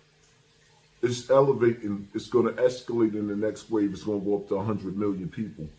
Do you understand that it's only 3 to almost 400 million people in America? 4 at most. 100 million unemployed, and it's going to get higher than that. When a country closed down again, which certain places, certain states already started closing down, New York just got opened back up. It ain't fully opened back up and get ready to get closed again. Watch. Middle class businesses are being wiped out. There was Lies, you press control and plus and minus. It brings you to the lines. You bring all the mic lines down so there's no feedback in the speaker. Only leave the FX mic up. You hear the feedback? I can hear myself. You hear that? Yeah, go do that. Yeah. Mm-hmm. Gotta teach him. Chuck Teach JR him young. one time. That's my guy. He's getting big, man. I remember him when he was a little guy. You know what I'm saying? That's my man. What happened? Yeah, man, kids, man. That's my boy right there. Are you having any more? I'm good. I'm excited about this next guest. Yeah? Yeah. I'm wait till JR fix the mics, man. Oh, there you go. Yeah, JR, let's go. Yeah, you gotta fix G-Money's too, man. Yeah. Let's go, booby. Yeah. Yeah. I'm excited about the next guest. Yes. Cause we've been on a tangent. We've been on fire right now. And I feel that, his swag is definitely different. Let's go. Look. Oh, he cool? Already, out the gate. He gotta wait. I ain't He's smooth though. Smooth. Supposed to want to fall. Mm-hmm. Like 4 times, smooth. You see the hat? Oh. Different type. He cut from a different cloth. Let's get it straight to it. G-Money! Yo. Episode motherfucking 101. Nigga, we made it. Woo. We got a special guest today. Facts. Special guest. Mm-hmm. Can you do me a favor? Just slide the mic over and pull it closer to you. Yeah, there we go. Like Special. Make sure if you want your question answered on the show, you email us at askpoorminds@gmail.com. Please keep it as short as possible. Please don't send any emails to Drea and Lick Show at gmail.com. Yes, that's our for our business inquiries. Make sure you send them to Ask Poor Minds. Thank you. At gmail.com. We're going to get to all of y'all as soon as we can because, y'all we be having a lot of questions. We be having a lot of questions, but we've doubled up on how we're reading them and everything. But we're actually going to do 5 today because you remember, if you are a top tier Patreon member, you do get to skip the line. So we do have a Patreon member that has a question, but we're going to start with the emails today. So it says, y'all, so pretty much I just found out that this dude I have been fooling around with might have a baby on the way. I came across this information while doing my typical social media background check. It's so easy to find information on MFs nowadays. Shit's scary. But I ain't no scary ass bitch. So anyway, the gag is he has no idea that I know, and we're supposed to be hanging out this weekend. My question is, how do I bring this shit up without looking like a crazy bitch? Or should I even bring it up at all and just have my fun until the baby comes? I've been in this situation before. Ditto, kiddo. Yours was way worse. It was, for sure. But how did you handle the situation? I asked about it. But I feel like we was on that type of time though for me to be able to. And you think, I keep saying, you think just because she walking up and down Figueroa and she half naked that she's a hoe. She's not a hoe, Pete. She's not no hoe. She is a square prostitute. She a square prostitute. You know what I mean? Just because a bitch done some dates before, she don't understand the culture. She don't understand the rules and regulations of the lifestyle. She's just walking up and down the street. She getting in and out of cars. She's making money. But she still has the mentality of a square.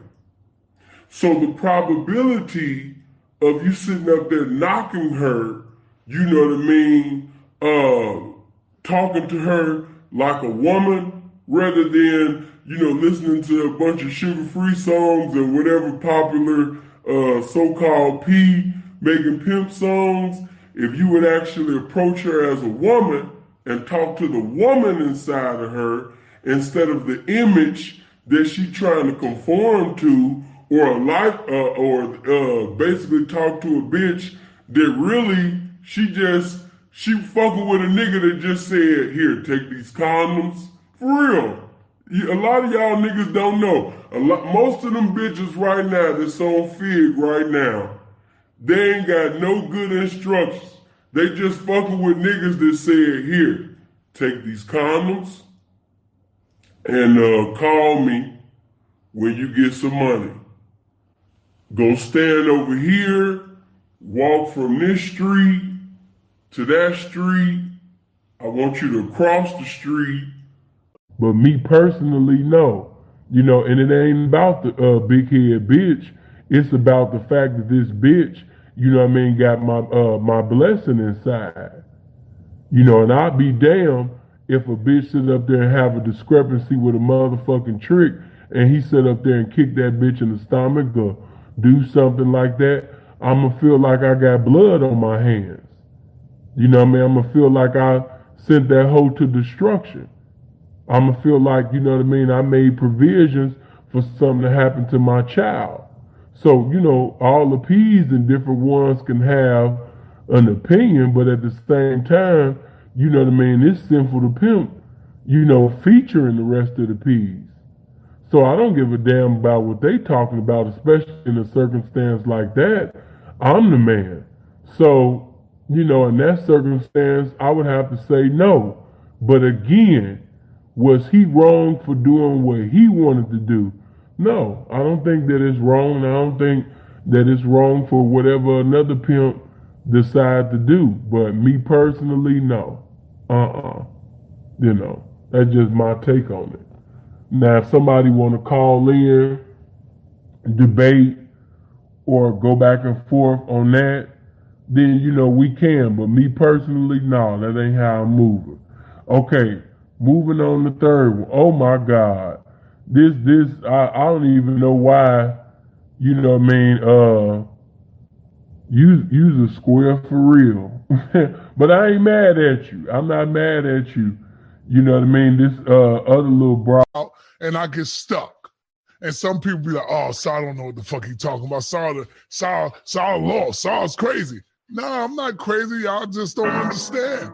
But it's all good. And I don't want nobody feeling none of that shit. You know, it's all good, though. But fuck it.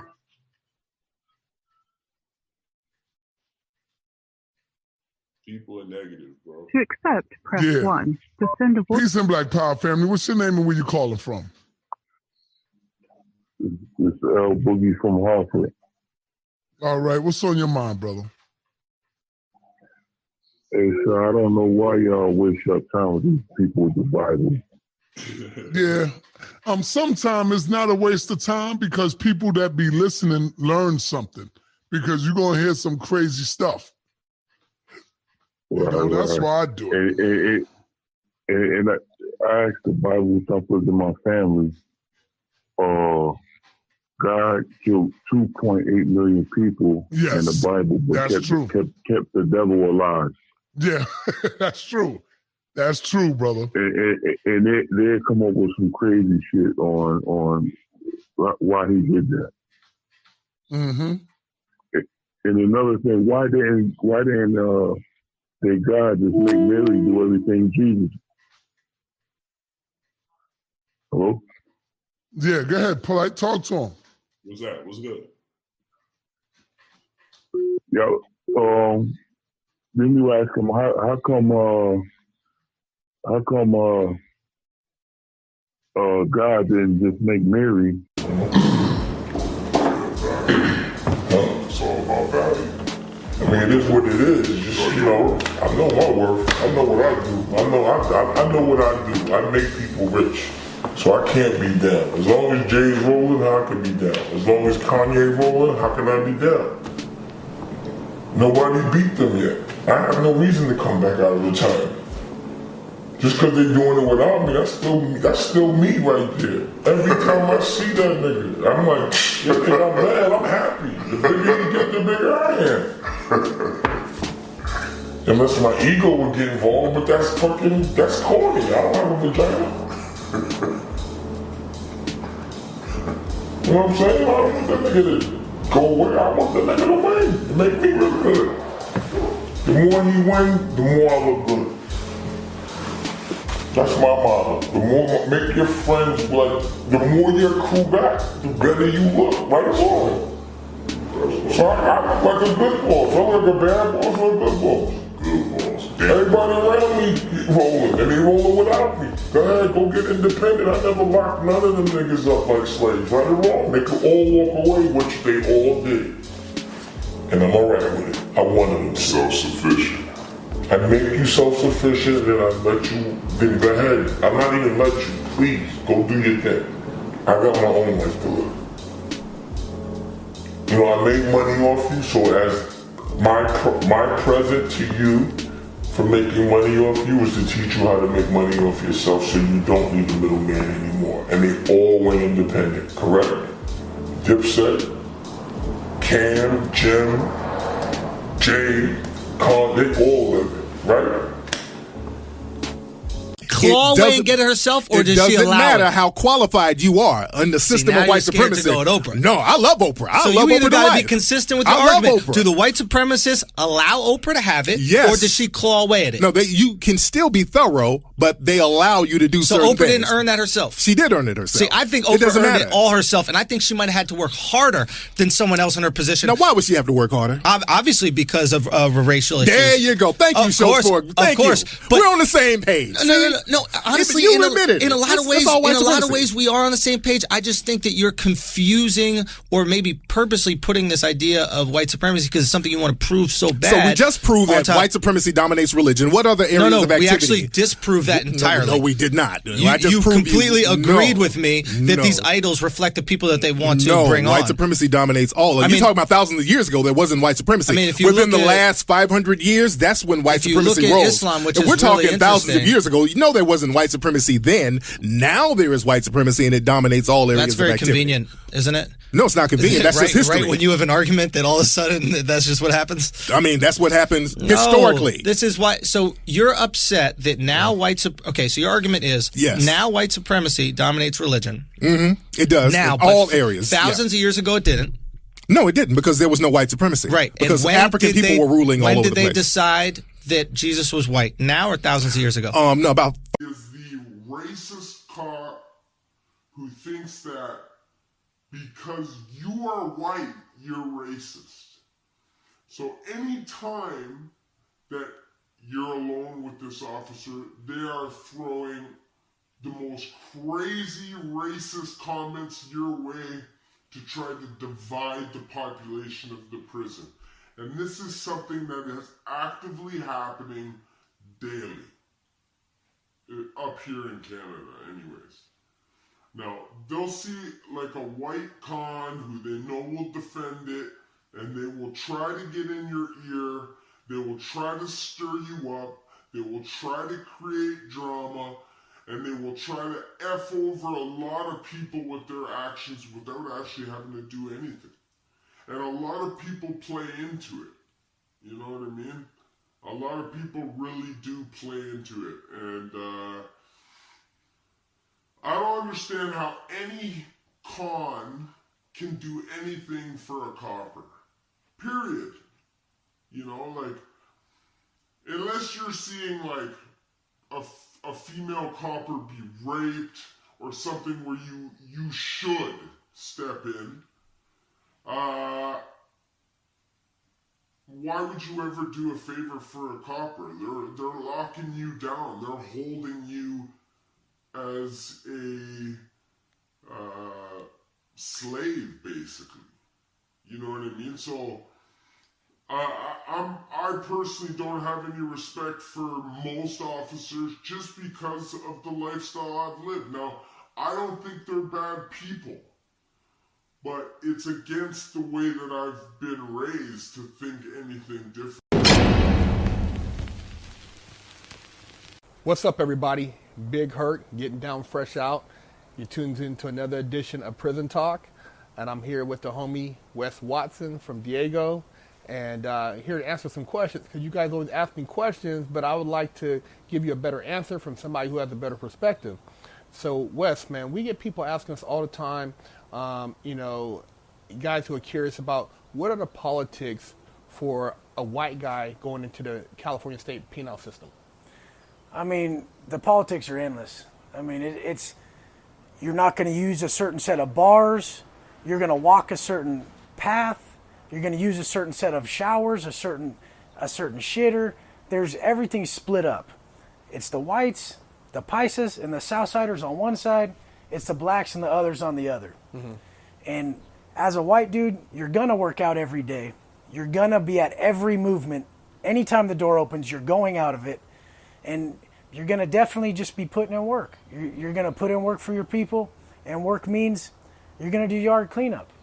If someone has to get beat up because they're fucking up on a drug debt, if someone has to get removed because they're a chomo and they have to get booked, I mean, you're going to participate. There is no way around it.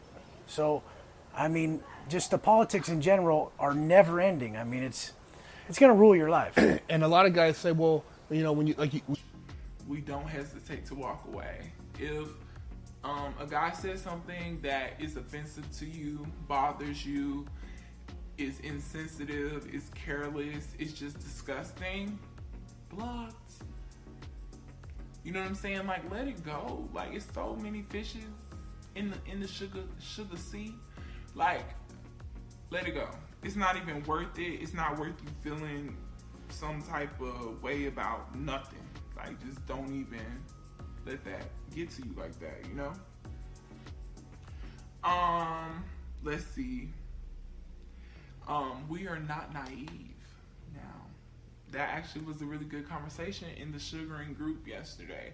One of my girls, she, you know, we all make mistakes. It's all good. We live and we learn. I'm not judging. I get it, you know. But one of her sugar daddies conned her into giving money back to him.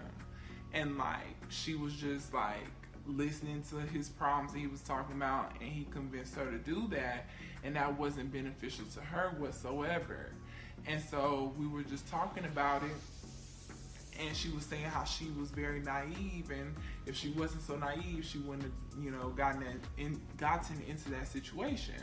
So you don't want to be naive, y'all. Like, this is a finesse game. The best player win. She want to see you have everything. If that bitch ain't doing everything to see you with everything, she ain't serious about your pimping. She not serious about your pimping. Any woman that truly loves, respect, and like she respects and loves the game inside that man, she gonna do everything within her power to see that man with everything. Because her desire is to see that man happy. His motherfucking responsibility, he want to keep that hoe happy. Why? Because like I said, there's nothing that a happy hoe can't do and won't do. But when a hoe is happy with the man that she with, she gonna do everything in her power. She gonna use her ability to the best of her ability and make it a responsibility on a daily to make sure the pimping got currency. Why? Because she's serious about your pimping. She want to see you with it, man. You know what I mean? She really want every hoe that has ever liked me. You know what I mean? Every hoe. Think about all of the P's that's here. All of the P's that's gonna even see this in the future. Every hoe that has ever liked me, every hoe that has motherfucking ever liked you, she paid the shit out of you. She paid the shit out of you. Any bitch that really like you, she gonna pay the shit out of you. She gonna motherfucker go through that. You know, it was a lot of love. Parents looked out for other parents' kids. You could get beaten by somebody else's mom if they saw you doing something wrong. And life was more carefree back then. They didn't have all the guns. We used to come outside, play Skelly. Yeah. Coco Livio, Johnny on the Pony. You know, tag. You know, we used to take, in the summertime, when it used to be hot. Growing up, life was more carefree back then. You know, in the summertime, we used to like, when it get hot, we used to go upstairs, get our wrench, open up the Johnny pumps. And then we would look in the garbage can, get a can. So, take the top of the can off. We couldn't go upstairs and get a can opener because Mom would be like, yo, what you doing? So what we used to do, we used to take the can and put it on the ground. The ground similar to this. This ground right here. And then we just start scraping the can back and forth until the top come off. We do it on both sides. Now we got a can to spray each other. We used to spray cars, the buses, when they used to come by. You know, these are the things I did as a kid. But since I came home from doing time, 33 years to be exact, but I'll get into that later on. But coming home, I'm seeing how the neighborhood changed. gentrification. There's a lot of white people around here now. You know, I'm not against them. You know, but I just want y'all to look at one thing. I'm sitting in the Sumner Project right now. I would like to take the camera and look over here. I want to show y'all something that wasn't here before. You see this cop car right? Any night, any day. You put your number in my phone? Sure. Yeah, put your number in my phone. Yeah, lock me in. Oh, snap, hold up. Yeah, lock me in. Put in a snuff plate by the lake. Who are you? Hold up. Hmm? Who are you? What you doing? You just got my number at 10. Hold on, how you gonna put me on blast like that? Did you use that yummy piece of line on you too? Are you fucking serious? No, hey, yo, why you put me on, this is in, hold up. You don't put me on blast like that. I ain't Justin Bieber, I'm trying to get that yum. You're not the yummy man. This is embarrassing, man. How you gonna do me like that? We just met. Erase my number. Erase your number, we just met. Damn, I just met her, it's cool though. You gonna lock me, can I get a number? Sorry, thank you. Oh, shit. Hey, brace yourself and give me your, I said brace yourself and give me your. No, I'm just playing with you, man. What's your name? Nicole? Yeah. I'm Hubert. Nice to meet you. Nice to meet you. Yeah, I was just trying to make you laugh. Did it work? Yeah. Yeah. Can I get your phone number now since I got you laughing? Yeah. I can get it? Mm-hmm. Hold on. Here's my number right here. Hold up. Yeah. I wasn't prepared. I know you're going to say yeah. I thought you was going to say no. I'm a goofy ass. Yeah, lock your number in. We can hang out sometime. I'm going to hit you up. I'm Hubert, but they call me Hubie, though. All right. Can I get a hug? Let me get a hug. Damn. Fine ass. What up? Shit. Oh, shit. Oh, damn. Ooh. And I want. Extraordinary gentleman. Value isn't placed on sex in the game unless it produces value, yes. Let me see here. Sharisa, do you believe that everything you go through was all God's plan for you to be who you are now, a great man and leader? I believe God allowed me to go through everything, that He allowed it for me to go through everything to develop and use, like gumbo, use all life to develop what needed to be developed in me. He allowed it. My lady keeps my son from me and is upset that I haven't responded or reacted in emotion. Well, because she has a behavior that she's learned, she has a point of reference that she learned, and she doesn't understand why that's detrimental, right? So I understand, because a lot of women are taught or grow up with that sense of, I'm gonna keep this baby from him, and I believe that that's wrong. You know what I'm saying? But you keep planting seeds of greatness. You keep operating with dominion in your life, and I can guarantee you that everything underneath you will ultimately submit, right? But don't let her behavior cause you to be like that, right? This is an opportunity for that greatness again I was telling you about. Michael, how do you keep yourself above the desire for beautiful women while attracting them at the same time? Well, because remember, I come out the game and had all the most beautiful women, 8, 9 women at one time. It's not. I'm sitting over there limping over to the situation. You know what I mean? Walking over there, limping, because he done drove over my fucking foot. But I don't have a gun on me. Only thing that I got is this game. And I knew that this bitch was lying because she got some money. But she called herself being serious to the point where she was willing to lose her life. So if the bitch was willing to sit up there and lose her life, you know, I'm young and shit. I ain't got a gun, but I got some pimping with me. So I'm going to be all right. Plus I got the mercies of God. So I sit up there and I walk up. This is how I get at them. I sit up there, yeah, I pimp harder than the minister in Belly, man, in the last scene. You know what I mean? But I sit up there and walk up and I say, young man, I speak to him, look at this shit that I come with. Young man, it's not worth losing your life over. That's a white woman. That's a white blonde. When the police come, they gonna see a nigga with a gun to a white woman's head. So whether you shoot her or whether you don't shoot her, if you caught with a gun with this white woman dead, or with a gun to this white woman's head, son, they gonna put you away for forever. Don't lose your life. Your life worth living. You got everything to live for. Whatever amount of money that she took from you, it's not worth you going to prison for the rest of your life. From the conversation, and this pro-black thing, I think we got to define that, because we think that means we hate white folks, can't do business with anybody but black people. That's Good not point. pro-blackness. That's called blackology. You dig? So there's a distinction between that and pro-black. Pro-black, like Shadetta said, you got America and you got China, right? That's a communist country. They don't really mess with them like that, but they don't let that affect their business.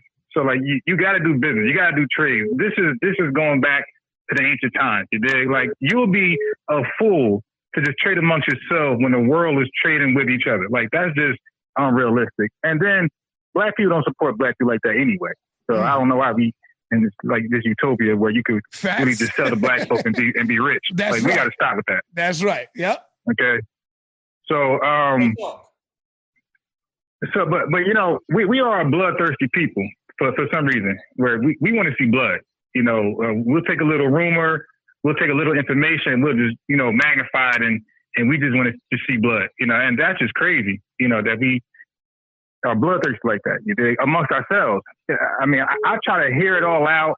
I try to hear both sides, and I try to make a conscious conclusion for myself before I run with some type of rumor. And like, that's just how I look at things. But, and the last thing is, brokenness. Do this right. Make sure you do that right. For your safety. For us, because I want you to come back to me. That's the main goal. I need you to get back. So I'm trying to communicate this to you. But I'm telling you a whole bunch of shit. But guaranteed, she's probably only retaining about maybe, hopefully, 50, 60% of what you just told her. And she can't go back and rewind it unless you're going to tape yourself talking to her, right? So you have to communicate with that female and communicate with her sometimes over and over. Because I know girls say to me, okay, daddy, I know, okay, I've heard it, right? But I have to teach myself to communicate more and more and more so that you get it, so that you understand it, so that you're safe out there, so that you can go get the money, so that you can come back to me safely. So when communication is right, the nation is right. You understand what I'm saying? And that's what I believe, man. You know what I'm saying? P. Nutty the Pimp, man, church. P. Nutty, that was great. Thank you, brother. Appreciate it. Thank you, man. Very interesting. All right. That's what I was saying to you. I said, just give me 10,000 back. I don't even care. This is why you didn't even want to show the goddamn books. You didn't show me the books. You didn't show me the receipt. Every time I asked you to let me see the books, you said, I left my computer home. Well, nigga, I want to go home with you. Oh, I'm going, me and Aminette going out. We going out. I'll get back to you. Then the next day I wake up. All right, let me get rid of all the haters. The minute I wake up, your ass is gone. You on the road somewhere. Polite. Don't make me do it, bro. I'm trying to hold back. And you know what I'm talking about. All right? Nigga, we're going to deal with, being that you brought this up, you said there was a nigga in my hallway with a ski mask on. Guess who he talking about, y'all? Y'all ready for this? Guess who he talking about? See, he trying to make it look like it was niggas that came here looking for me. Polite, you's a lying bitch. That's all I got to say about you. I told the people, you could talk good. You good with the talking. You can scam the panties off of a faggot, nigga. You can scam the panties off of a faggot, but I know you. Don't forget that. You said I was disloyal to you and dishonest to you? Nigga, you came on my platform. Shit's rented, and I'm in this shit every fucking day. And then when I show it every day on the stream, all right, we get it, you got the car. Can't win with these fucking niggas. Weak ass niggas. The new shit, 2019, my fucking roof dropped. If this shit wasn't raining right now, the old shit, the roof don't drop. The 2018 is old. I got the 2019. I had the 2018. My shit was black and blue. Now my shit white, black and blue. Come on, don't play with me. 170 bands. Ain't none of that shit going to any of them fucking corny ass goals you niggas got, cause them shits is corny because y'all won't pull your own funds together. And I'ma speak about why it's fucking corny, cause you want one person to deliver you. But a whole community that got complaints can pull their little $5 every week for a month, for 10 months, and get $2 million. So I don't want to hear no shit about one person like Floyd or one person like Polite supposed to just buy the fucking school. I don't want to hear no shit about I'm just supposed to get the hospital. Oh, you got a $170,000 car. And oh, it's over 10,000 you niggas that agree I'm a coon and an agent. But y'all ain't got the $5 to put your money where your mouth is. $5 a week, $20 a month, 10 times out the year, $2 million fucking dollars. $2 million. I'm sure there's 10,000 of y'all that say the white man's the devil and you got $5 a week. Fuck it, if you ain't $5 a week, $2.50 a week. $10 a fucking month. We still have $1 million every 10 months. Y'all full of shit. But you want me to take the bulk of my fucking money and fulfill your investigation unit. This is a lad who looks 14, who's about 19, 5'2", you know, baby face, horrendous strength.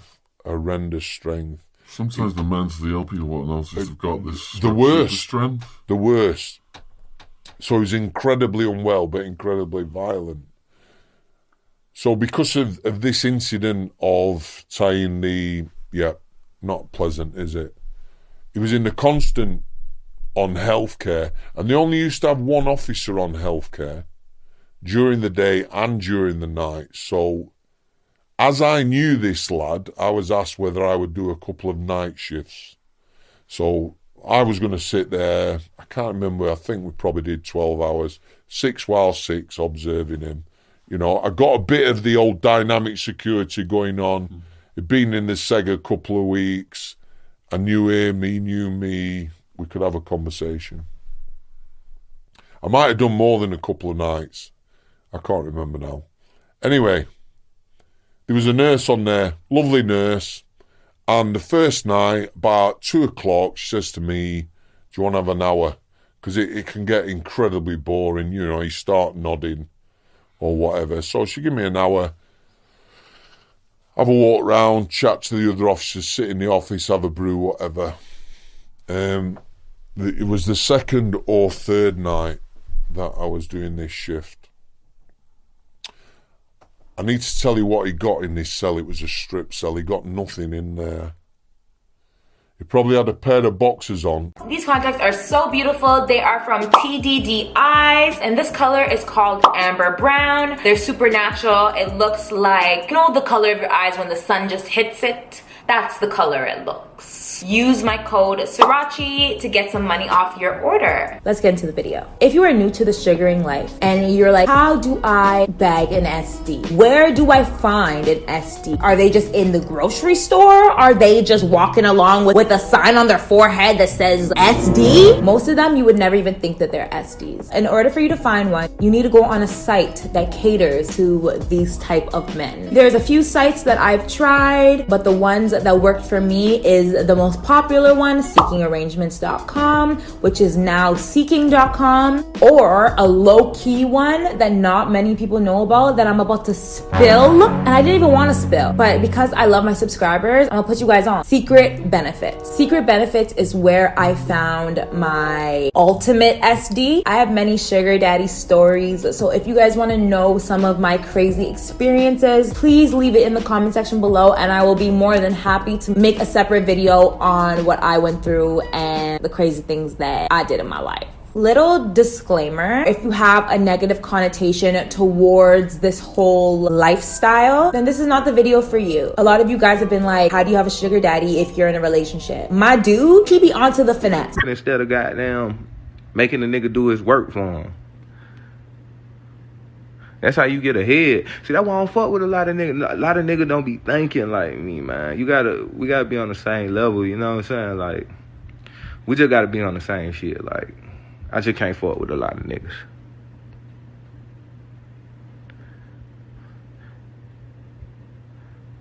Fuck Bird, man. Listen, I can't say that. I fuck with Stunner. Stunner let me buy myself out my deal. You feel me? Like, Stunner respect me. Matter of fact, Stunner ain't take no money from me except when I bought myself out my deal. I kept all my profit. Every dime I made, every show. Stunner ain't try me like that. I don't know who else he tried, but he ain't try me like that. What's your biggest life regret? I don't have no regrets. Everything I did for a reason, and it meant something. It taught me something. They always asking for BTC flip. It ain't no flip, but the shit self-explanatory. Like, you buy the shit low and sell it high. I don't get it. What's a Bitcoin method? You buy it low, you sell it high.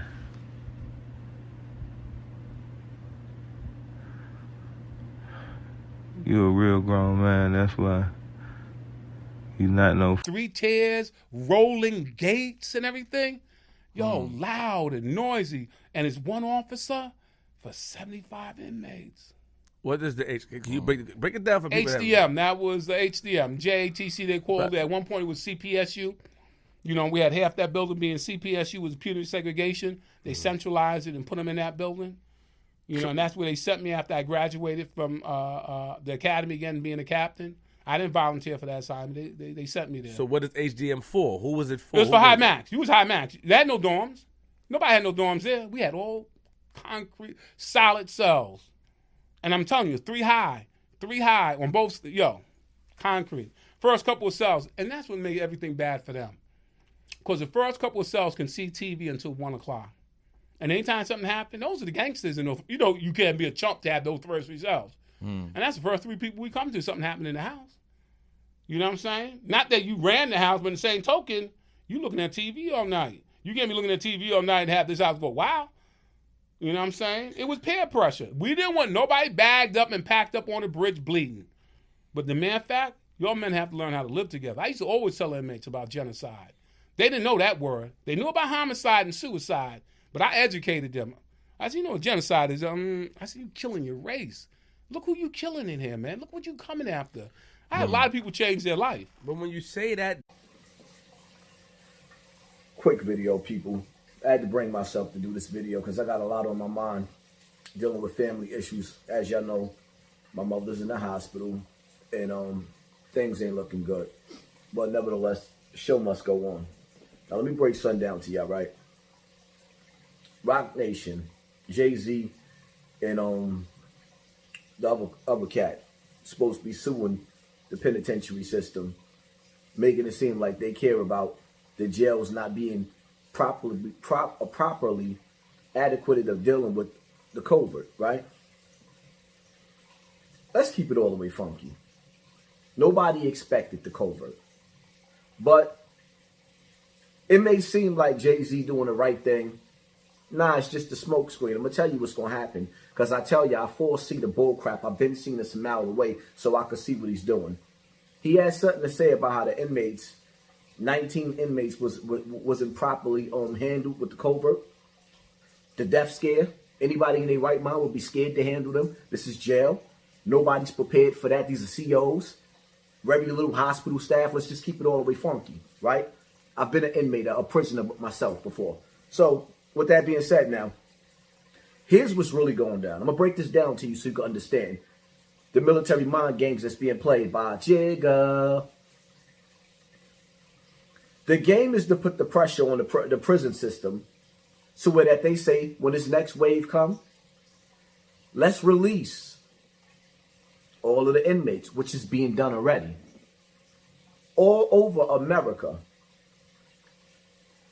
urban areas where black people live at, it's a bloodbath. It's a bloodbath. The police are not even stopping the crime. I want y'all to understand something. Before the COVID even hit, they signed a bill. I spoke about this in the beginning of the year in January. Letting people know before January, rather, that they was going to let inmates go on R&R for crimes committed in New York City. Well, that was done. Next thing you know, the police is being defunded. Not meaning that the police are not being paid, but certain task force, like for example, the drug task force has been broken down. No more stop and frisk. Now we all know stop and frisk. I don't like that. But at the same time, I understand this is how they got the drugs off of the street.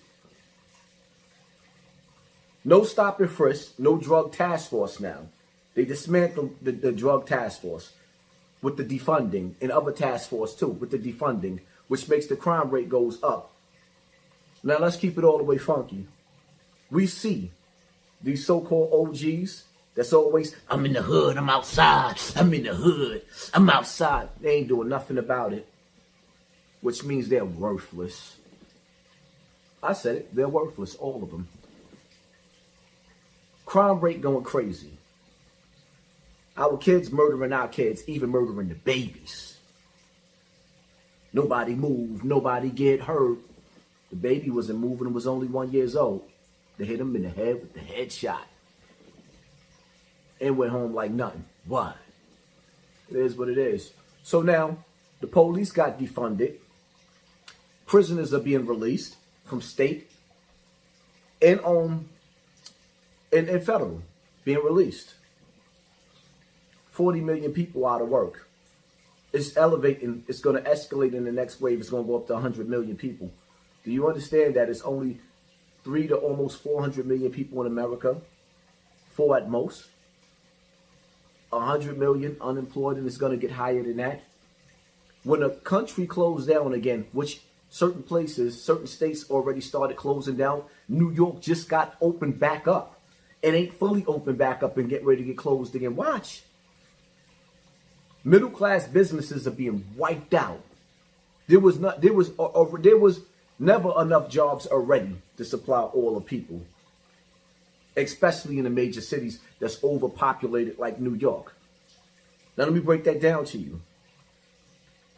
New York State has 18 and 19 million people spread across the whole state. No, let me say that again. New York State has 19 million people, but out of that 19 million, New York City has 9 million. That's half the population in one city in a whole entire state. New York State is big. Do you know what the crime rate is going to look like when they finish unleashing all of these with the defunding, wiping out the task force with the defunding, right? Which means the task force is not working, special task force, they're not getting paid to do it. On top of the fact that now a lot of the detectives are actually retiring because they don't want to deal with not being able to put you in a chokehold while you body slamming them and fighting to get away. I'm not saying the police is innocent. I'm saying it's hard to lock a person up sometimes without putting them in a chokehold, especially when they trying to knock you out. It is what it is. We doomed either way you look at it because, like I said, these politicians that's paid to march, rappers paid to march, actors paid to march, are all being paid by George Soros. They're all being paid by George Soros. So when you sit back and you analyze the whole situation for what it is, the game has been rigged. I told y'all in the beginning this was going to be the purge. And then I want y'all to understand something, right? When you sit back and you analyze what's really going on, like, for example, I go to see my mother for the first time. They let us go in since this covert. I was able to actually see her for the first time. And they had cameras. I know y'all know I'm recording. So they had cameras, right, that could actually read my temperature from the ceiling. Now, let me break down these cameras for you real quick. If these police really, really wanted to, rather not the police, because the system, the satanic system, didn't give them authority or give them the update, rather, in their systems where they could actually see you through those cameras, which will guard you with your gun on your waist. When they update those cameras, which they already have the technology, they're just waiting. They want the crime to go stupid. If they wanted to catch illegal guns in New York and Chicago, especially in New York where nobody really has a permit to catch it, they could read your body and see the metal up under your shirt the same way they can read your eye. If you've been locked up, they can read your eye print. The eye print, they can read it and tell whether you got a warrant or not. They know this. The whole purpose of this social distancing with the mask on is to be able to read your eyes, to see. They're working on they're perfecting their technology as you walk these streets. This is death by design. Peep game. Peep game for what it is and see what they're doing. So when you sit back and you analyze the games that's being played with Rock Nation and Yo Gotti, understand it may seem like he's trying to help us criminals because we need to be safe in jail from the COVID. That's not what he's doing. He's actually putting pressure and making an excuse for them to bring new laws in because of the lawsuit to let more inmates go in the street so we can turn the streets of America in the urban areas into the purge. Police get defunded. And see, what they're not telling you is they're going to act like they're going to bring in a new wave of civilians that's going to be funded by the government of us. Do you really think these people that's been ruling the world for 400 years is going to turn over their power to you? Nope, it's not going to happen. What's going to happen is they're paving the way for anarchy, for destruction, to keep everybody distracted for what's really coming. We ain't going to get into that right now because, as a matter of fact, we can get into that. The earthquakes, the EMPs, World War III, the mark of the beast. They keeping you distracted. CERN, HARP, Project Bluebeam, the Jada and Will, and August Alsina bull crap to keep you distracted. While meanwhile, they sitting up there telling you that they busted Wayfair trying to sit up there traffic children through their website. It is what it is. You don't see what's going on? So y'all decided to share more of Will Smith and Jada and August Alsina, then y'all decided to actually make the topic of your children and women going missing. Y'all didn't want that to go viral. So y'all skipped over that and y'all cared about a little skimpy LGBTQ dude. You could tell August is LGBTQ too. They all are. So y'all wanted to give y'all attention to that instead of what was really going on with the kids going missing. And this is what the problem is, and this is why the world ain't going to change for the better. It's only going to get worse. Y'all being distracted, and y'all don't even understand what's going on. So I'm going to say it again for you to understand. If they really wanted to get the guns off the street, those same cameras that's on every street corner, once they update it, because they didn't give the police that type of technology yet, but they have it. They're not ready to give it to them yet. But if they wanted to stop the crimes, they would be able to catch you with a gun while you walk into the corner store to get your sandwich. They don't even have to stop at first. They're going to catch you with it. They don't want to yet. And for those of y'all that's walking with it, there's a computer that's reading you. And it's putting in their database. So when they want to send the military to unarm the civilians and take away the civilian guns, they're going to catch them illegal guns too because they're already catching you on camera. The cameras can read your body heat and see your temperature. They can read your eye rectal and see exactly if you have a felony, if you've been locked up and they already did it. And if you haven't, they already have it. They see you. I see you. These are military mind games that's being played on you. Jay-Z is not looking out for your better interests. He's only a puppet playing a game that they want him to play.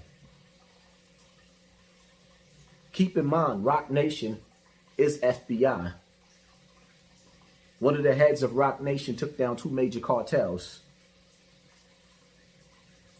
So my question to all you criminals, is it okay?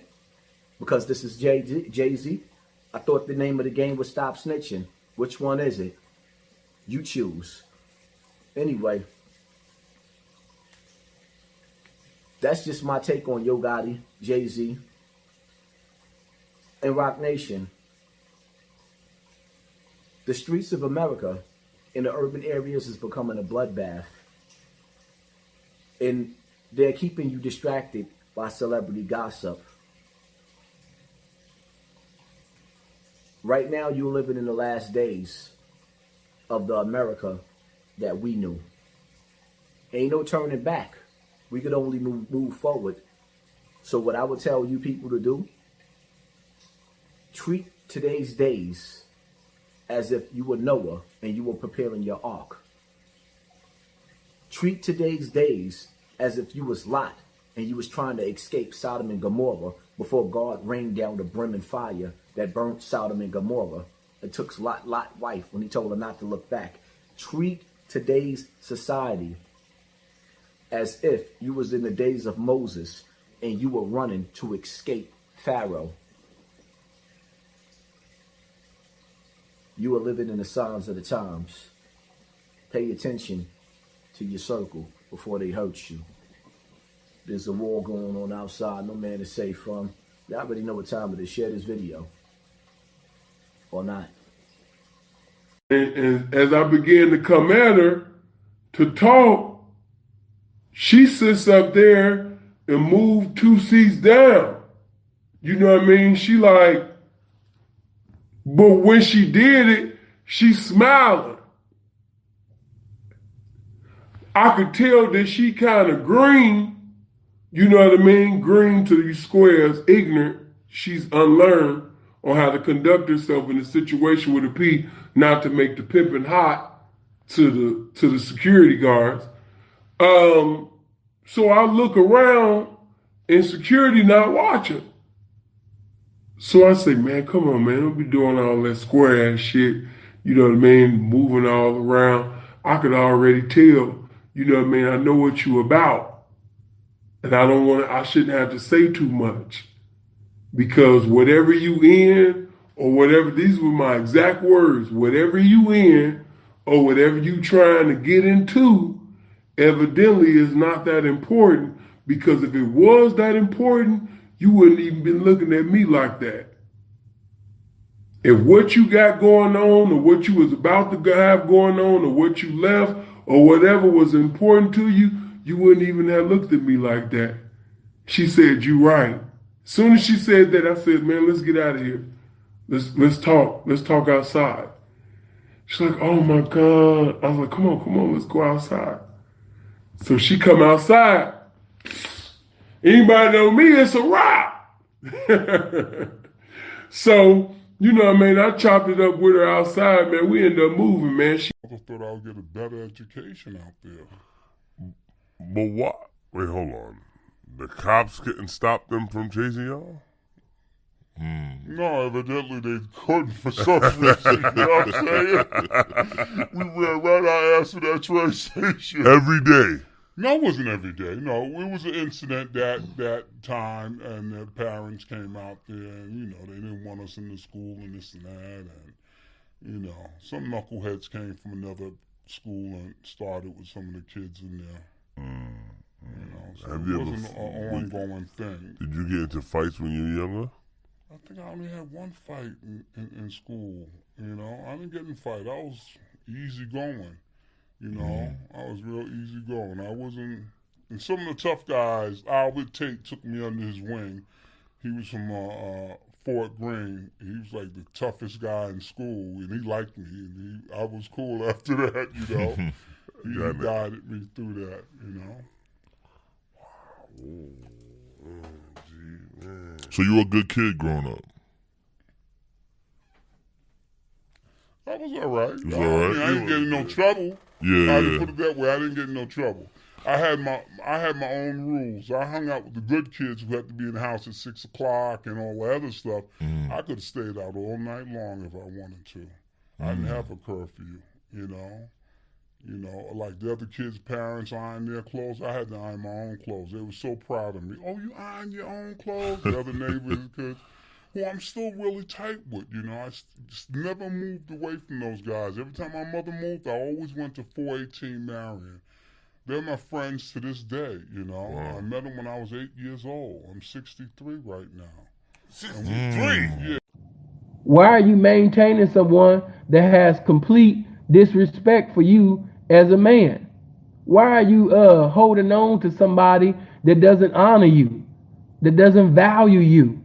Why? Some of y'all know a lot of my quotes, and one of my quotes is, a woman has to, a woman got to appreciate, you understand me, her teacher. The main thing that I said, and I ain't said this in years, but to understand the significance to understand the significance of the instruction, she got to first understand the importance of the instructor first. In order for that woman to understand the significance of the instructions, she got to understand the importance of the instructor first. If she don't value you, your instructions don't mean nothing. Your game don't mean nothing. Baby, you got to call me on my 773 later on, baby. I'm live right now. You know what I mean? Your instructions don't mean nothing. You know what I mean? Your instructions don't mean nothing at all. You know, I'm going to say that one more again. Always remember that. She got to understand the significance of your instructions to understand the importance of you being, she got to understand the significance. Oh my God, I ain't said it in so long. She got to understand the importance of you being the instructor first before she understands the significance. You have to keep your wit. That's all I ever did in my career. So what do you mean you saw it happen? Why you ain't stop it then? If you I can't stop it. I just got to the gate. You know what I'm saying? To get some help. You know what I'm saying? So they went. So we had a good person behind that gate too, which was Carrie. He diffused the whole situation. You know what I'm saying? But these cats was not accepting our authority. You know what I'm saying? Now, I'm looking at them like, yo, you don't see these cats going in there cell getting jackets on and weapons? You know what I'm saying? I'm going to make a long alert. Wake the hell up. You know, follow me. What happened that day? Real quick? Of course, they. What was going on with the inmates? What happened that day? Bring us back to that day. That day, they had a disturbance in the block, and we were telling everybody they had to lock in, and they were saying no. They were saying no, and the cells was open, so they went in there back and forth. But the bottom line, most of these incidents never was called in as a hostage situation. Carrie squashed it. You know what I'm saying? He got the inmates to calm down. Nobody got stabbed and this and that. So but the bottom line is... The officers were on one side and the inmates were on one side? No, all officers and all the white shirts was on one side, all of us. You know, when something happened, we all come and respond. 6 captains, ADW, and this and that. You know, thinking, showing the force, support, and everything else. You know, but there's so much support you can do without you looking around to see what's going on around. You know what I'm saying? And how did Mr. Carey, how did he calm it down? Oh, he was a very diplomatic individual. You know what I'm saying? It wasn't necessary all this. You need to calm down. And what I always believe, we're always going to win. We're the house. You can get us right now for this moment, but at the end of the moment, it's out. And what was called a suicide blanket, anti-ligature blanket. Extremely tough blanket, thick, allegedly that people can't make nooses or ligatures out. So he'd got one of them, toilet roll, something like that, and his boxers on, so there was nothing else in there, yeah? So that's quite important, that. Anyway, I've been chatting to him a couple of nights, no matter. This particular night, he's chatting to her. Are you going to come and sit down, miss, and talk to me? Yeah, I'll come and sit down. She sat down. I went for a brew. Only been gone 5 minutes. Not even 5 minutes. Bit of a scream. So what he's done, he's been under the blanket. He got a ligature made of sheets. He'd put it around his neck under the blanket. So he's looking. Waited till the nurse was on there. He'd got his legs up to his knees. He got the ligature around his foot. He'd removed the blanket. She'd seen it and he'd extended his foot. So it obviously tightened on him. By the time we got in there, we didn't carry fish knives at Forest Bank. The nurses, I believe, did. We had them at Manchester, strange ways. A fish knife for the American audience and the British audience. It's a knife. It's got like a fish mouth with a very sharp... To earn it. Let's talk about the HBM. Yeah, HBM first. The what? Describe it. What the whole HBM looks like. HDM. HDM. It's an old James Cagney movie. What does that mean? Meaning that it had tears. All right, that had a wheel that you had to wind, and you had to pop the cells open with these buttons and pull it back and lift it up. It was an old building. This building must have been built in 1955. Not older if you can look it up. That was an old building. That was a secure building because of the mere fact it was a tier level, but we never opened up the third tier unless it was overcrowding. All right, and then we put a gate up there for nobody won't be thrown off from the third tier. You know, but that was an old building, dilapidated too. At one point, had to put new windows in there. It was an ancient building. So throughout your career, right, did you have any moments where something crazy happened that made you want to quit your job like that same day? Anything crazy happened that you went home that night and was like, that's it, I can't do it no more? I loved that job. You did? No, I never had a day I had that day like that. So nothing, like no threats came across your way, no kind of body. The Bloods put a threat out on me. I'm saying anything that made you want to quit that that day. Never. I loved it. I would have been in this job to this day. You know what I'm saying? I really did. I really enjoyed doing that job. You know, it was so much fun, and again, it was a different day every day on that job. And besides that, they gave me mega dollars to do it, $180. Sir, you can make these do they fucking dominate them or arguments so not? much better.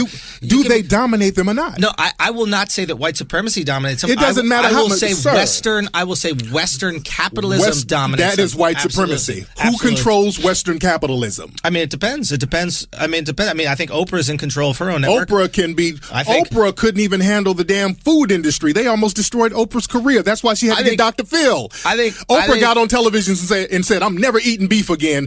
Hillbilly white men almost destroyed Oprah. She had to go get hillbilly Dr. Phil to save her. That's why I don't think you give Oprah enough credit for the power that she has. No, and I her love ability. Oprah to death, but the thing is, I'm Oprah's just saying- still under the system of white supremacy. No, though. Oprah. They'll let her know Oprah, that. Listen, I'm not familiar with the food industry that she does, but what she did for television was unprecedented. Nobody's what she did for the questioning that. That's magazine my industry sister. was Nobody's unprecedented. questioning that. It seems that you're questioning it, and it seems that I'm you're not. belittling her efforts. I'm not. By See, that's saying a that- trick. No, trick. Let me make the point before you say trick. No, that's Let me a trick. make the You're trying to point make before it you seem say like I'm trick. dumping on Oprah. I love Oprah. Let me but explain Oprah, why. like me and other people, are still victims of white Let supremacy. me explain why I think that they are unknowingly dumping on Oprah. I'm It's not. because you're acting as if Oprah didn't earn that. I never said that. You said you're acting like she was allowed to have it.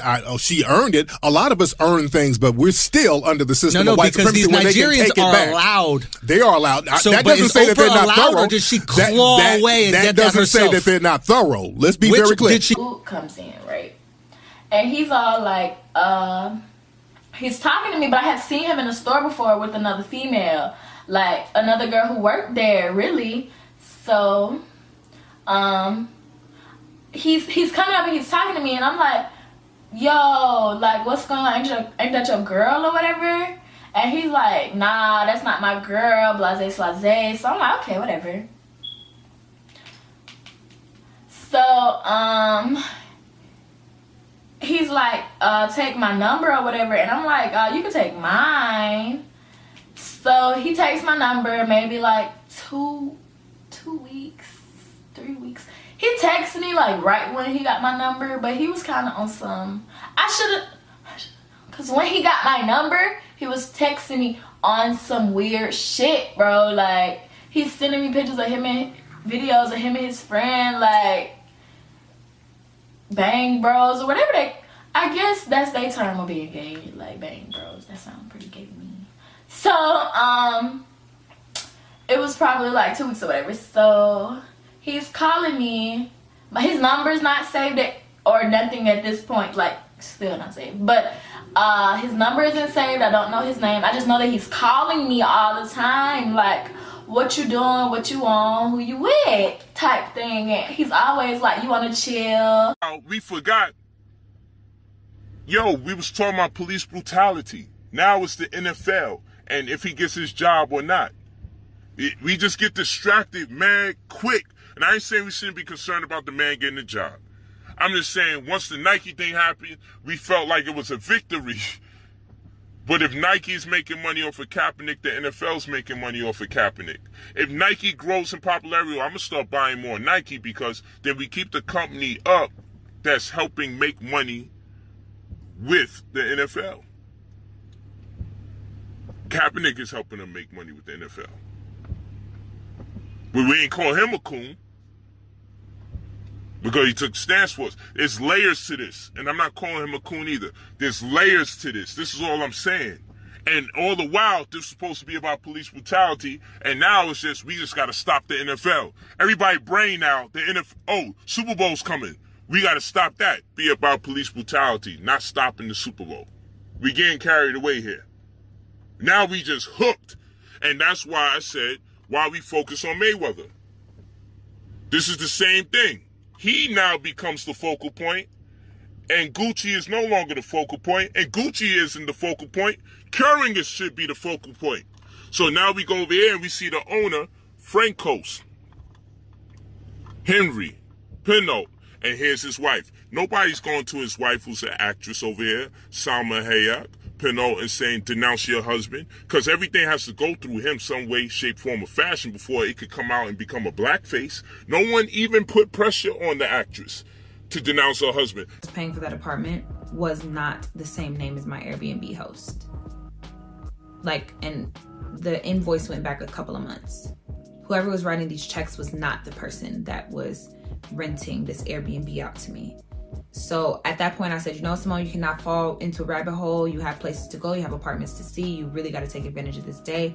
You don't have time for this right now. So I mentally noted that, put the invoice or the receipt back up into the cabinet, and I then called my roommate. Now I'm on the phone with my roommate. I'm gathering up all my stuff. I packed super light on this trip, so I didn't have a purse with me. So I was carrying everything out in my hands. So it was a lot to carry. And so I'm on the phone with her, and I'm taking all these security measures off the door. And I was kind of moving fast when I was doing it. And I wasn't being I was being careful about it, but I don't remember in my mind's eye paying special care to it, right? I take it off the door. I leave the Airbnb for the day. I am gone out of that apartment. I left out late for when I wanted to leave out. So I left out of the apartment around 10:30 in the morning. Now, I get back to the Airbnb around 6:30 after pee so bad. I've been out for 8 hours. I am exhausted. I am hungry. I am tired. I'm excited to get back, right? Get into the garage, park, walking up to the Airbnb, walking up to the door. And I'm looking at the door handle.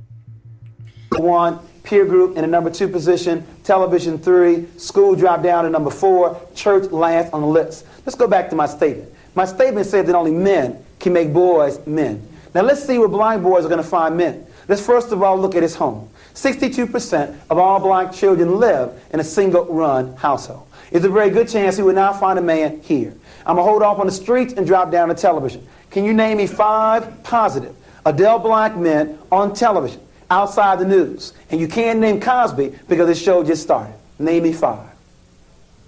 Outside the news? No. Outside the news. Jefferson. And you better not say George Jefferson. So they find very few black male role models on television. Now let's drop down to the schools. 83% of all elementary school teachers are women.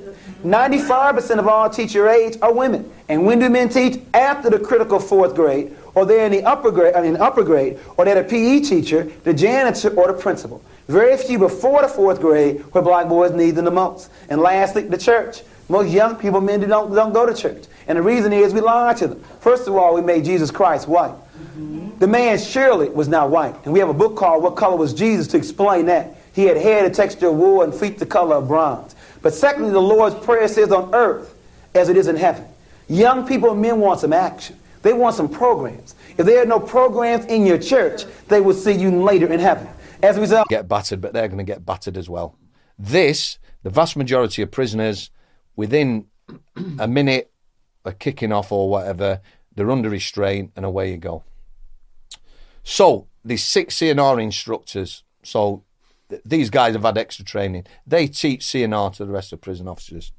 And these 6 ordinary prison officers. But we're all kitted up exactly the same. Do you think the odds are in your favour? Me? No, at no point was I comfortable with any of this. And I'm not just saying that. Yeah. I'm a realist, me. Yeah. So... But 12 against 1 and 6 specially trained? Well, you would think so. What can I say? Anyway, I need to mention the uniforms as well, because this is quite relevant. So, you've all seen Riot Police. Riot Police prison officers on TV. They've all got the same helmets, same as the military. You've all got the same fire retardant overalls, your arm pads and that. Well, our instructors, CNR instructors, haven't. They've got like the full SWAT gear. They weren't supposed to have full SWAT gear. That's what the nationals wear. They're professionals, like I say. Yeah? The reason they've got it is because the CNR coordinator decided to spend a good bit of the budget on nice German helmets with goggles and fancy gloves and things like this. So they look a bit different to us. Good morning. How old are you? 32. Are you employed? Yes. What type of work do you do? Caregiving and transporting. Is that 2 different jobs? Yes. Do you have full-time employment in one area? Full-time caregiving. And part-time in transportation? Yes. I'm going to ask you a few questions just about your own background, okay? Okay. How far did you go in school? Bachelor's. Okay, did you go to some local community colleges? Yes.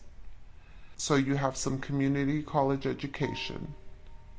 Yes. You said you have a bachelor's. Did you get a bachelor's degree through an online program?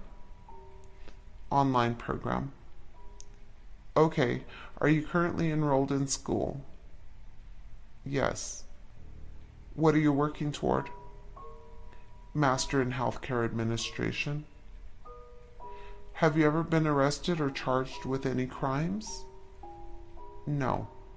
Have you ever been either a member of or an associate of a criminal street gang?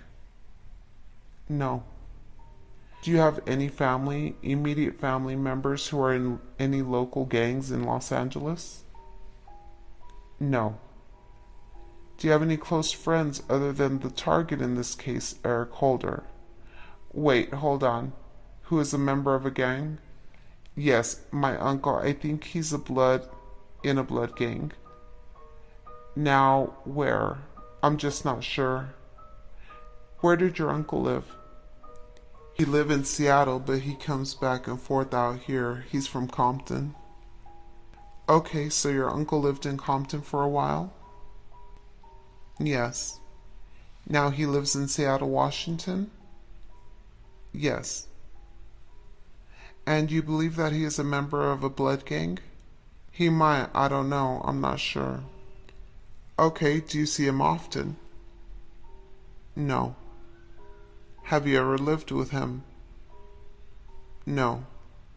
Have you ever attended or participated in any gang activities? No. Do you currently live in the city of Los Angeles? No. Have you ever lived in the city of Los Angeles? Yes. Approximately what years did you live here? Since 2004, and I would say 2004 to 2007. Okay, from 2004 to 2007? Yes.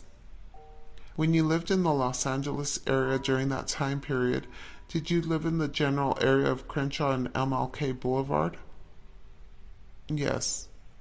You know that you're here to testify about something that happened at Crenshaw and Slauson, correct? Correct. Do you know how far Crenshaw and MLK Boulevard is from Crenshaw and Slauson? Not exactly, but I know it's not too far. Okay, is it walking distance? No. Do you have a sense of how far a mile is or 2 miles? Do you know distance in those terms? No, I don't. Okay, when you lived in Los Angeles from 04 to 07, did you ever hang out in the area of Crenshaw and Slauson? Just going to the swap meet, stuff like that. I never hung out like with friends. I didn't really have no friends over there. Okay, what is the swap meet? By Slauson and Western.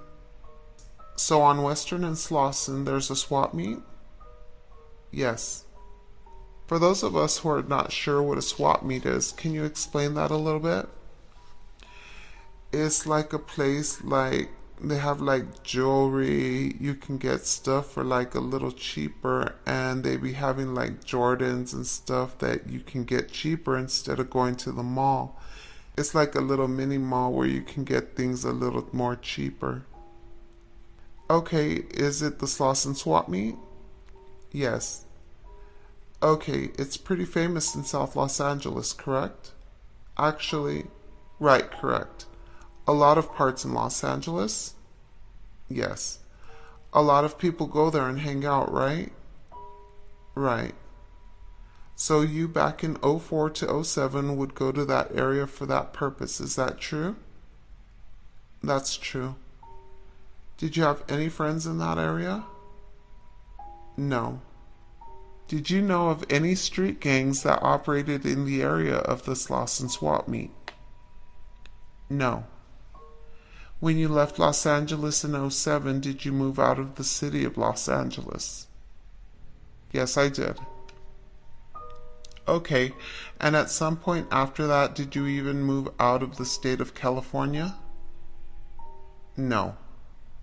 Okay, well, you speak with a distinct accent, okay? Are you from or have you ever lived outside of the state of California? Yes. Okay, I don't want to know where, but was it somewhere in the South? Right, yes. Okay, can you tell us during what time period you lived in the South? Since I was 2 to 2004, that's when I moved out here. Okay, how old were you in 04? 17. So at 17 and 04, you moved into the area of Crenshaw and MLK? I moved in Compton. I moved to Crenshaw around like 2005 maybe or 6. I'm not kind of accurate on it, but I know I left in 2007. I wasn't in Compton that long with my granny, so maybe I want to say 2005 until 2007. Okay, when you lived in Los Angeles, did you live alone or with someone? I lived with my mom. Did you ever move back to where you were from the South after you moved to Los Angeles? No. Okay, let me move on and ask you in the year before March 31st, 2019, if you went back a year before that, how often would you say you visited Los Angeles from where you were living? Where was I living at now? Where I'm living at now? Okay, I don't want to know where you live at. I don't want your address. I don't want your city, okay? All right. What I'm asking you is, in the year before March 31st, if you counted back a year from that date, yes, how often would you visit Los Angeles, the city of Los Angeles? I hadn't been there in a while since that date, maybe once or twice maybe. Okay, I'm going to make sure you don't. I want to make sure you understand my question. I'm not asking you how many times you've come to Los Angeles since March 31st. I want to know in the year before the shooting happened, the year before, for that whole year, how often did you visit Los Angeles? I just want to get a sense of how much time you spent here in the year leading up to that shooting. And I'm not asking for a specific number of times. You can estimate approximately how often you would come into the city. About maybe 20, because I had a friend over there, somebody who I was talking to. Okay, when you say you had a friend over there, what do you mean? In LA. Okay, was that friend living in the Slauson Crenshaw area? Yes, he lived up the street on Florence. Florence and what? 78th. So for the year leading up to March 31st, you believe you came into Los Angeles about 20 times? I'm just around that time, yeah, 'cause that was like my boyfriend. Okay, and would you say you visited every other week, or was it all within a couple of month time period, or was it spread out over the course of the year? Yeah, it was like kind of like spread out. It wasn't like every day or every other day. Maybe like once or twice a month, maybe, and sometimes skip a couple months, sometimes. The boyfriend, the person that you dated that you referred to as your boyfriend, was that person involved in any gang activity?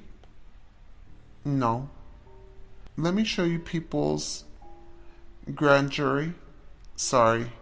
Grand jury exhibit number 3. Do you recognize the person shown in this exhibit? Yes. How do you know him? I met him doing transporting. And what is his name? Eric. Did you know him by any other names? When I picked him up, it had Bobby on there. Did you ever call him Bobby? No, did he, wait for the question, no. Did he ever tell you his name was Bobby? No. You said that one of your jobs is in transportation, correct? Correct.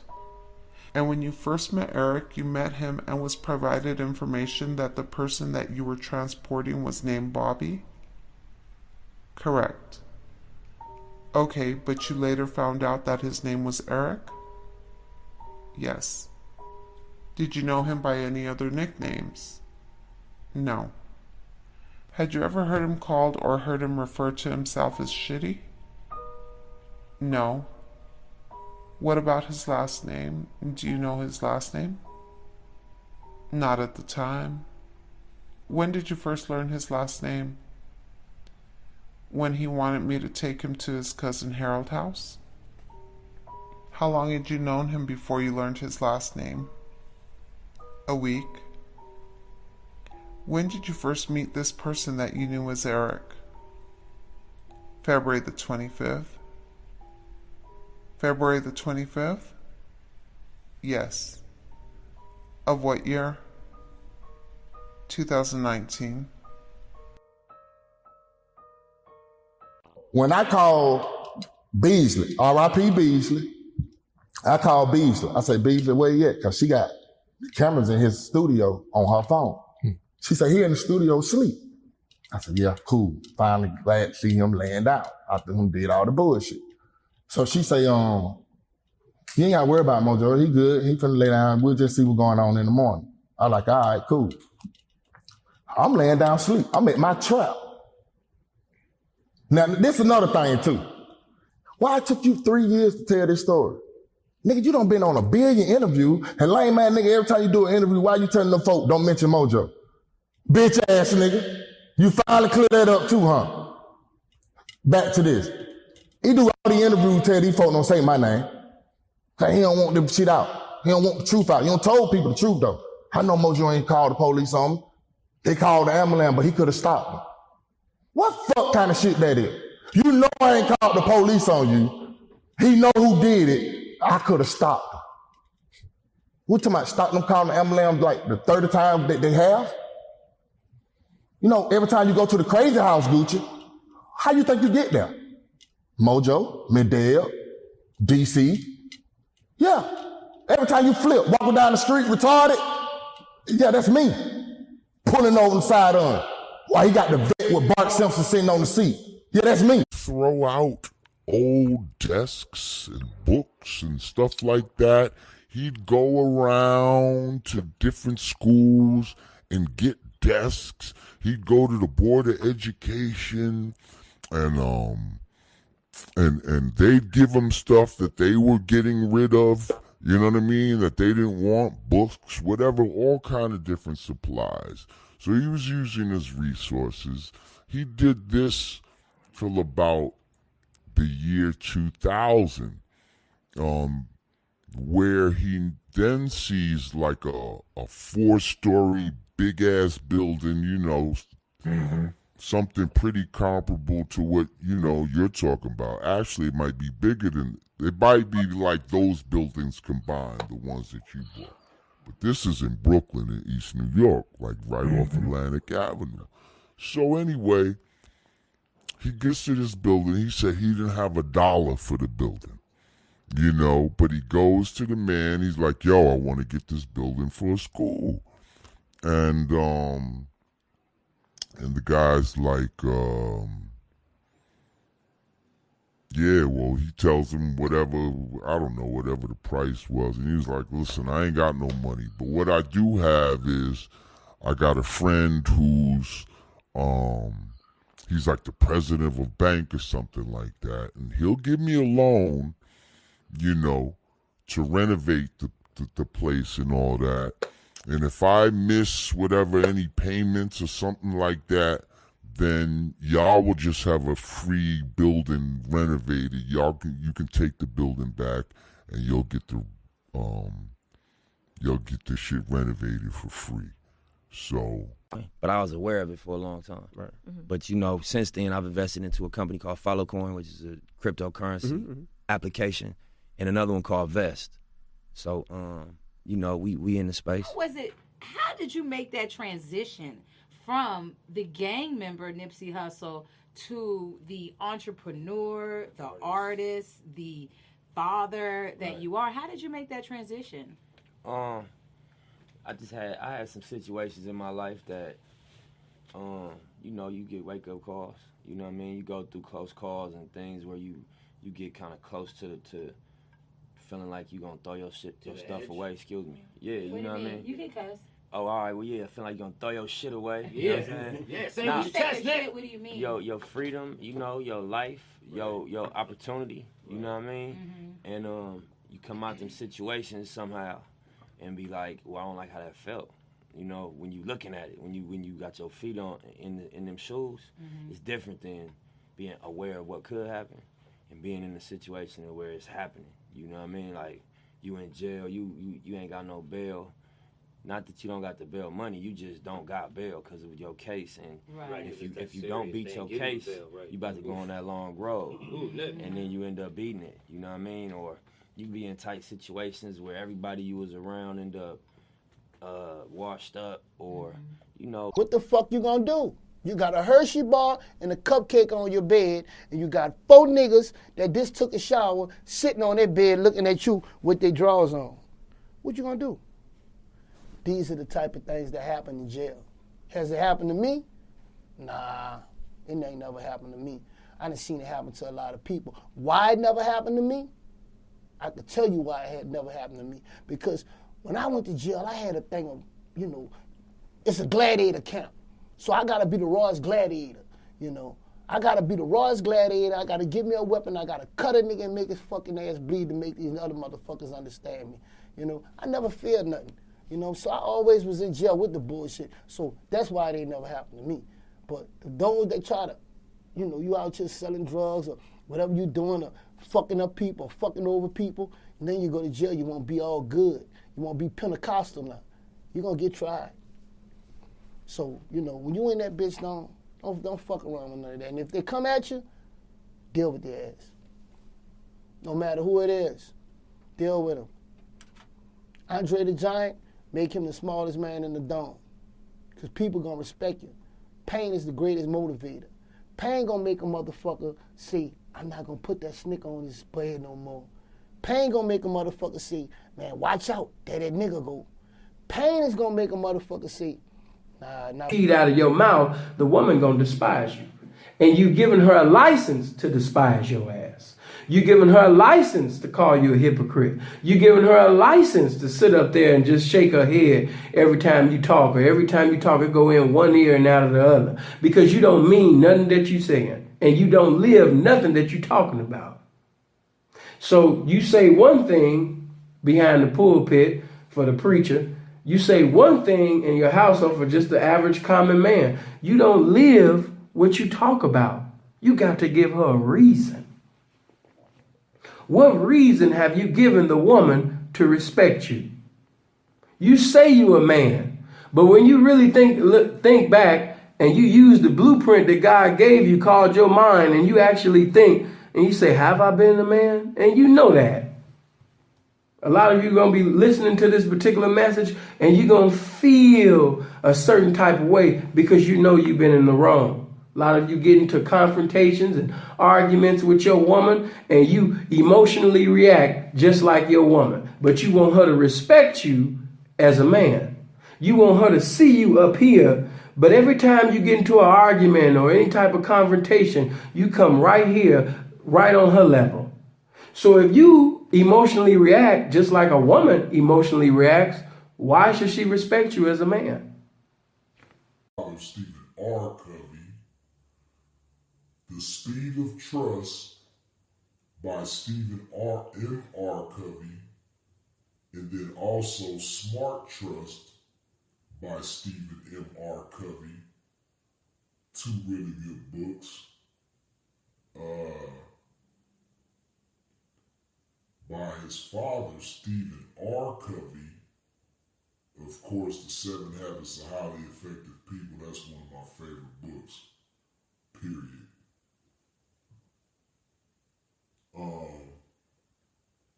Also by Stephen R. Covey, The 8th Habit is a really good book. Also by Stephen R. Covey, The Third Alternative, I believe it's called. The Third Alternative. That's a good book.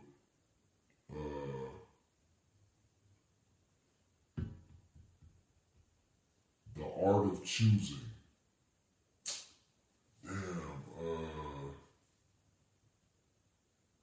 Oh yeah, that's her name. Sheena, I want to say the way you say her last name is Yeagar, something like that. Sheena Yeagar. But The Art of Choosing, that's a good book. The author of that, Sheena Yeagar, I believe is how you say her last name, is actually a blind woman. But that book is dope as hell. You know, it's one, again, like talking about dealing with distractions, right? That book right there. You and me will always be tight. Memory every single day and night. Even when you start to acting like a fool, you know I'm loving every single thing you do. Hey guys, and welcome back to my channel. It's your girl Alexis, not Alexis. Okay. If you guys have not already, go ahead and hit that subscribe button down below and click that notification bell so you can be the first. Alright, the first to know when I upload a new video. You guys, I'm going to be sharing with you all my experience working in a jail, okay? A jail. So before I get into all the details, I know y'all want the tea and the gossip and all the above. However, I do have to make this quick disclaimer, guys. This is just my personal experience, okay? This does not mean in any way, shape, or form that you're gonna go through the same things. In fact, I guarantee you that you're not gonna go through the same things. But baby, let me tell you this though.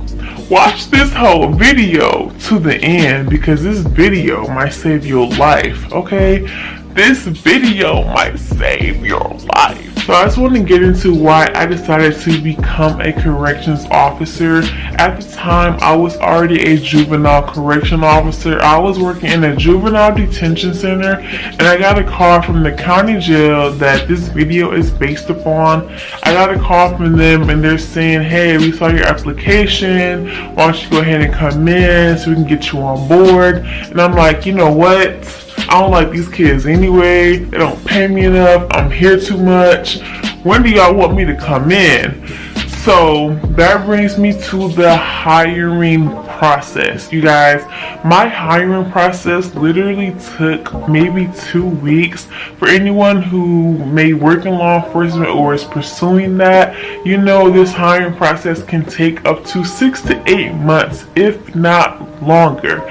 So the first thing that I had to do is a physical agility test. You guys, don't be scared. This is another word for fitness test, okay? It's okay. It's just a fitness test.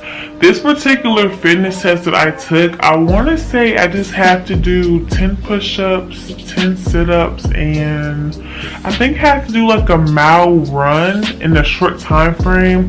Guys, it was not that hard. I promise you, if I can do it, you can do it, okay? So the very next day I had the interview. Seemed kind of backwards, like interview should come first, then the physical agility. What do I know? So the very next day I had another interview. The second interview that I had, I want to say it just consisted of 3 people. I think it was like the major, the captain, I want to say the sheriff maybe. It was a long time ago. So the very next day I took a psychological evaluation. Now, this psychological evaluation can take up to 8 hours, okay? This test, the best description I can give of this is that it's just a test that measures your maturity, maybe. So they give you this test, in my opinion, just to see if you are equipped enough to work with these people who's done God knows what. So that's the best description I can give.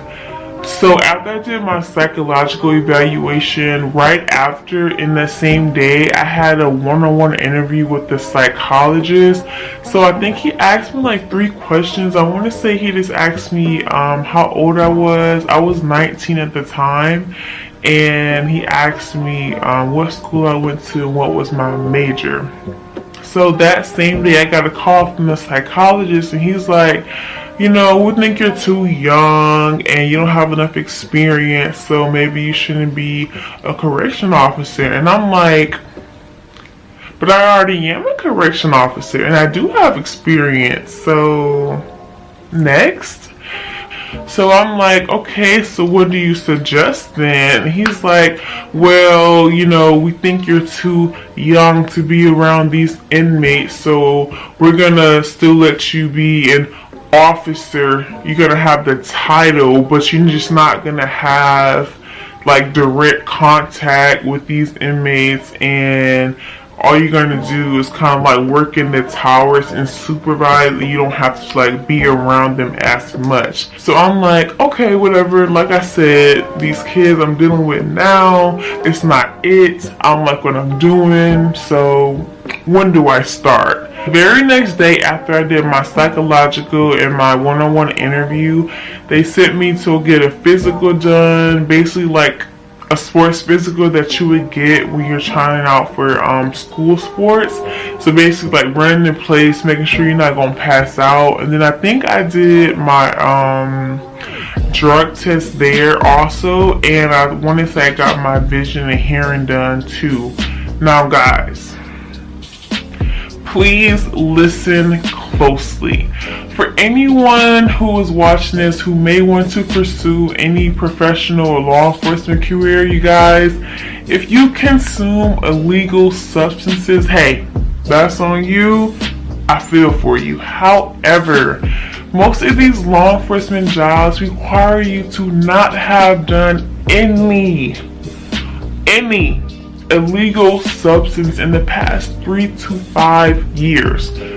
So, with that being said, they're going to give you a polygraph, okay? They're going to give you a polygraph test to ensure everything you said on your application is correct. They're going to find out if you did anything in that time frame. So, I told you, my hands are clean. So after my drug test and everything came back clear, that next week I started working. Now, my first day was the worst day, y'all. Promise you, my first day was the absolute worst of me.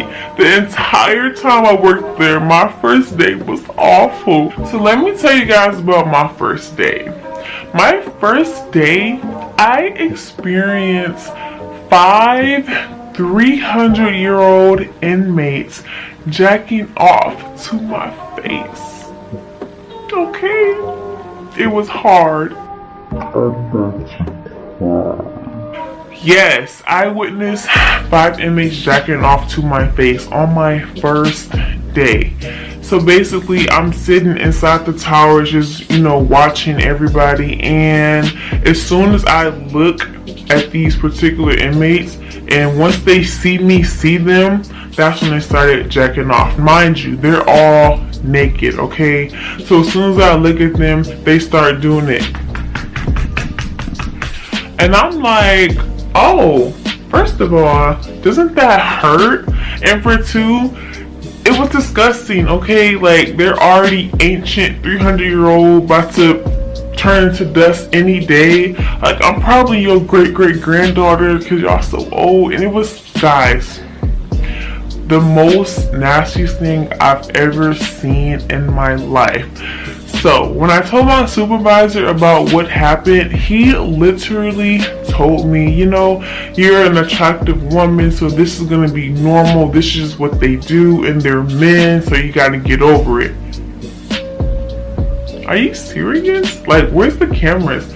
Please show me where the cameras are, because you're joking. This is a joke. No. Every day that I worked on the male unit, I kid you not, I probably saw about 30 penises, okay?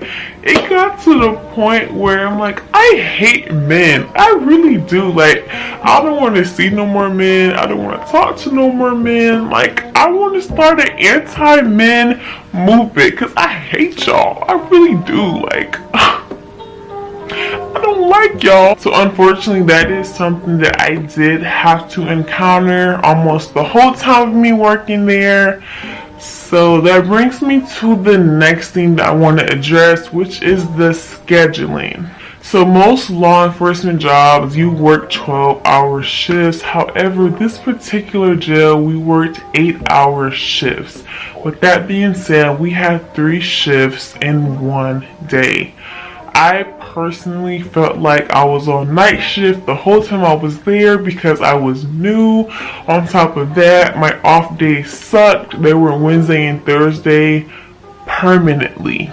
You're not going to get your weekends off at this particular jail unless you've been there for 50 plus years. Okay, maybe not 50, maybe like 10 or so, but yeah, it was very inconvenient. So since my off days are Wednesday and Thursday forever, I cannot go out and do anything because I'm on night shift. And y'all know everything pop off at night. So, I can never go out and do anything because I'm on night shift. So if I wanted to go out and do something, I had to call out, which is unacceptable. I shouldn't have to do that just to go enjoy myself. Like every Friday and Saturday, my friends be like, Lex, you want to go out and do this? You want to go to the movies? I'm like, girl, I gotta go to work. And they're like, oh my God, you always at work. I'm like, I know. Yes. Unfortunately, that's how it was. So that brings me to the next thing. This is what y'all want. Y'all like, Lex, tell us what we want to hear. What's up with that pay? What that pay looking like? What them coins looking like? Okay. I'm going to be completely honest with you guys. I personally do not recommend anyone who wants to live comfortable and decent to pursue this job. It's just not a lot of money. If anyone who works in law enforcement can relate, please comment down below and tell me that I am correct. Law enforcement jobs usually do not pay that much. So this is for anyone who may be pursuing law enforcement. Make sure this is what you really want to do and that you love your job, because if you're in it for the money, you're going to be disappointed every 2 weeks when you get your check, okay? I told you.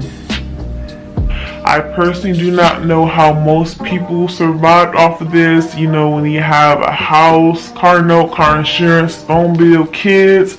I don't know how y'all did it, but y'all did it and y'all are amazing. I personally could not do it, but at the time I was still in school, so I'm not expecting a high paying decent job. So it was okay. It got what I needed taken care of, and that was that. But right now, I think if I was still working there, I probably would be struggling. Yeah. So this is a salary job, so that means every 2 weeks your check is going to be the same unless you miss a couple days or you do overtime.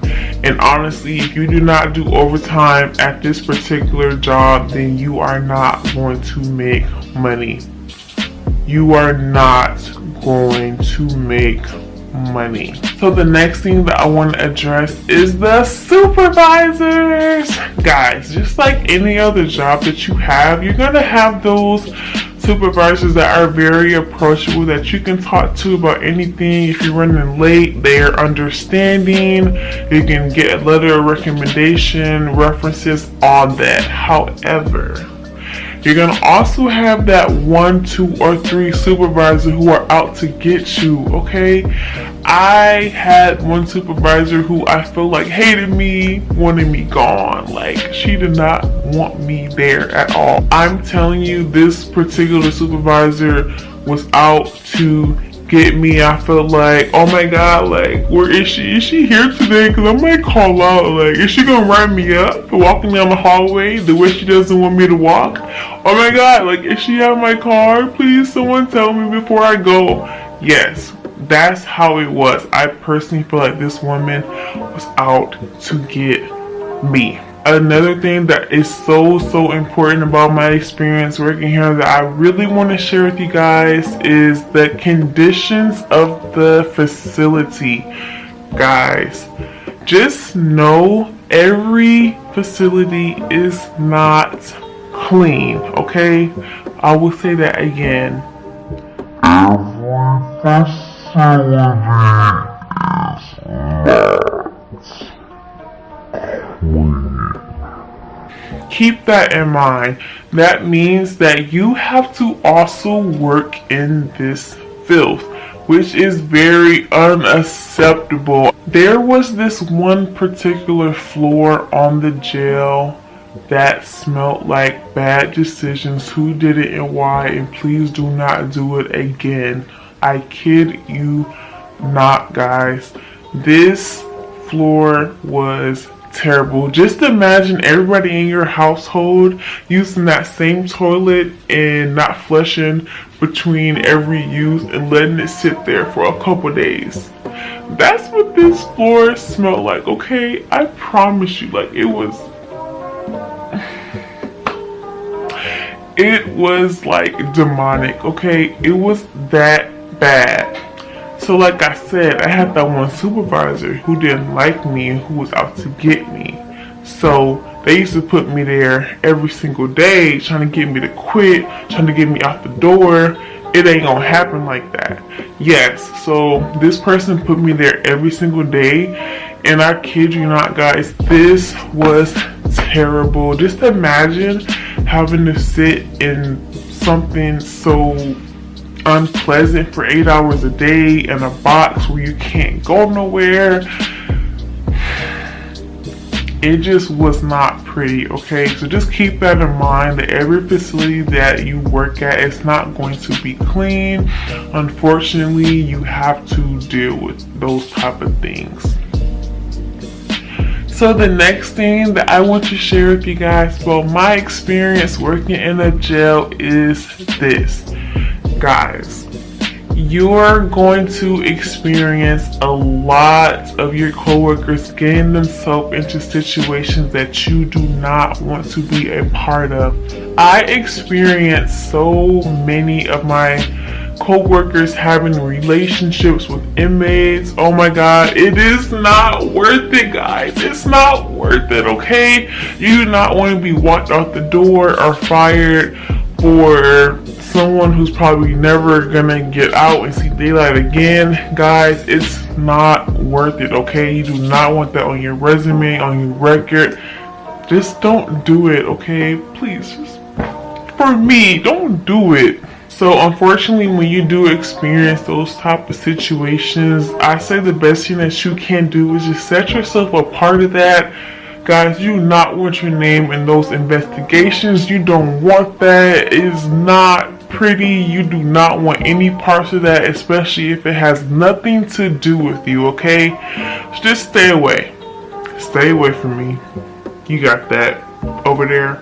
Keep that over there, yeah, okay. So besides the conditions of the jail, you know, co-workers doing whatever they want to do, the pay, the scheduling, the jacking off, I personally would not say this was just the worst experience that I've ever had. I personally think I met a lot of great people. I think some of the supervisors I met were awesome. You know, of course you got those ones that are out to get you, but yeah, other than that, I really don't think it was just the worst experience that I had. But I will say this, I do not recommend anyone to just fill out the application because you need a job. I know this job is always hiring, but that's also because they can't keep anyone. Keep that in mind. So I do have a couple of tips that I want to share with you guys for anyone who may be interested in working in this profession. The first tip I do want to give you guys is probably one of the most important, guys. Inmates are not your friends.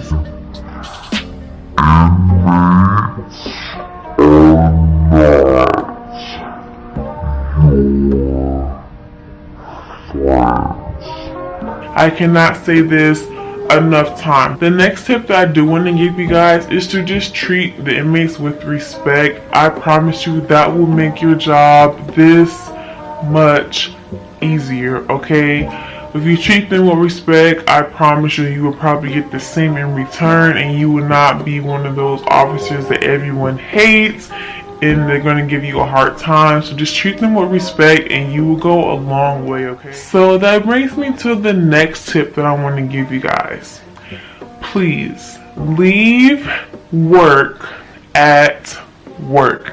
You do not want to bring that negative energy to your home, to your family, whomever. You don't want it, and plus they don't pay you when you're at home, so keep it at work. The next tip, and probably one of the most important tips that I want to share with you guys, is to never give inmates things that the job does not entail. Meaning, don't give them that extra juice, that extra whatever they're asking for, guys.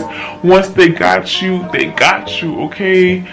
Once you do something for them, you cannot stop, because I promise you, inmates talk. They will go to your supervisors and tell on you at any time, so you will never be able to stop doing for them if you do that one thing for them, because they got you.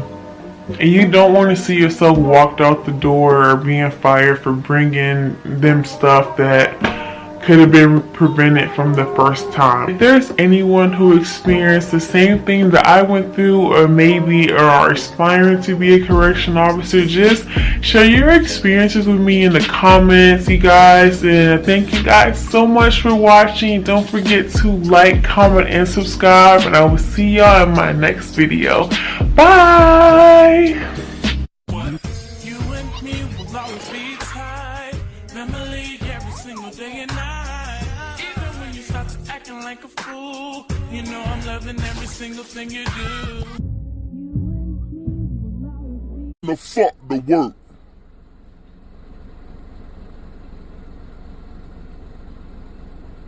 I ain't arrested a motherfucking thing. That was fucked up what y'all did to that man. God damn it. I don't want no motherfucking liquor right now. I had too goddamn much. The fuck is you talking about? Ain't nobody gonna help shit. Cause everybody individuals, man.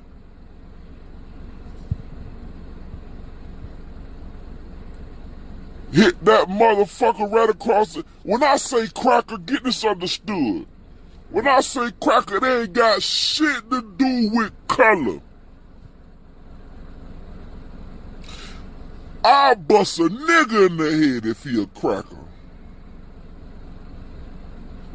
One more time. I'll bust a nigga in the head if he a cracker, dog. A cracker is the system.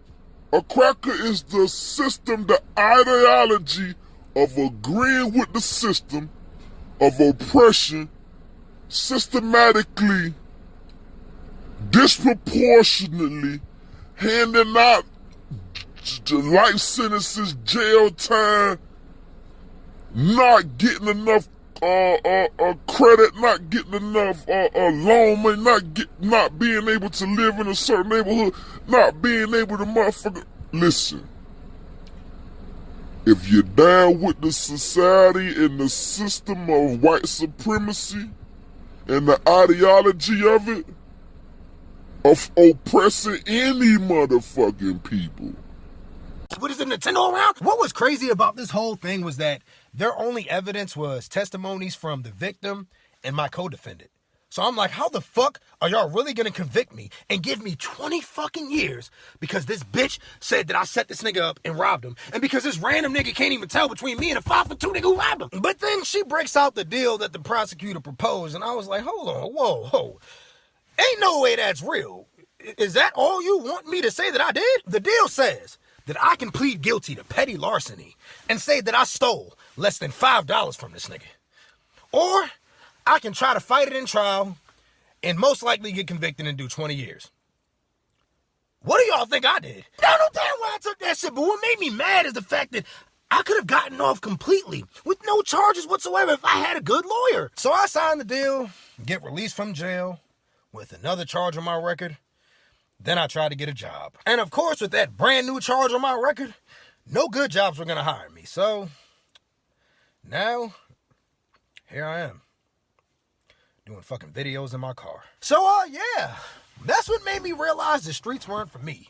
When I finally got caught and was actually about to do some real time. That was like the final straw that really showed me I do not need to be out here in these streets risking my life or freedom. So there you have it. Now I will be making another story time about, a couple of my experiences in jail because I know. Seen that show Lockdown on TV yet? Oh yeah. You talking about Master P? Or you talking about the show or the movie? No, the show. Like it's on MSNBC, I think. No, I don't think I done caught it. Okay. But I done seen previews of it like when I'm watching TV, like, you know what I mean? But I ain't never really actually caught okay. That one of the shows. All right, because my question on that, I wanted to see if that was an accurate depiction of prison. Prison is just how prison is just like a big ass project. And it's like whoever the kingpin in the project, 9 times out of 10, he's the big dog in the prison. But it always just how the dude in the hood with the most money is always dudes that's plotting on him for his money, same way down in prison. It's other little dudes plotting on his position. And the prison same way the streets. It's a bunch of hearsay, a bunch of gossip, and it's to keep your eyes open, watch your back. Now, what kept you motivated inside? I had something to come home to. See, there's a lot of dudes down there with life sentence, and they feel like they ain't got nothing to come home. There's a lot of dudes down with 5 and 10 years. But when they left the street, they ain't leading nothing on the street. They probably had kids, but they probably weren't taking care of them. They probably weren't there for their kids. Help you out. Some of y'all should just be quiet and just enjoy the game. Just be quiet and just enjoy the game. Don't put no sucker ass shit in my pimpish ass comment section. You know what I mean? Them little square ass thoughts that you having, just keep your little thoughts, keep to yourself, just enjoy the game. You know what I mean? Because all that little sucker shit you saying, it ain't gonna bless you. It ain't gonna bless nobody else. Just sit there, be a sucker, allow this game to come through, adhere to it, listen, apply it to your life so you won't be a sucker no more. Now, it's never too late to stop being a sucker ass nigga. Now, with that being said, moving right along, because like I said, I want to make sure that I cover everything. That's why the shit be so long, because I always be angry when the video in be like, damn, I didn't cover that. I got to make sure that everything was covered. Now, serious about your pimping. Another thing, I can't stress this enough. If you know a nigga that got a damn disease, if you know a motherfucker that got herpes and he's spreading it around, if you know a motherfucker that got AIDS, if you know a motherfucker that got syphilis and he's going around fucking every bitch, you know what I mean? He fucking this bitch. He fucking that bitch. He fucking this bitch. He fucking this bitch raw. And you continue to campaign with him. That wrong talk, no more shit whatsoever. And I didn't have any problems with anybody else in that pod. Besides this one guy who, honestly, I feel like we shouldn't have had any problems, but he felt like I wasn't open-minded enough. All right, so this guy's name was Shorty, right? And he's been in and out of jail for the last 12 years of his life, I want to say. So we happened to start talking about the girls that we like, and he wanted to tell us his type, which he thought I wasn't open-minded to. Now, had I not known that he was in jail for the last 12 years of his life, I would have just shrugged it off and just been like, you know what, man? Hey, every man likes what they like. But he started explaining the types of girls that he liked, and it caught me off guard. So we all started explaining our types, and I'm telling him mine. I'm like, yo, I'm gonna keep it 100 with y'all, bruh. I like them fat. Like, I don't give a fuck about the race. White, black, Spanish, Asian, whatever. I just like them fat, plain and simple. Then Shorty comes out of nowhere. Yeah, I like a girl with some weight on her too, but like, I like girls that are like hairy. You know what I'm saying? They got like hair on their arms. You know what I'm saying? Like a little peach fuzz right here. I don't care about hair under their underarms. Like that don't bother me either. My nigga, it sound like you want a nigga. I hate to break it to you, my nigga, but unless you trying to look for the bearded lady, then what you just described is a nigga. Then he gonna say, yeah, what the fuck ever. I'm a man. I like what I like. And that's what happens to be other men. Fuck wrong with you, nigga. So, thriving outside, like, because you want to send them cute pictures. Say you go out to brunch with your friends, or you go out for a night out with your friends and you got super glammed up. You take some fire pictures to send him so he knows you out living your life, being glamorous. Make him want to be there with you. You know what I'm saying? So like, come on, guys. You know, we thrive. We grow. Y'all need help business-wise, sign up for my stuff. Like, I got everything available for y'all ready to go. So let's get it popping, okay? Another thing, we don't accept trash. We don't hesitate to walk away. If a guy says something that is offensive to you, bothers you, is insensitive, is careless, is just disgusting, blocked. You know what I'm saying? Like, let it go. Like, it's so many fishes in the sugar sea. Like, let it go. It's not even worth it. It's not worth you feeling some type of way about nothing. Like, just don't even let that get to you like that, you know? Let's see. We are not naive. Now, that actually was a really good conversation in the sugaring group yesterday. One of my girls, she, you know, we all make mistakes. It's all good. We live and we learn. I'm not judging. I get it, you know? But one of her sugar daddies conned her into giving money back to him. And like, she was... Some of you niggas, when you knock the bitch, you said to yourself, why is this bitch so fucking weird? Why is she weird like this? Why is this bitch weird like this? Like, she just a weird ass bitch. She just don't fit my program. Why is she weird as fuck? That 9 out of 10, she came from a weird ass nigga. And if a bitch came from an entanglement to pee, if she was fucking with an entanglement to pee ass nigga, you understand me? Entanglement no pee, you understand me? By the time she made it with you, man, she weird the fuck up. You probably like, God damn, man. You know what I mean? This bitch ain't got no flyness about her at all. Why is this bitch so weird? You know what I mean? But this is the real talk. Him and his partner used to swap bitches. You know what I mean? And fuck on, he fuck his partner's bitch, his partner fuck, because they all used to live with each other. You know what I mean? All type of goofy shit. You know what I mean? Now, you know, just talking about things on why these bitches don't respect you. Another situation. You know what I mean? And I'm not, you know, encouraging these bitches to sit up there and just be disrespectful, because even when these guys do bitch shit, ladies, they still in the body of a man. He might not be a man, but he's still in the body of a man. So he can still sit up there and make you look like, you know what I mean, bust. Blog Talk Radio.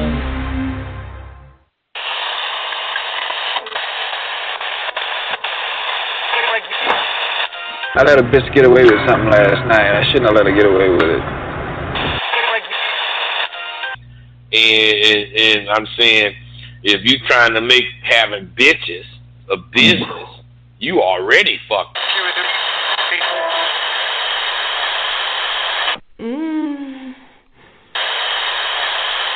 You're listening to your number one radio station. Rosebud Bear Dub. Are you a alcoholic? Spitting game to a lady? Will you take a pill tonight? Can you keep a loose one, baby? Even if it takes all night.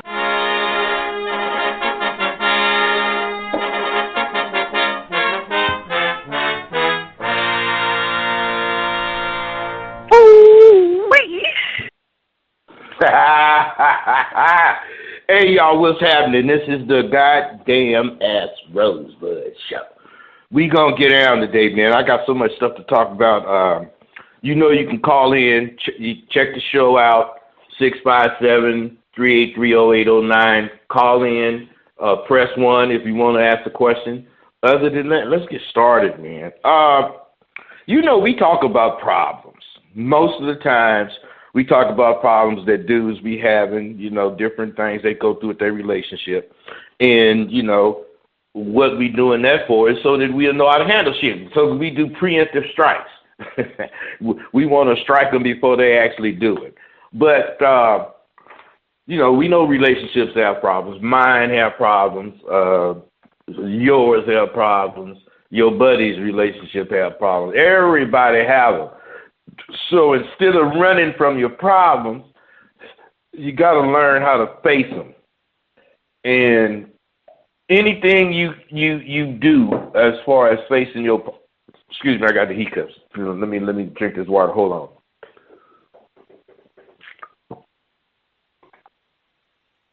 Okay, anything you do as far as handling your business is all plus, because we want to make sure that we keep both of our nuts when we dealing with women. Now, email me, askrosebud@gmail.com. Check out my sites, you understand, askrosebud.com, downthedirty101.com. And let's just get on with this, because today we so many of us are out there looking for the right woman. You know, see, the thing about it, let's say you said, I'm going out and I'm looking for a woman. Now, that's one thing. Now, let's say, on the other hand, you say you're going out and you're looking for the right woman. See, now, that's two different things. One, there's no criteria. The other, there is criteria. So the criteria should be in your hands, of course, but all of that's up to you. What you want in a woman, what you think is a good woman, what you feel makes her good or not. Because a good woman, or a woman, can think she's a good woman, and she's basing what she's thinking on what she knows. What if you knew much more than her about good women? See, the thing is, if you don't know about women, then you're going to be going out to get a woman. Because dudes that go out to get the right woman have the criteria. He knows what he wants. She more than likely got to have a job. And if you're at a certain age, you ain't really expecting her to have no kids. You ain't expecting her to have no drug problems. You expecting her, there's many things, the criteria. But what my point is, before you can even look for the right woman, you got to know what makes her right. Or else you're going to be running into any woman trying to put her in the right position when she may be round and you trying to put her in a square position or a triangle position. It ain't going to fit. And if it do fit, there's going to be a lot of spaces that's not covered up. You don't want that. This is why tonight I'm going to try to impress on you how important it is to be truly prepared. You're not going to run into the right woman quick. And if you do, that's because you don't have any criteria.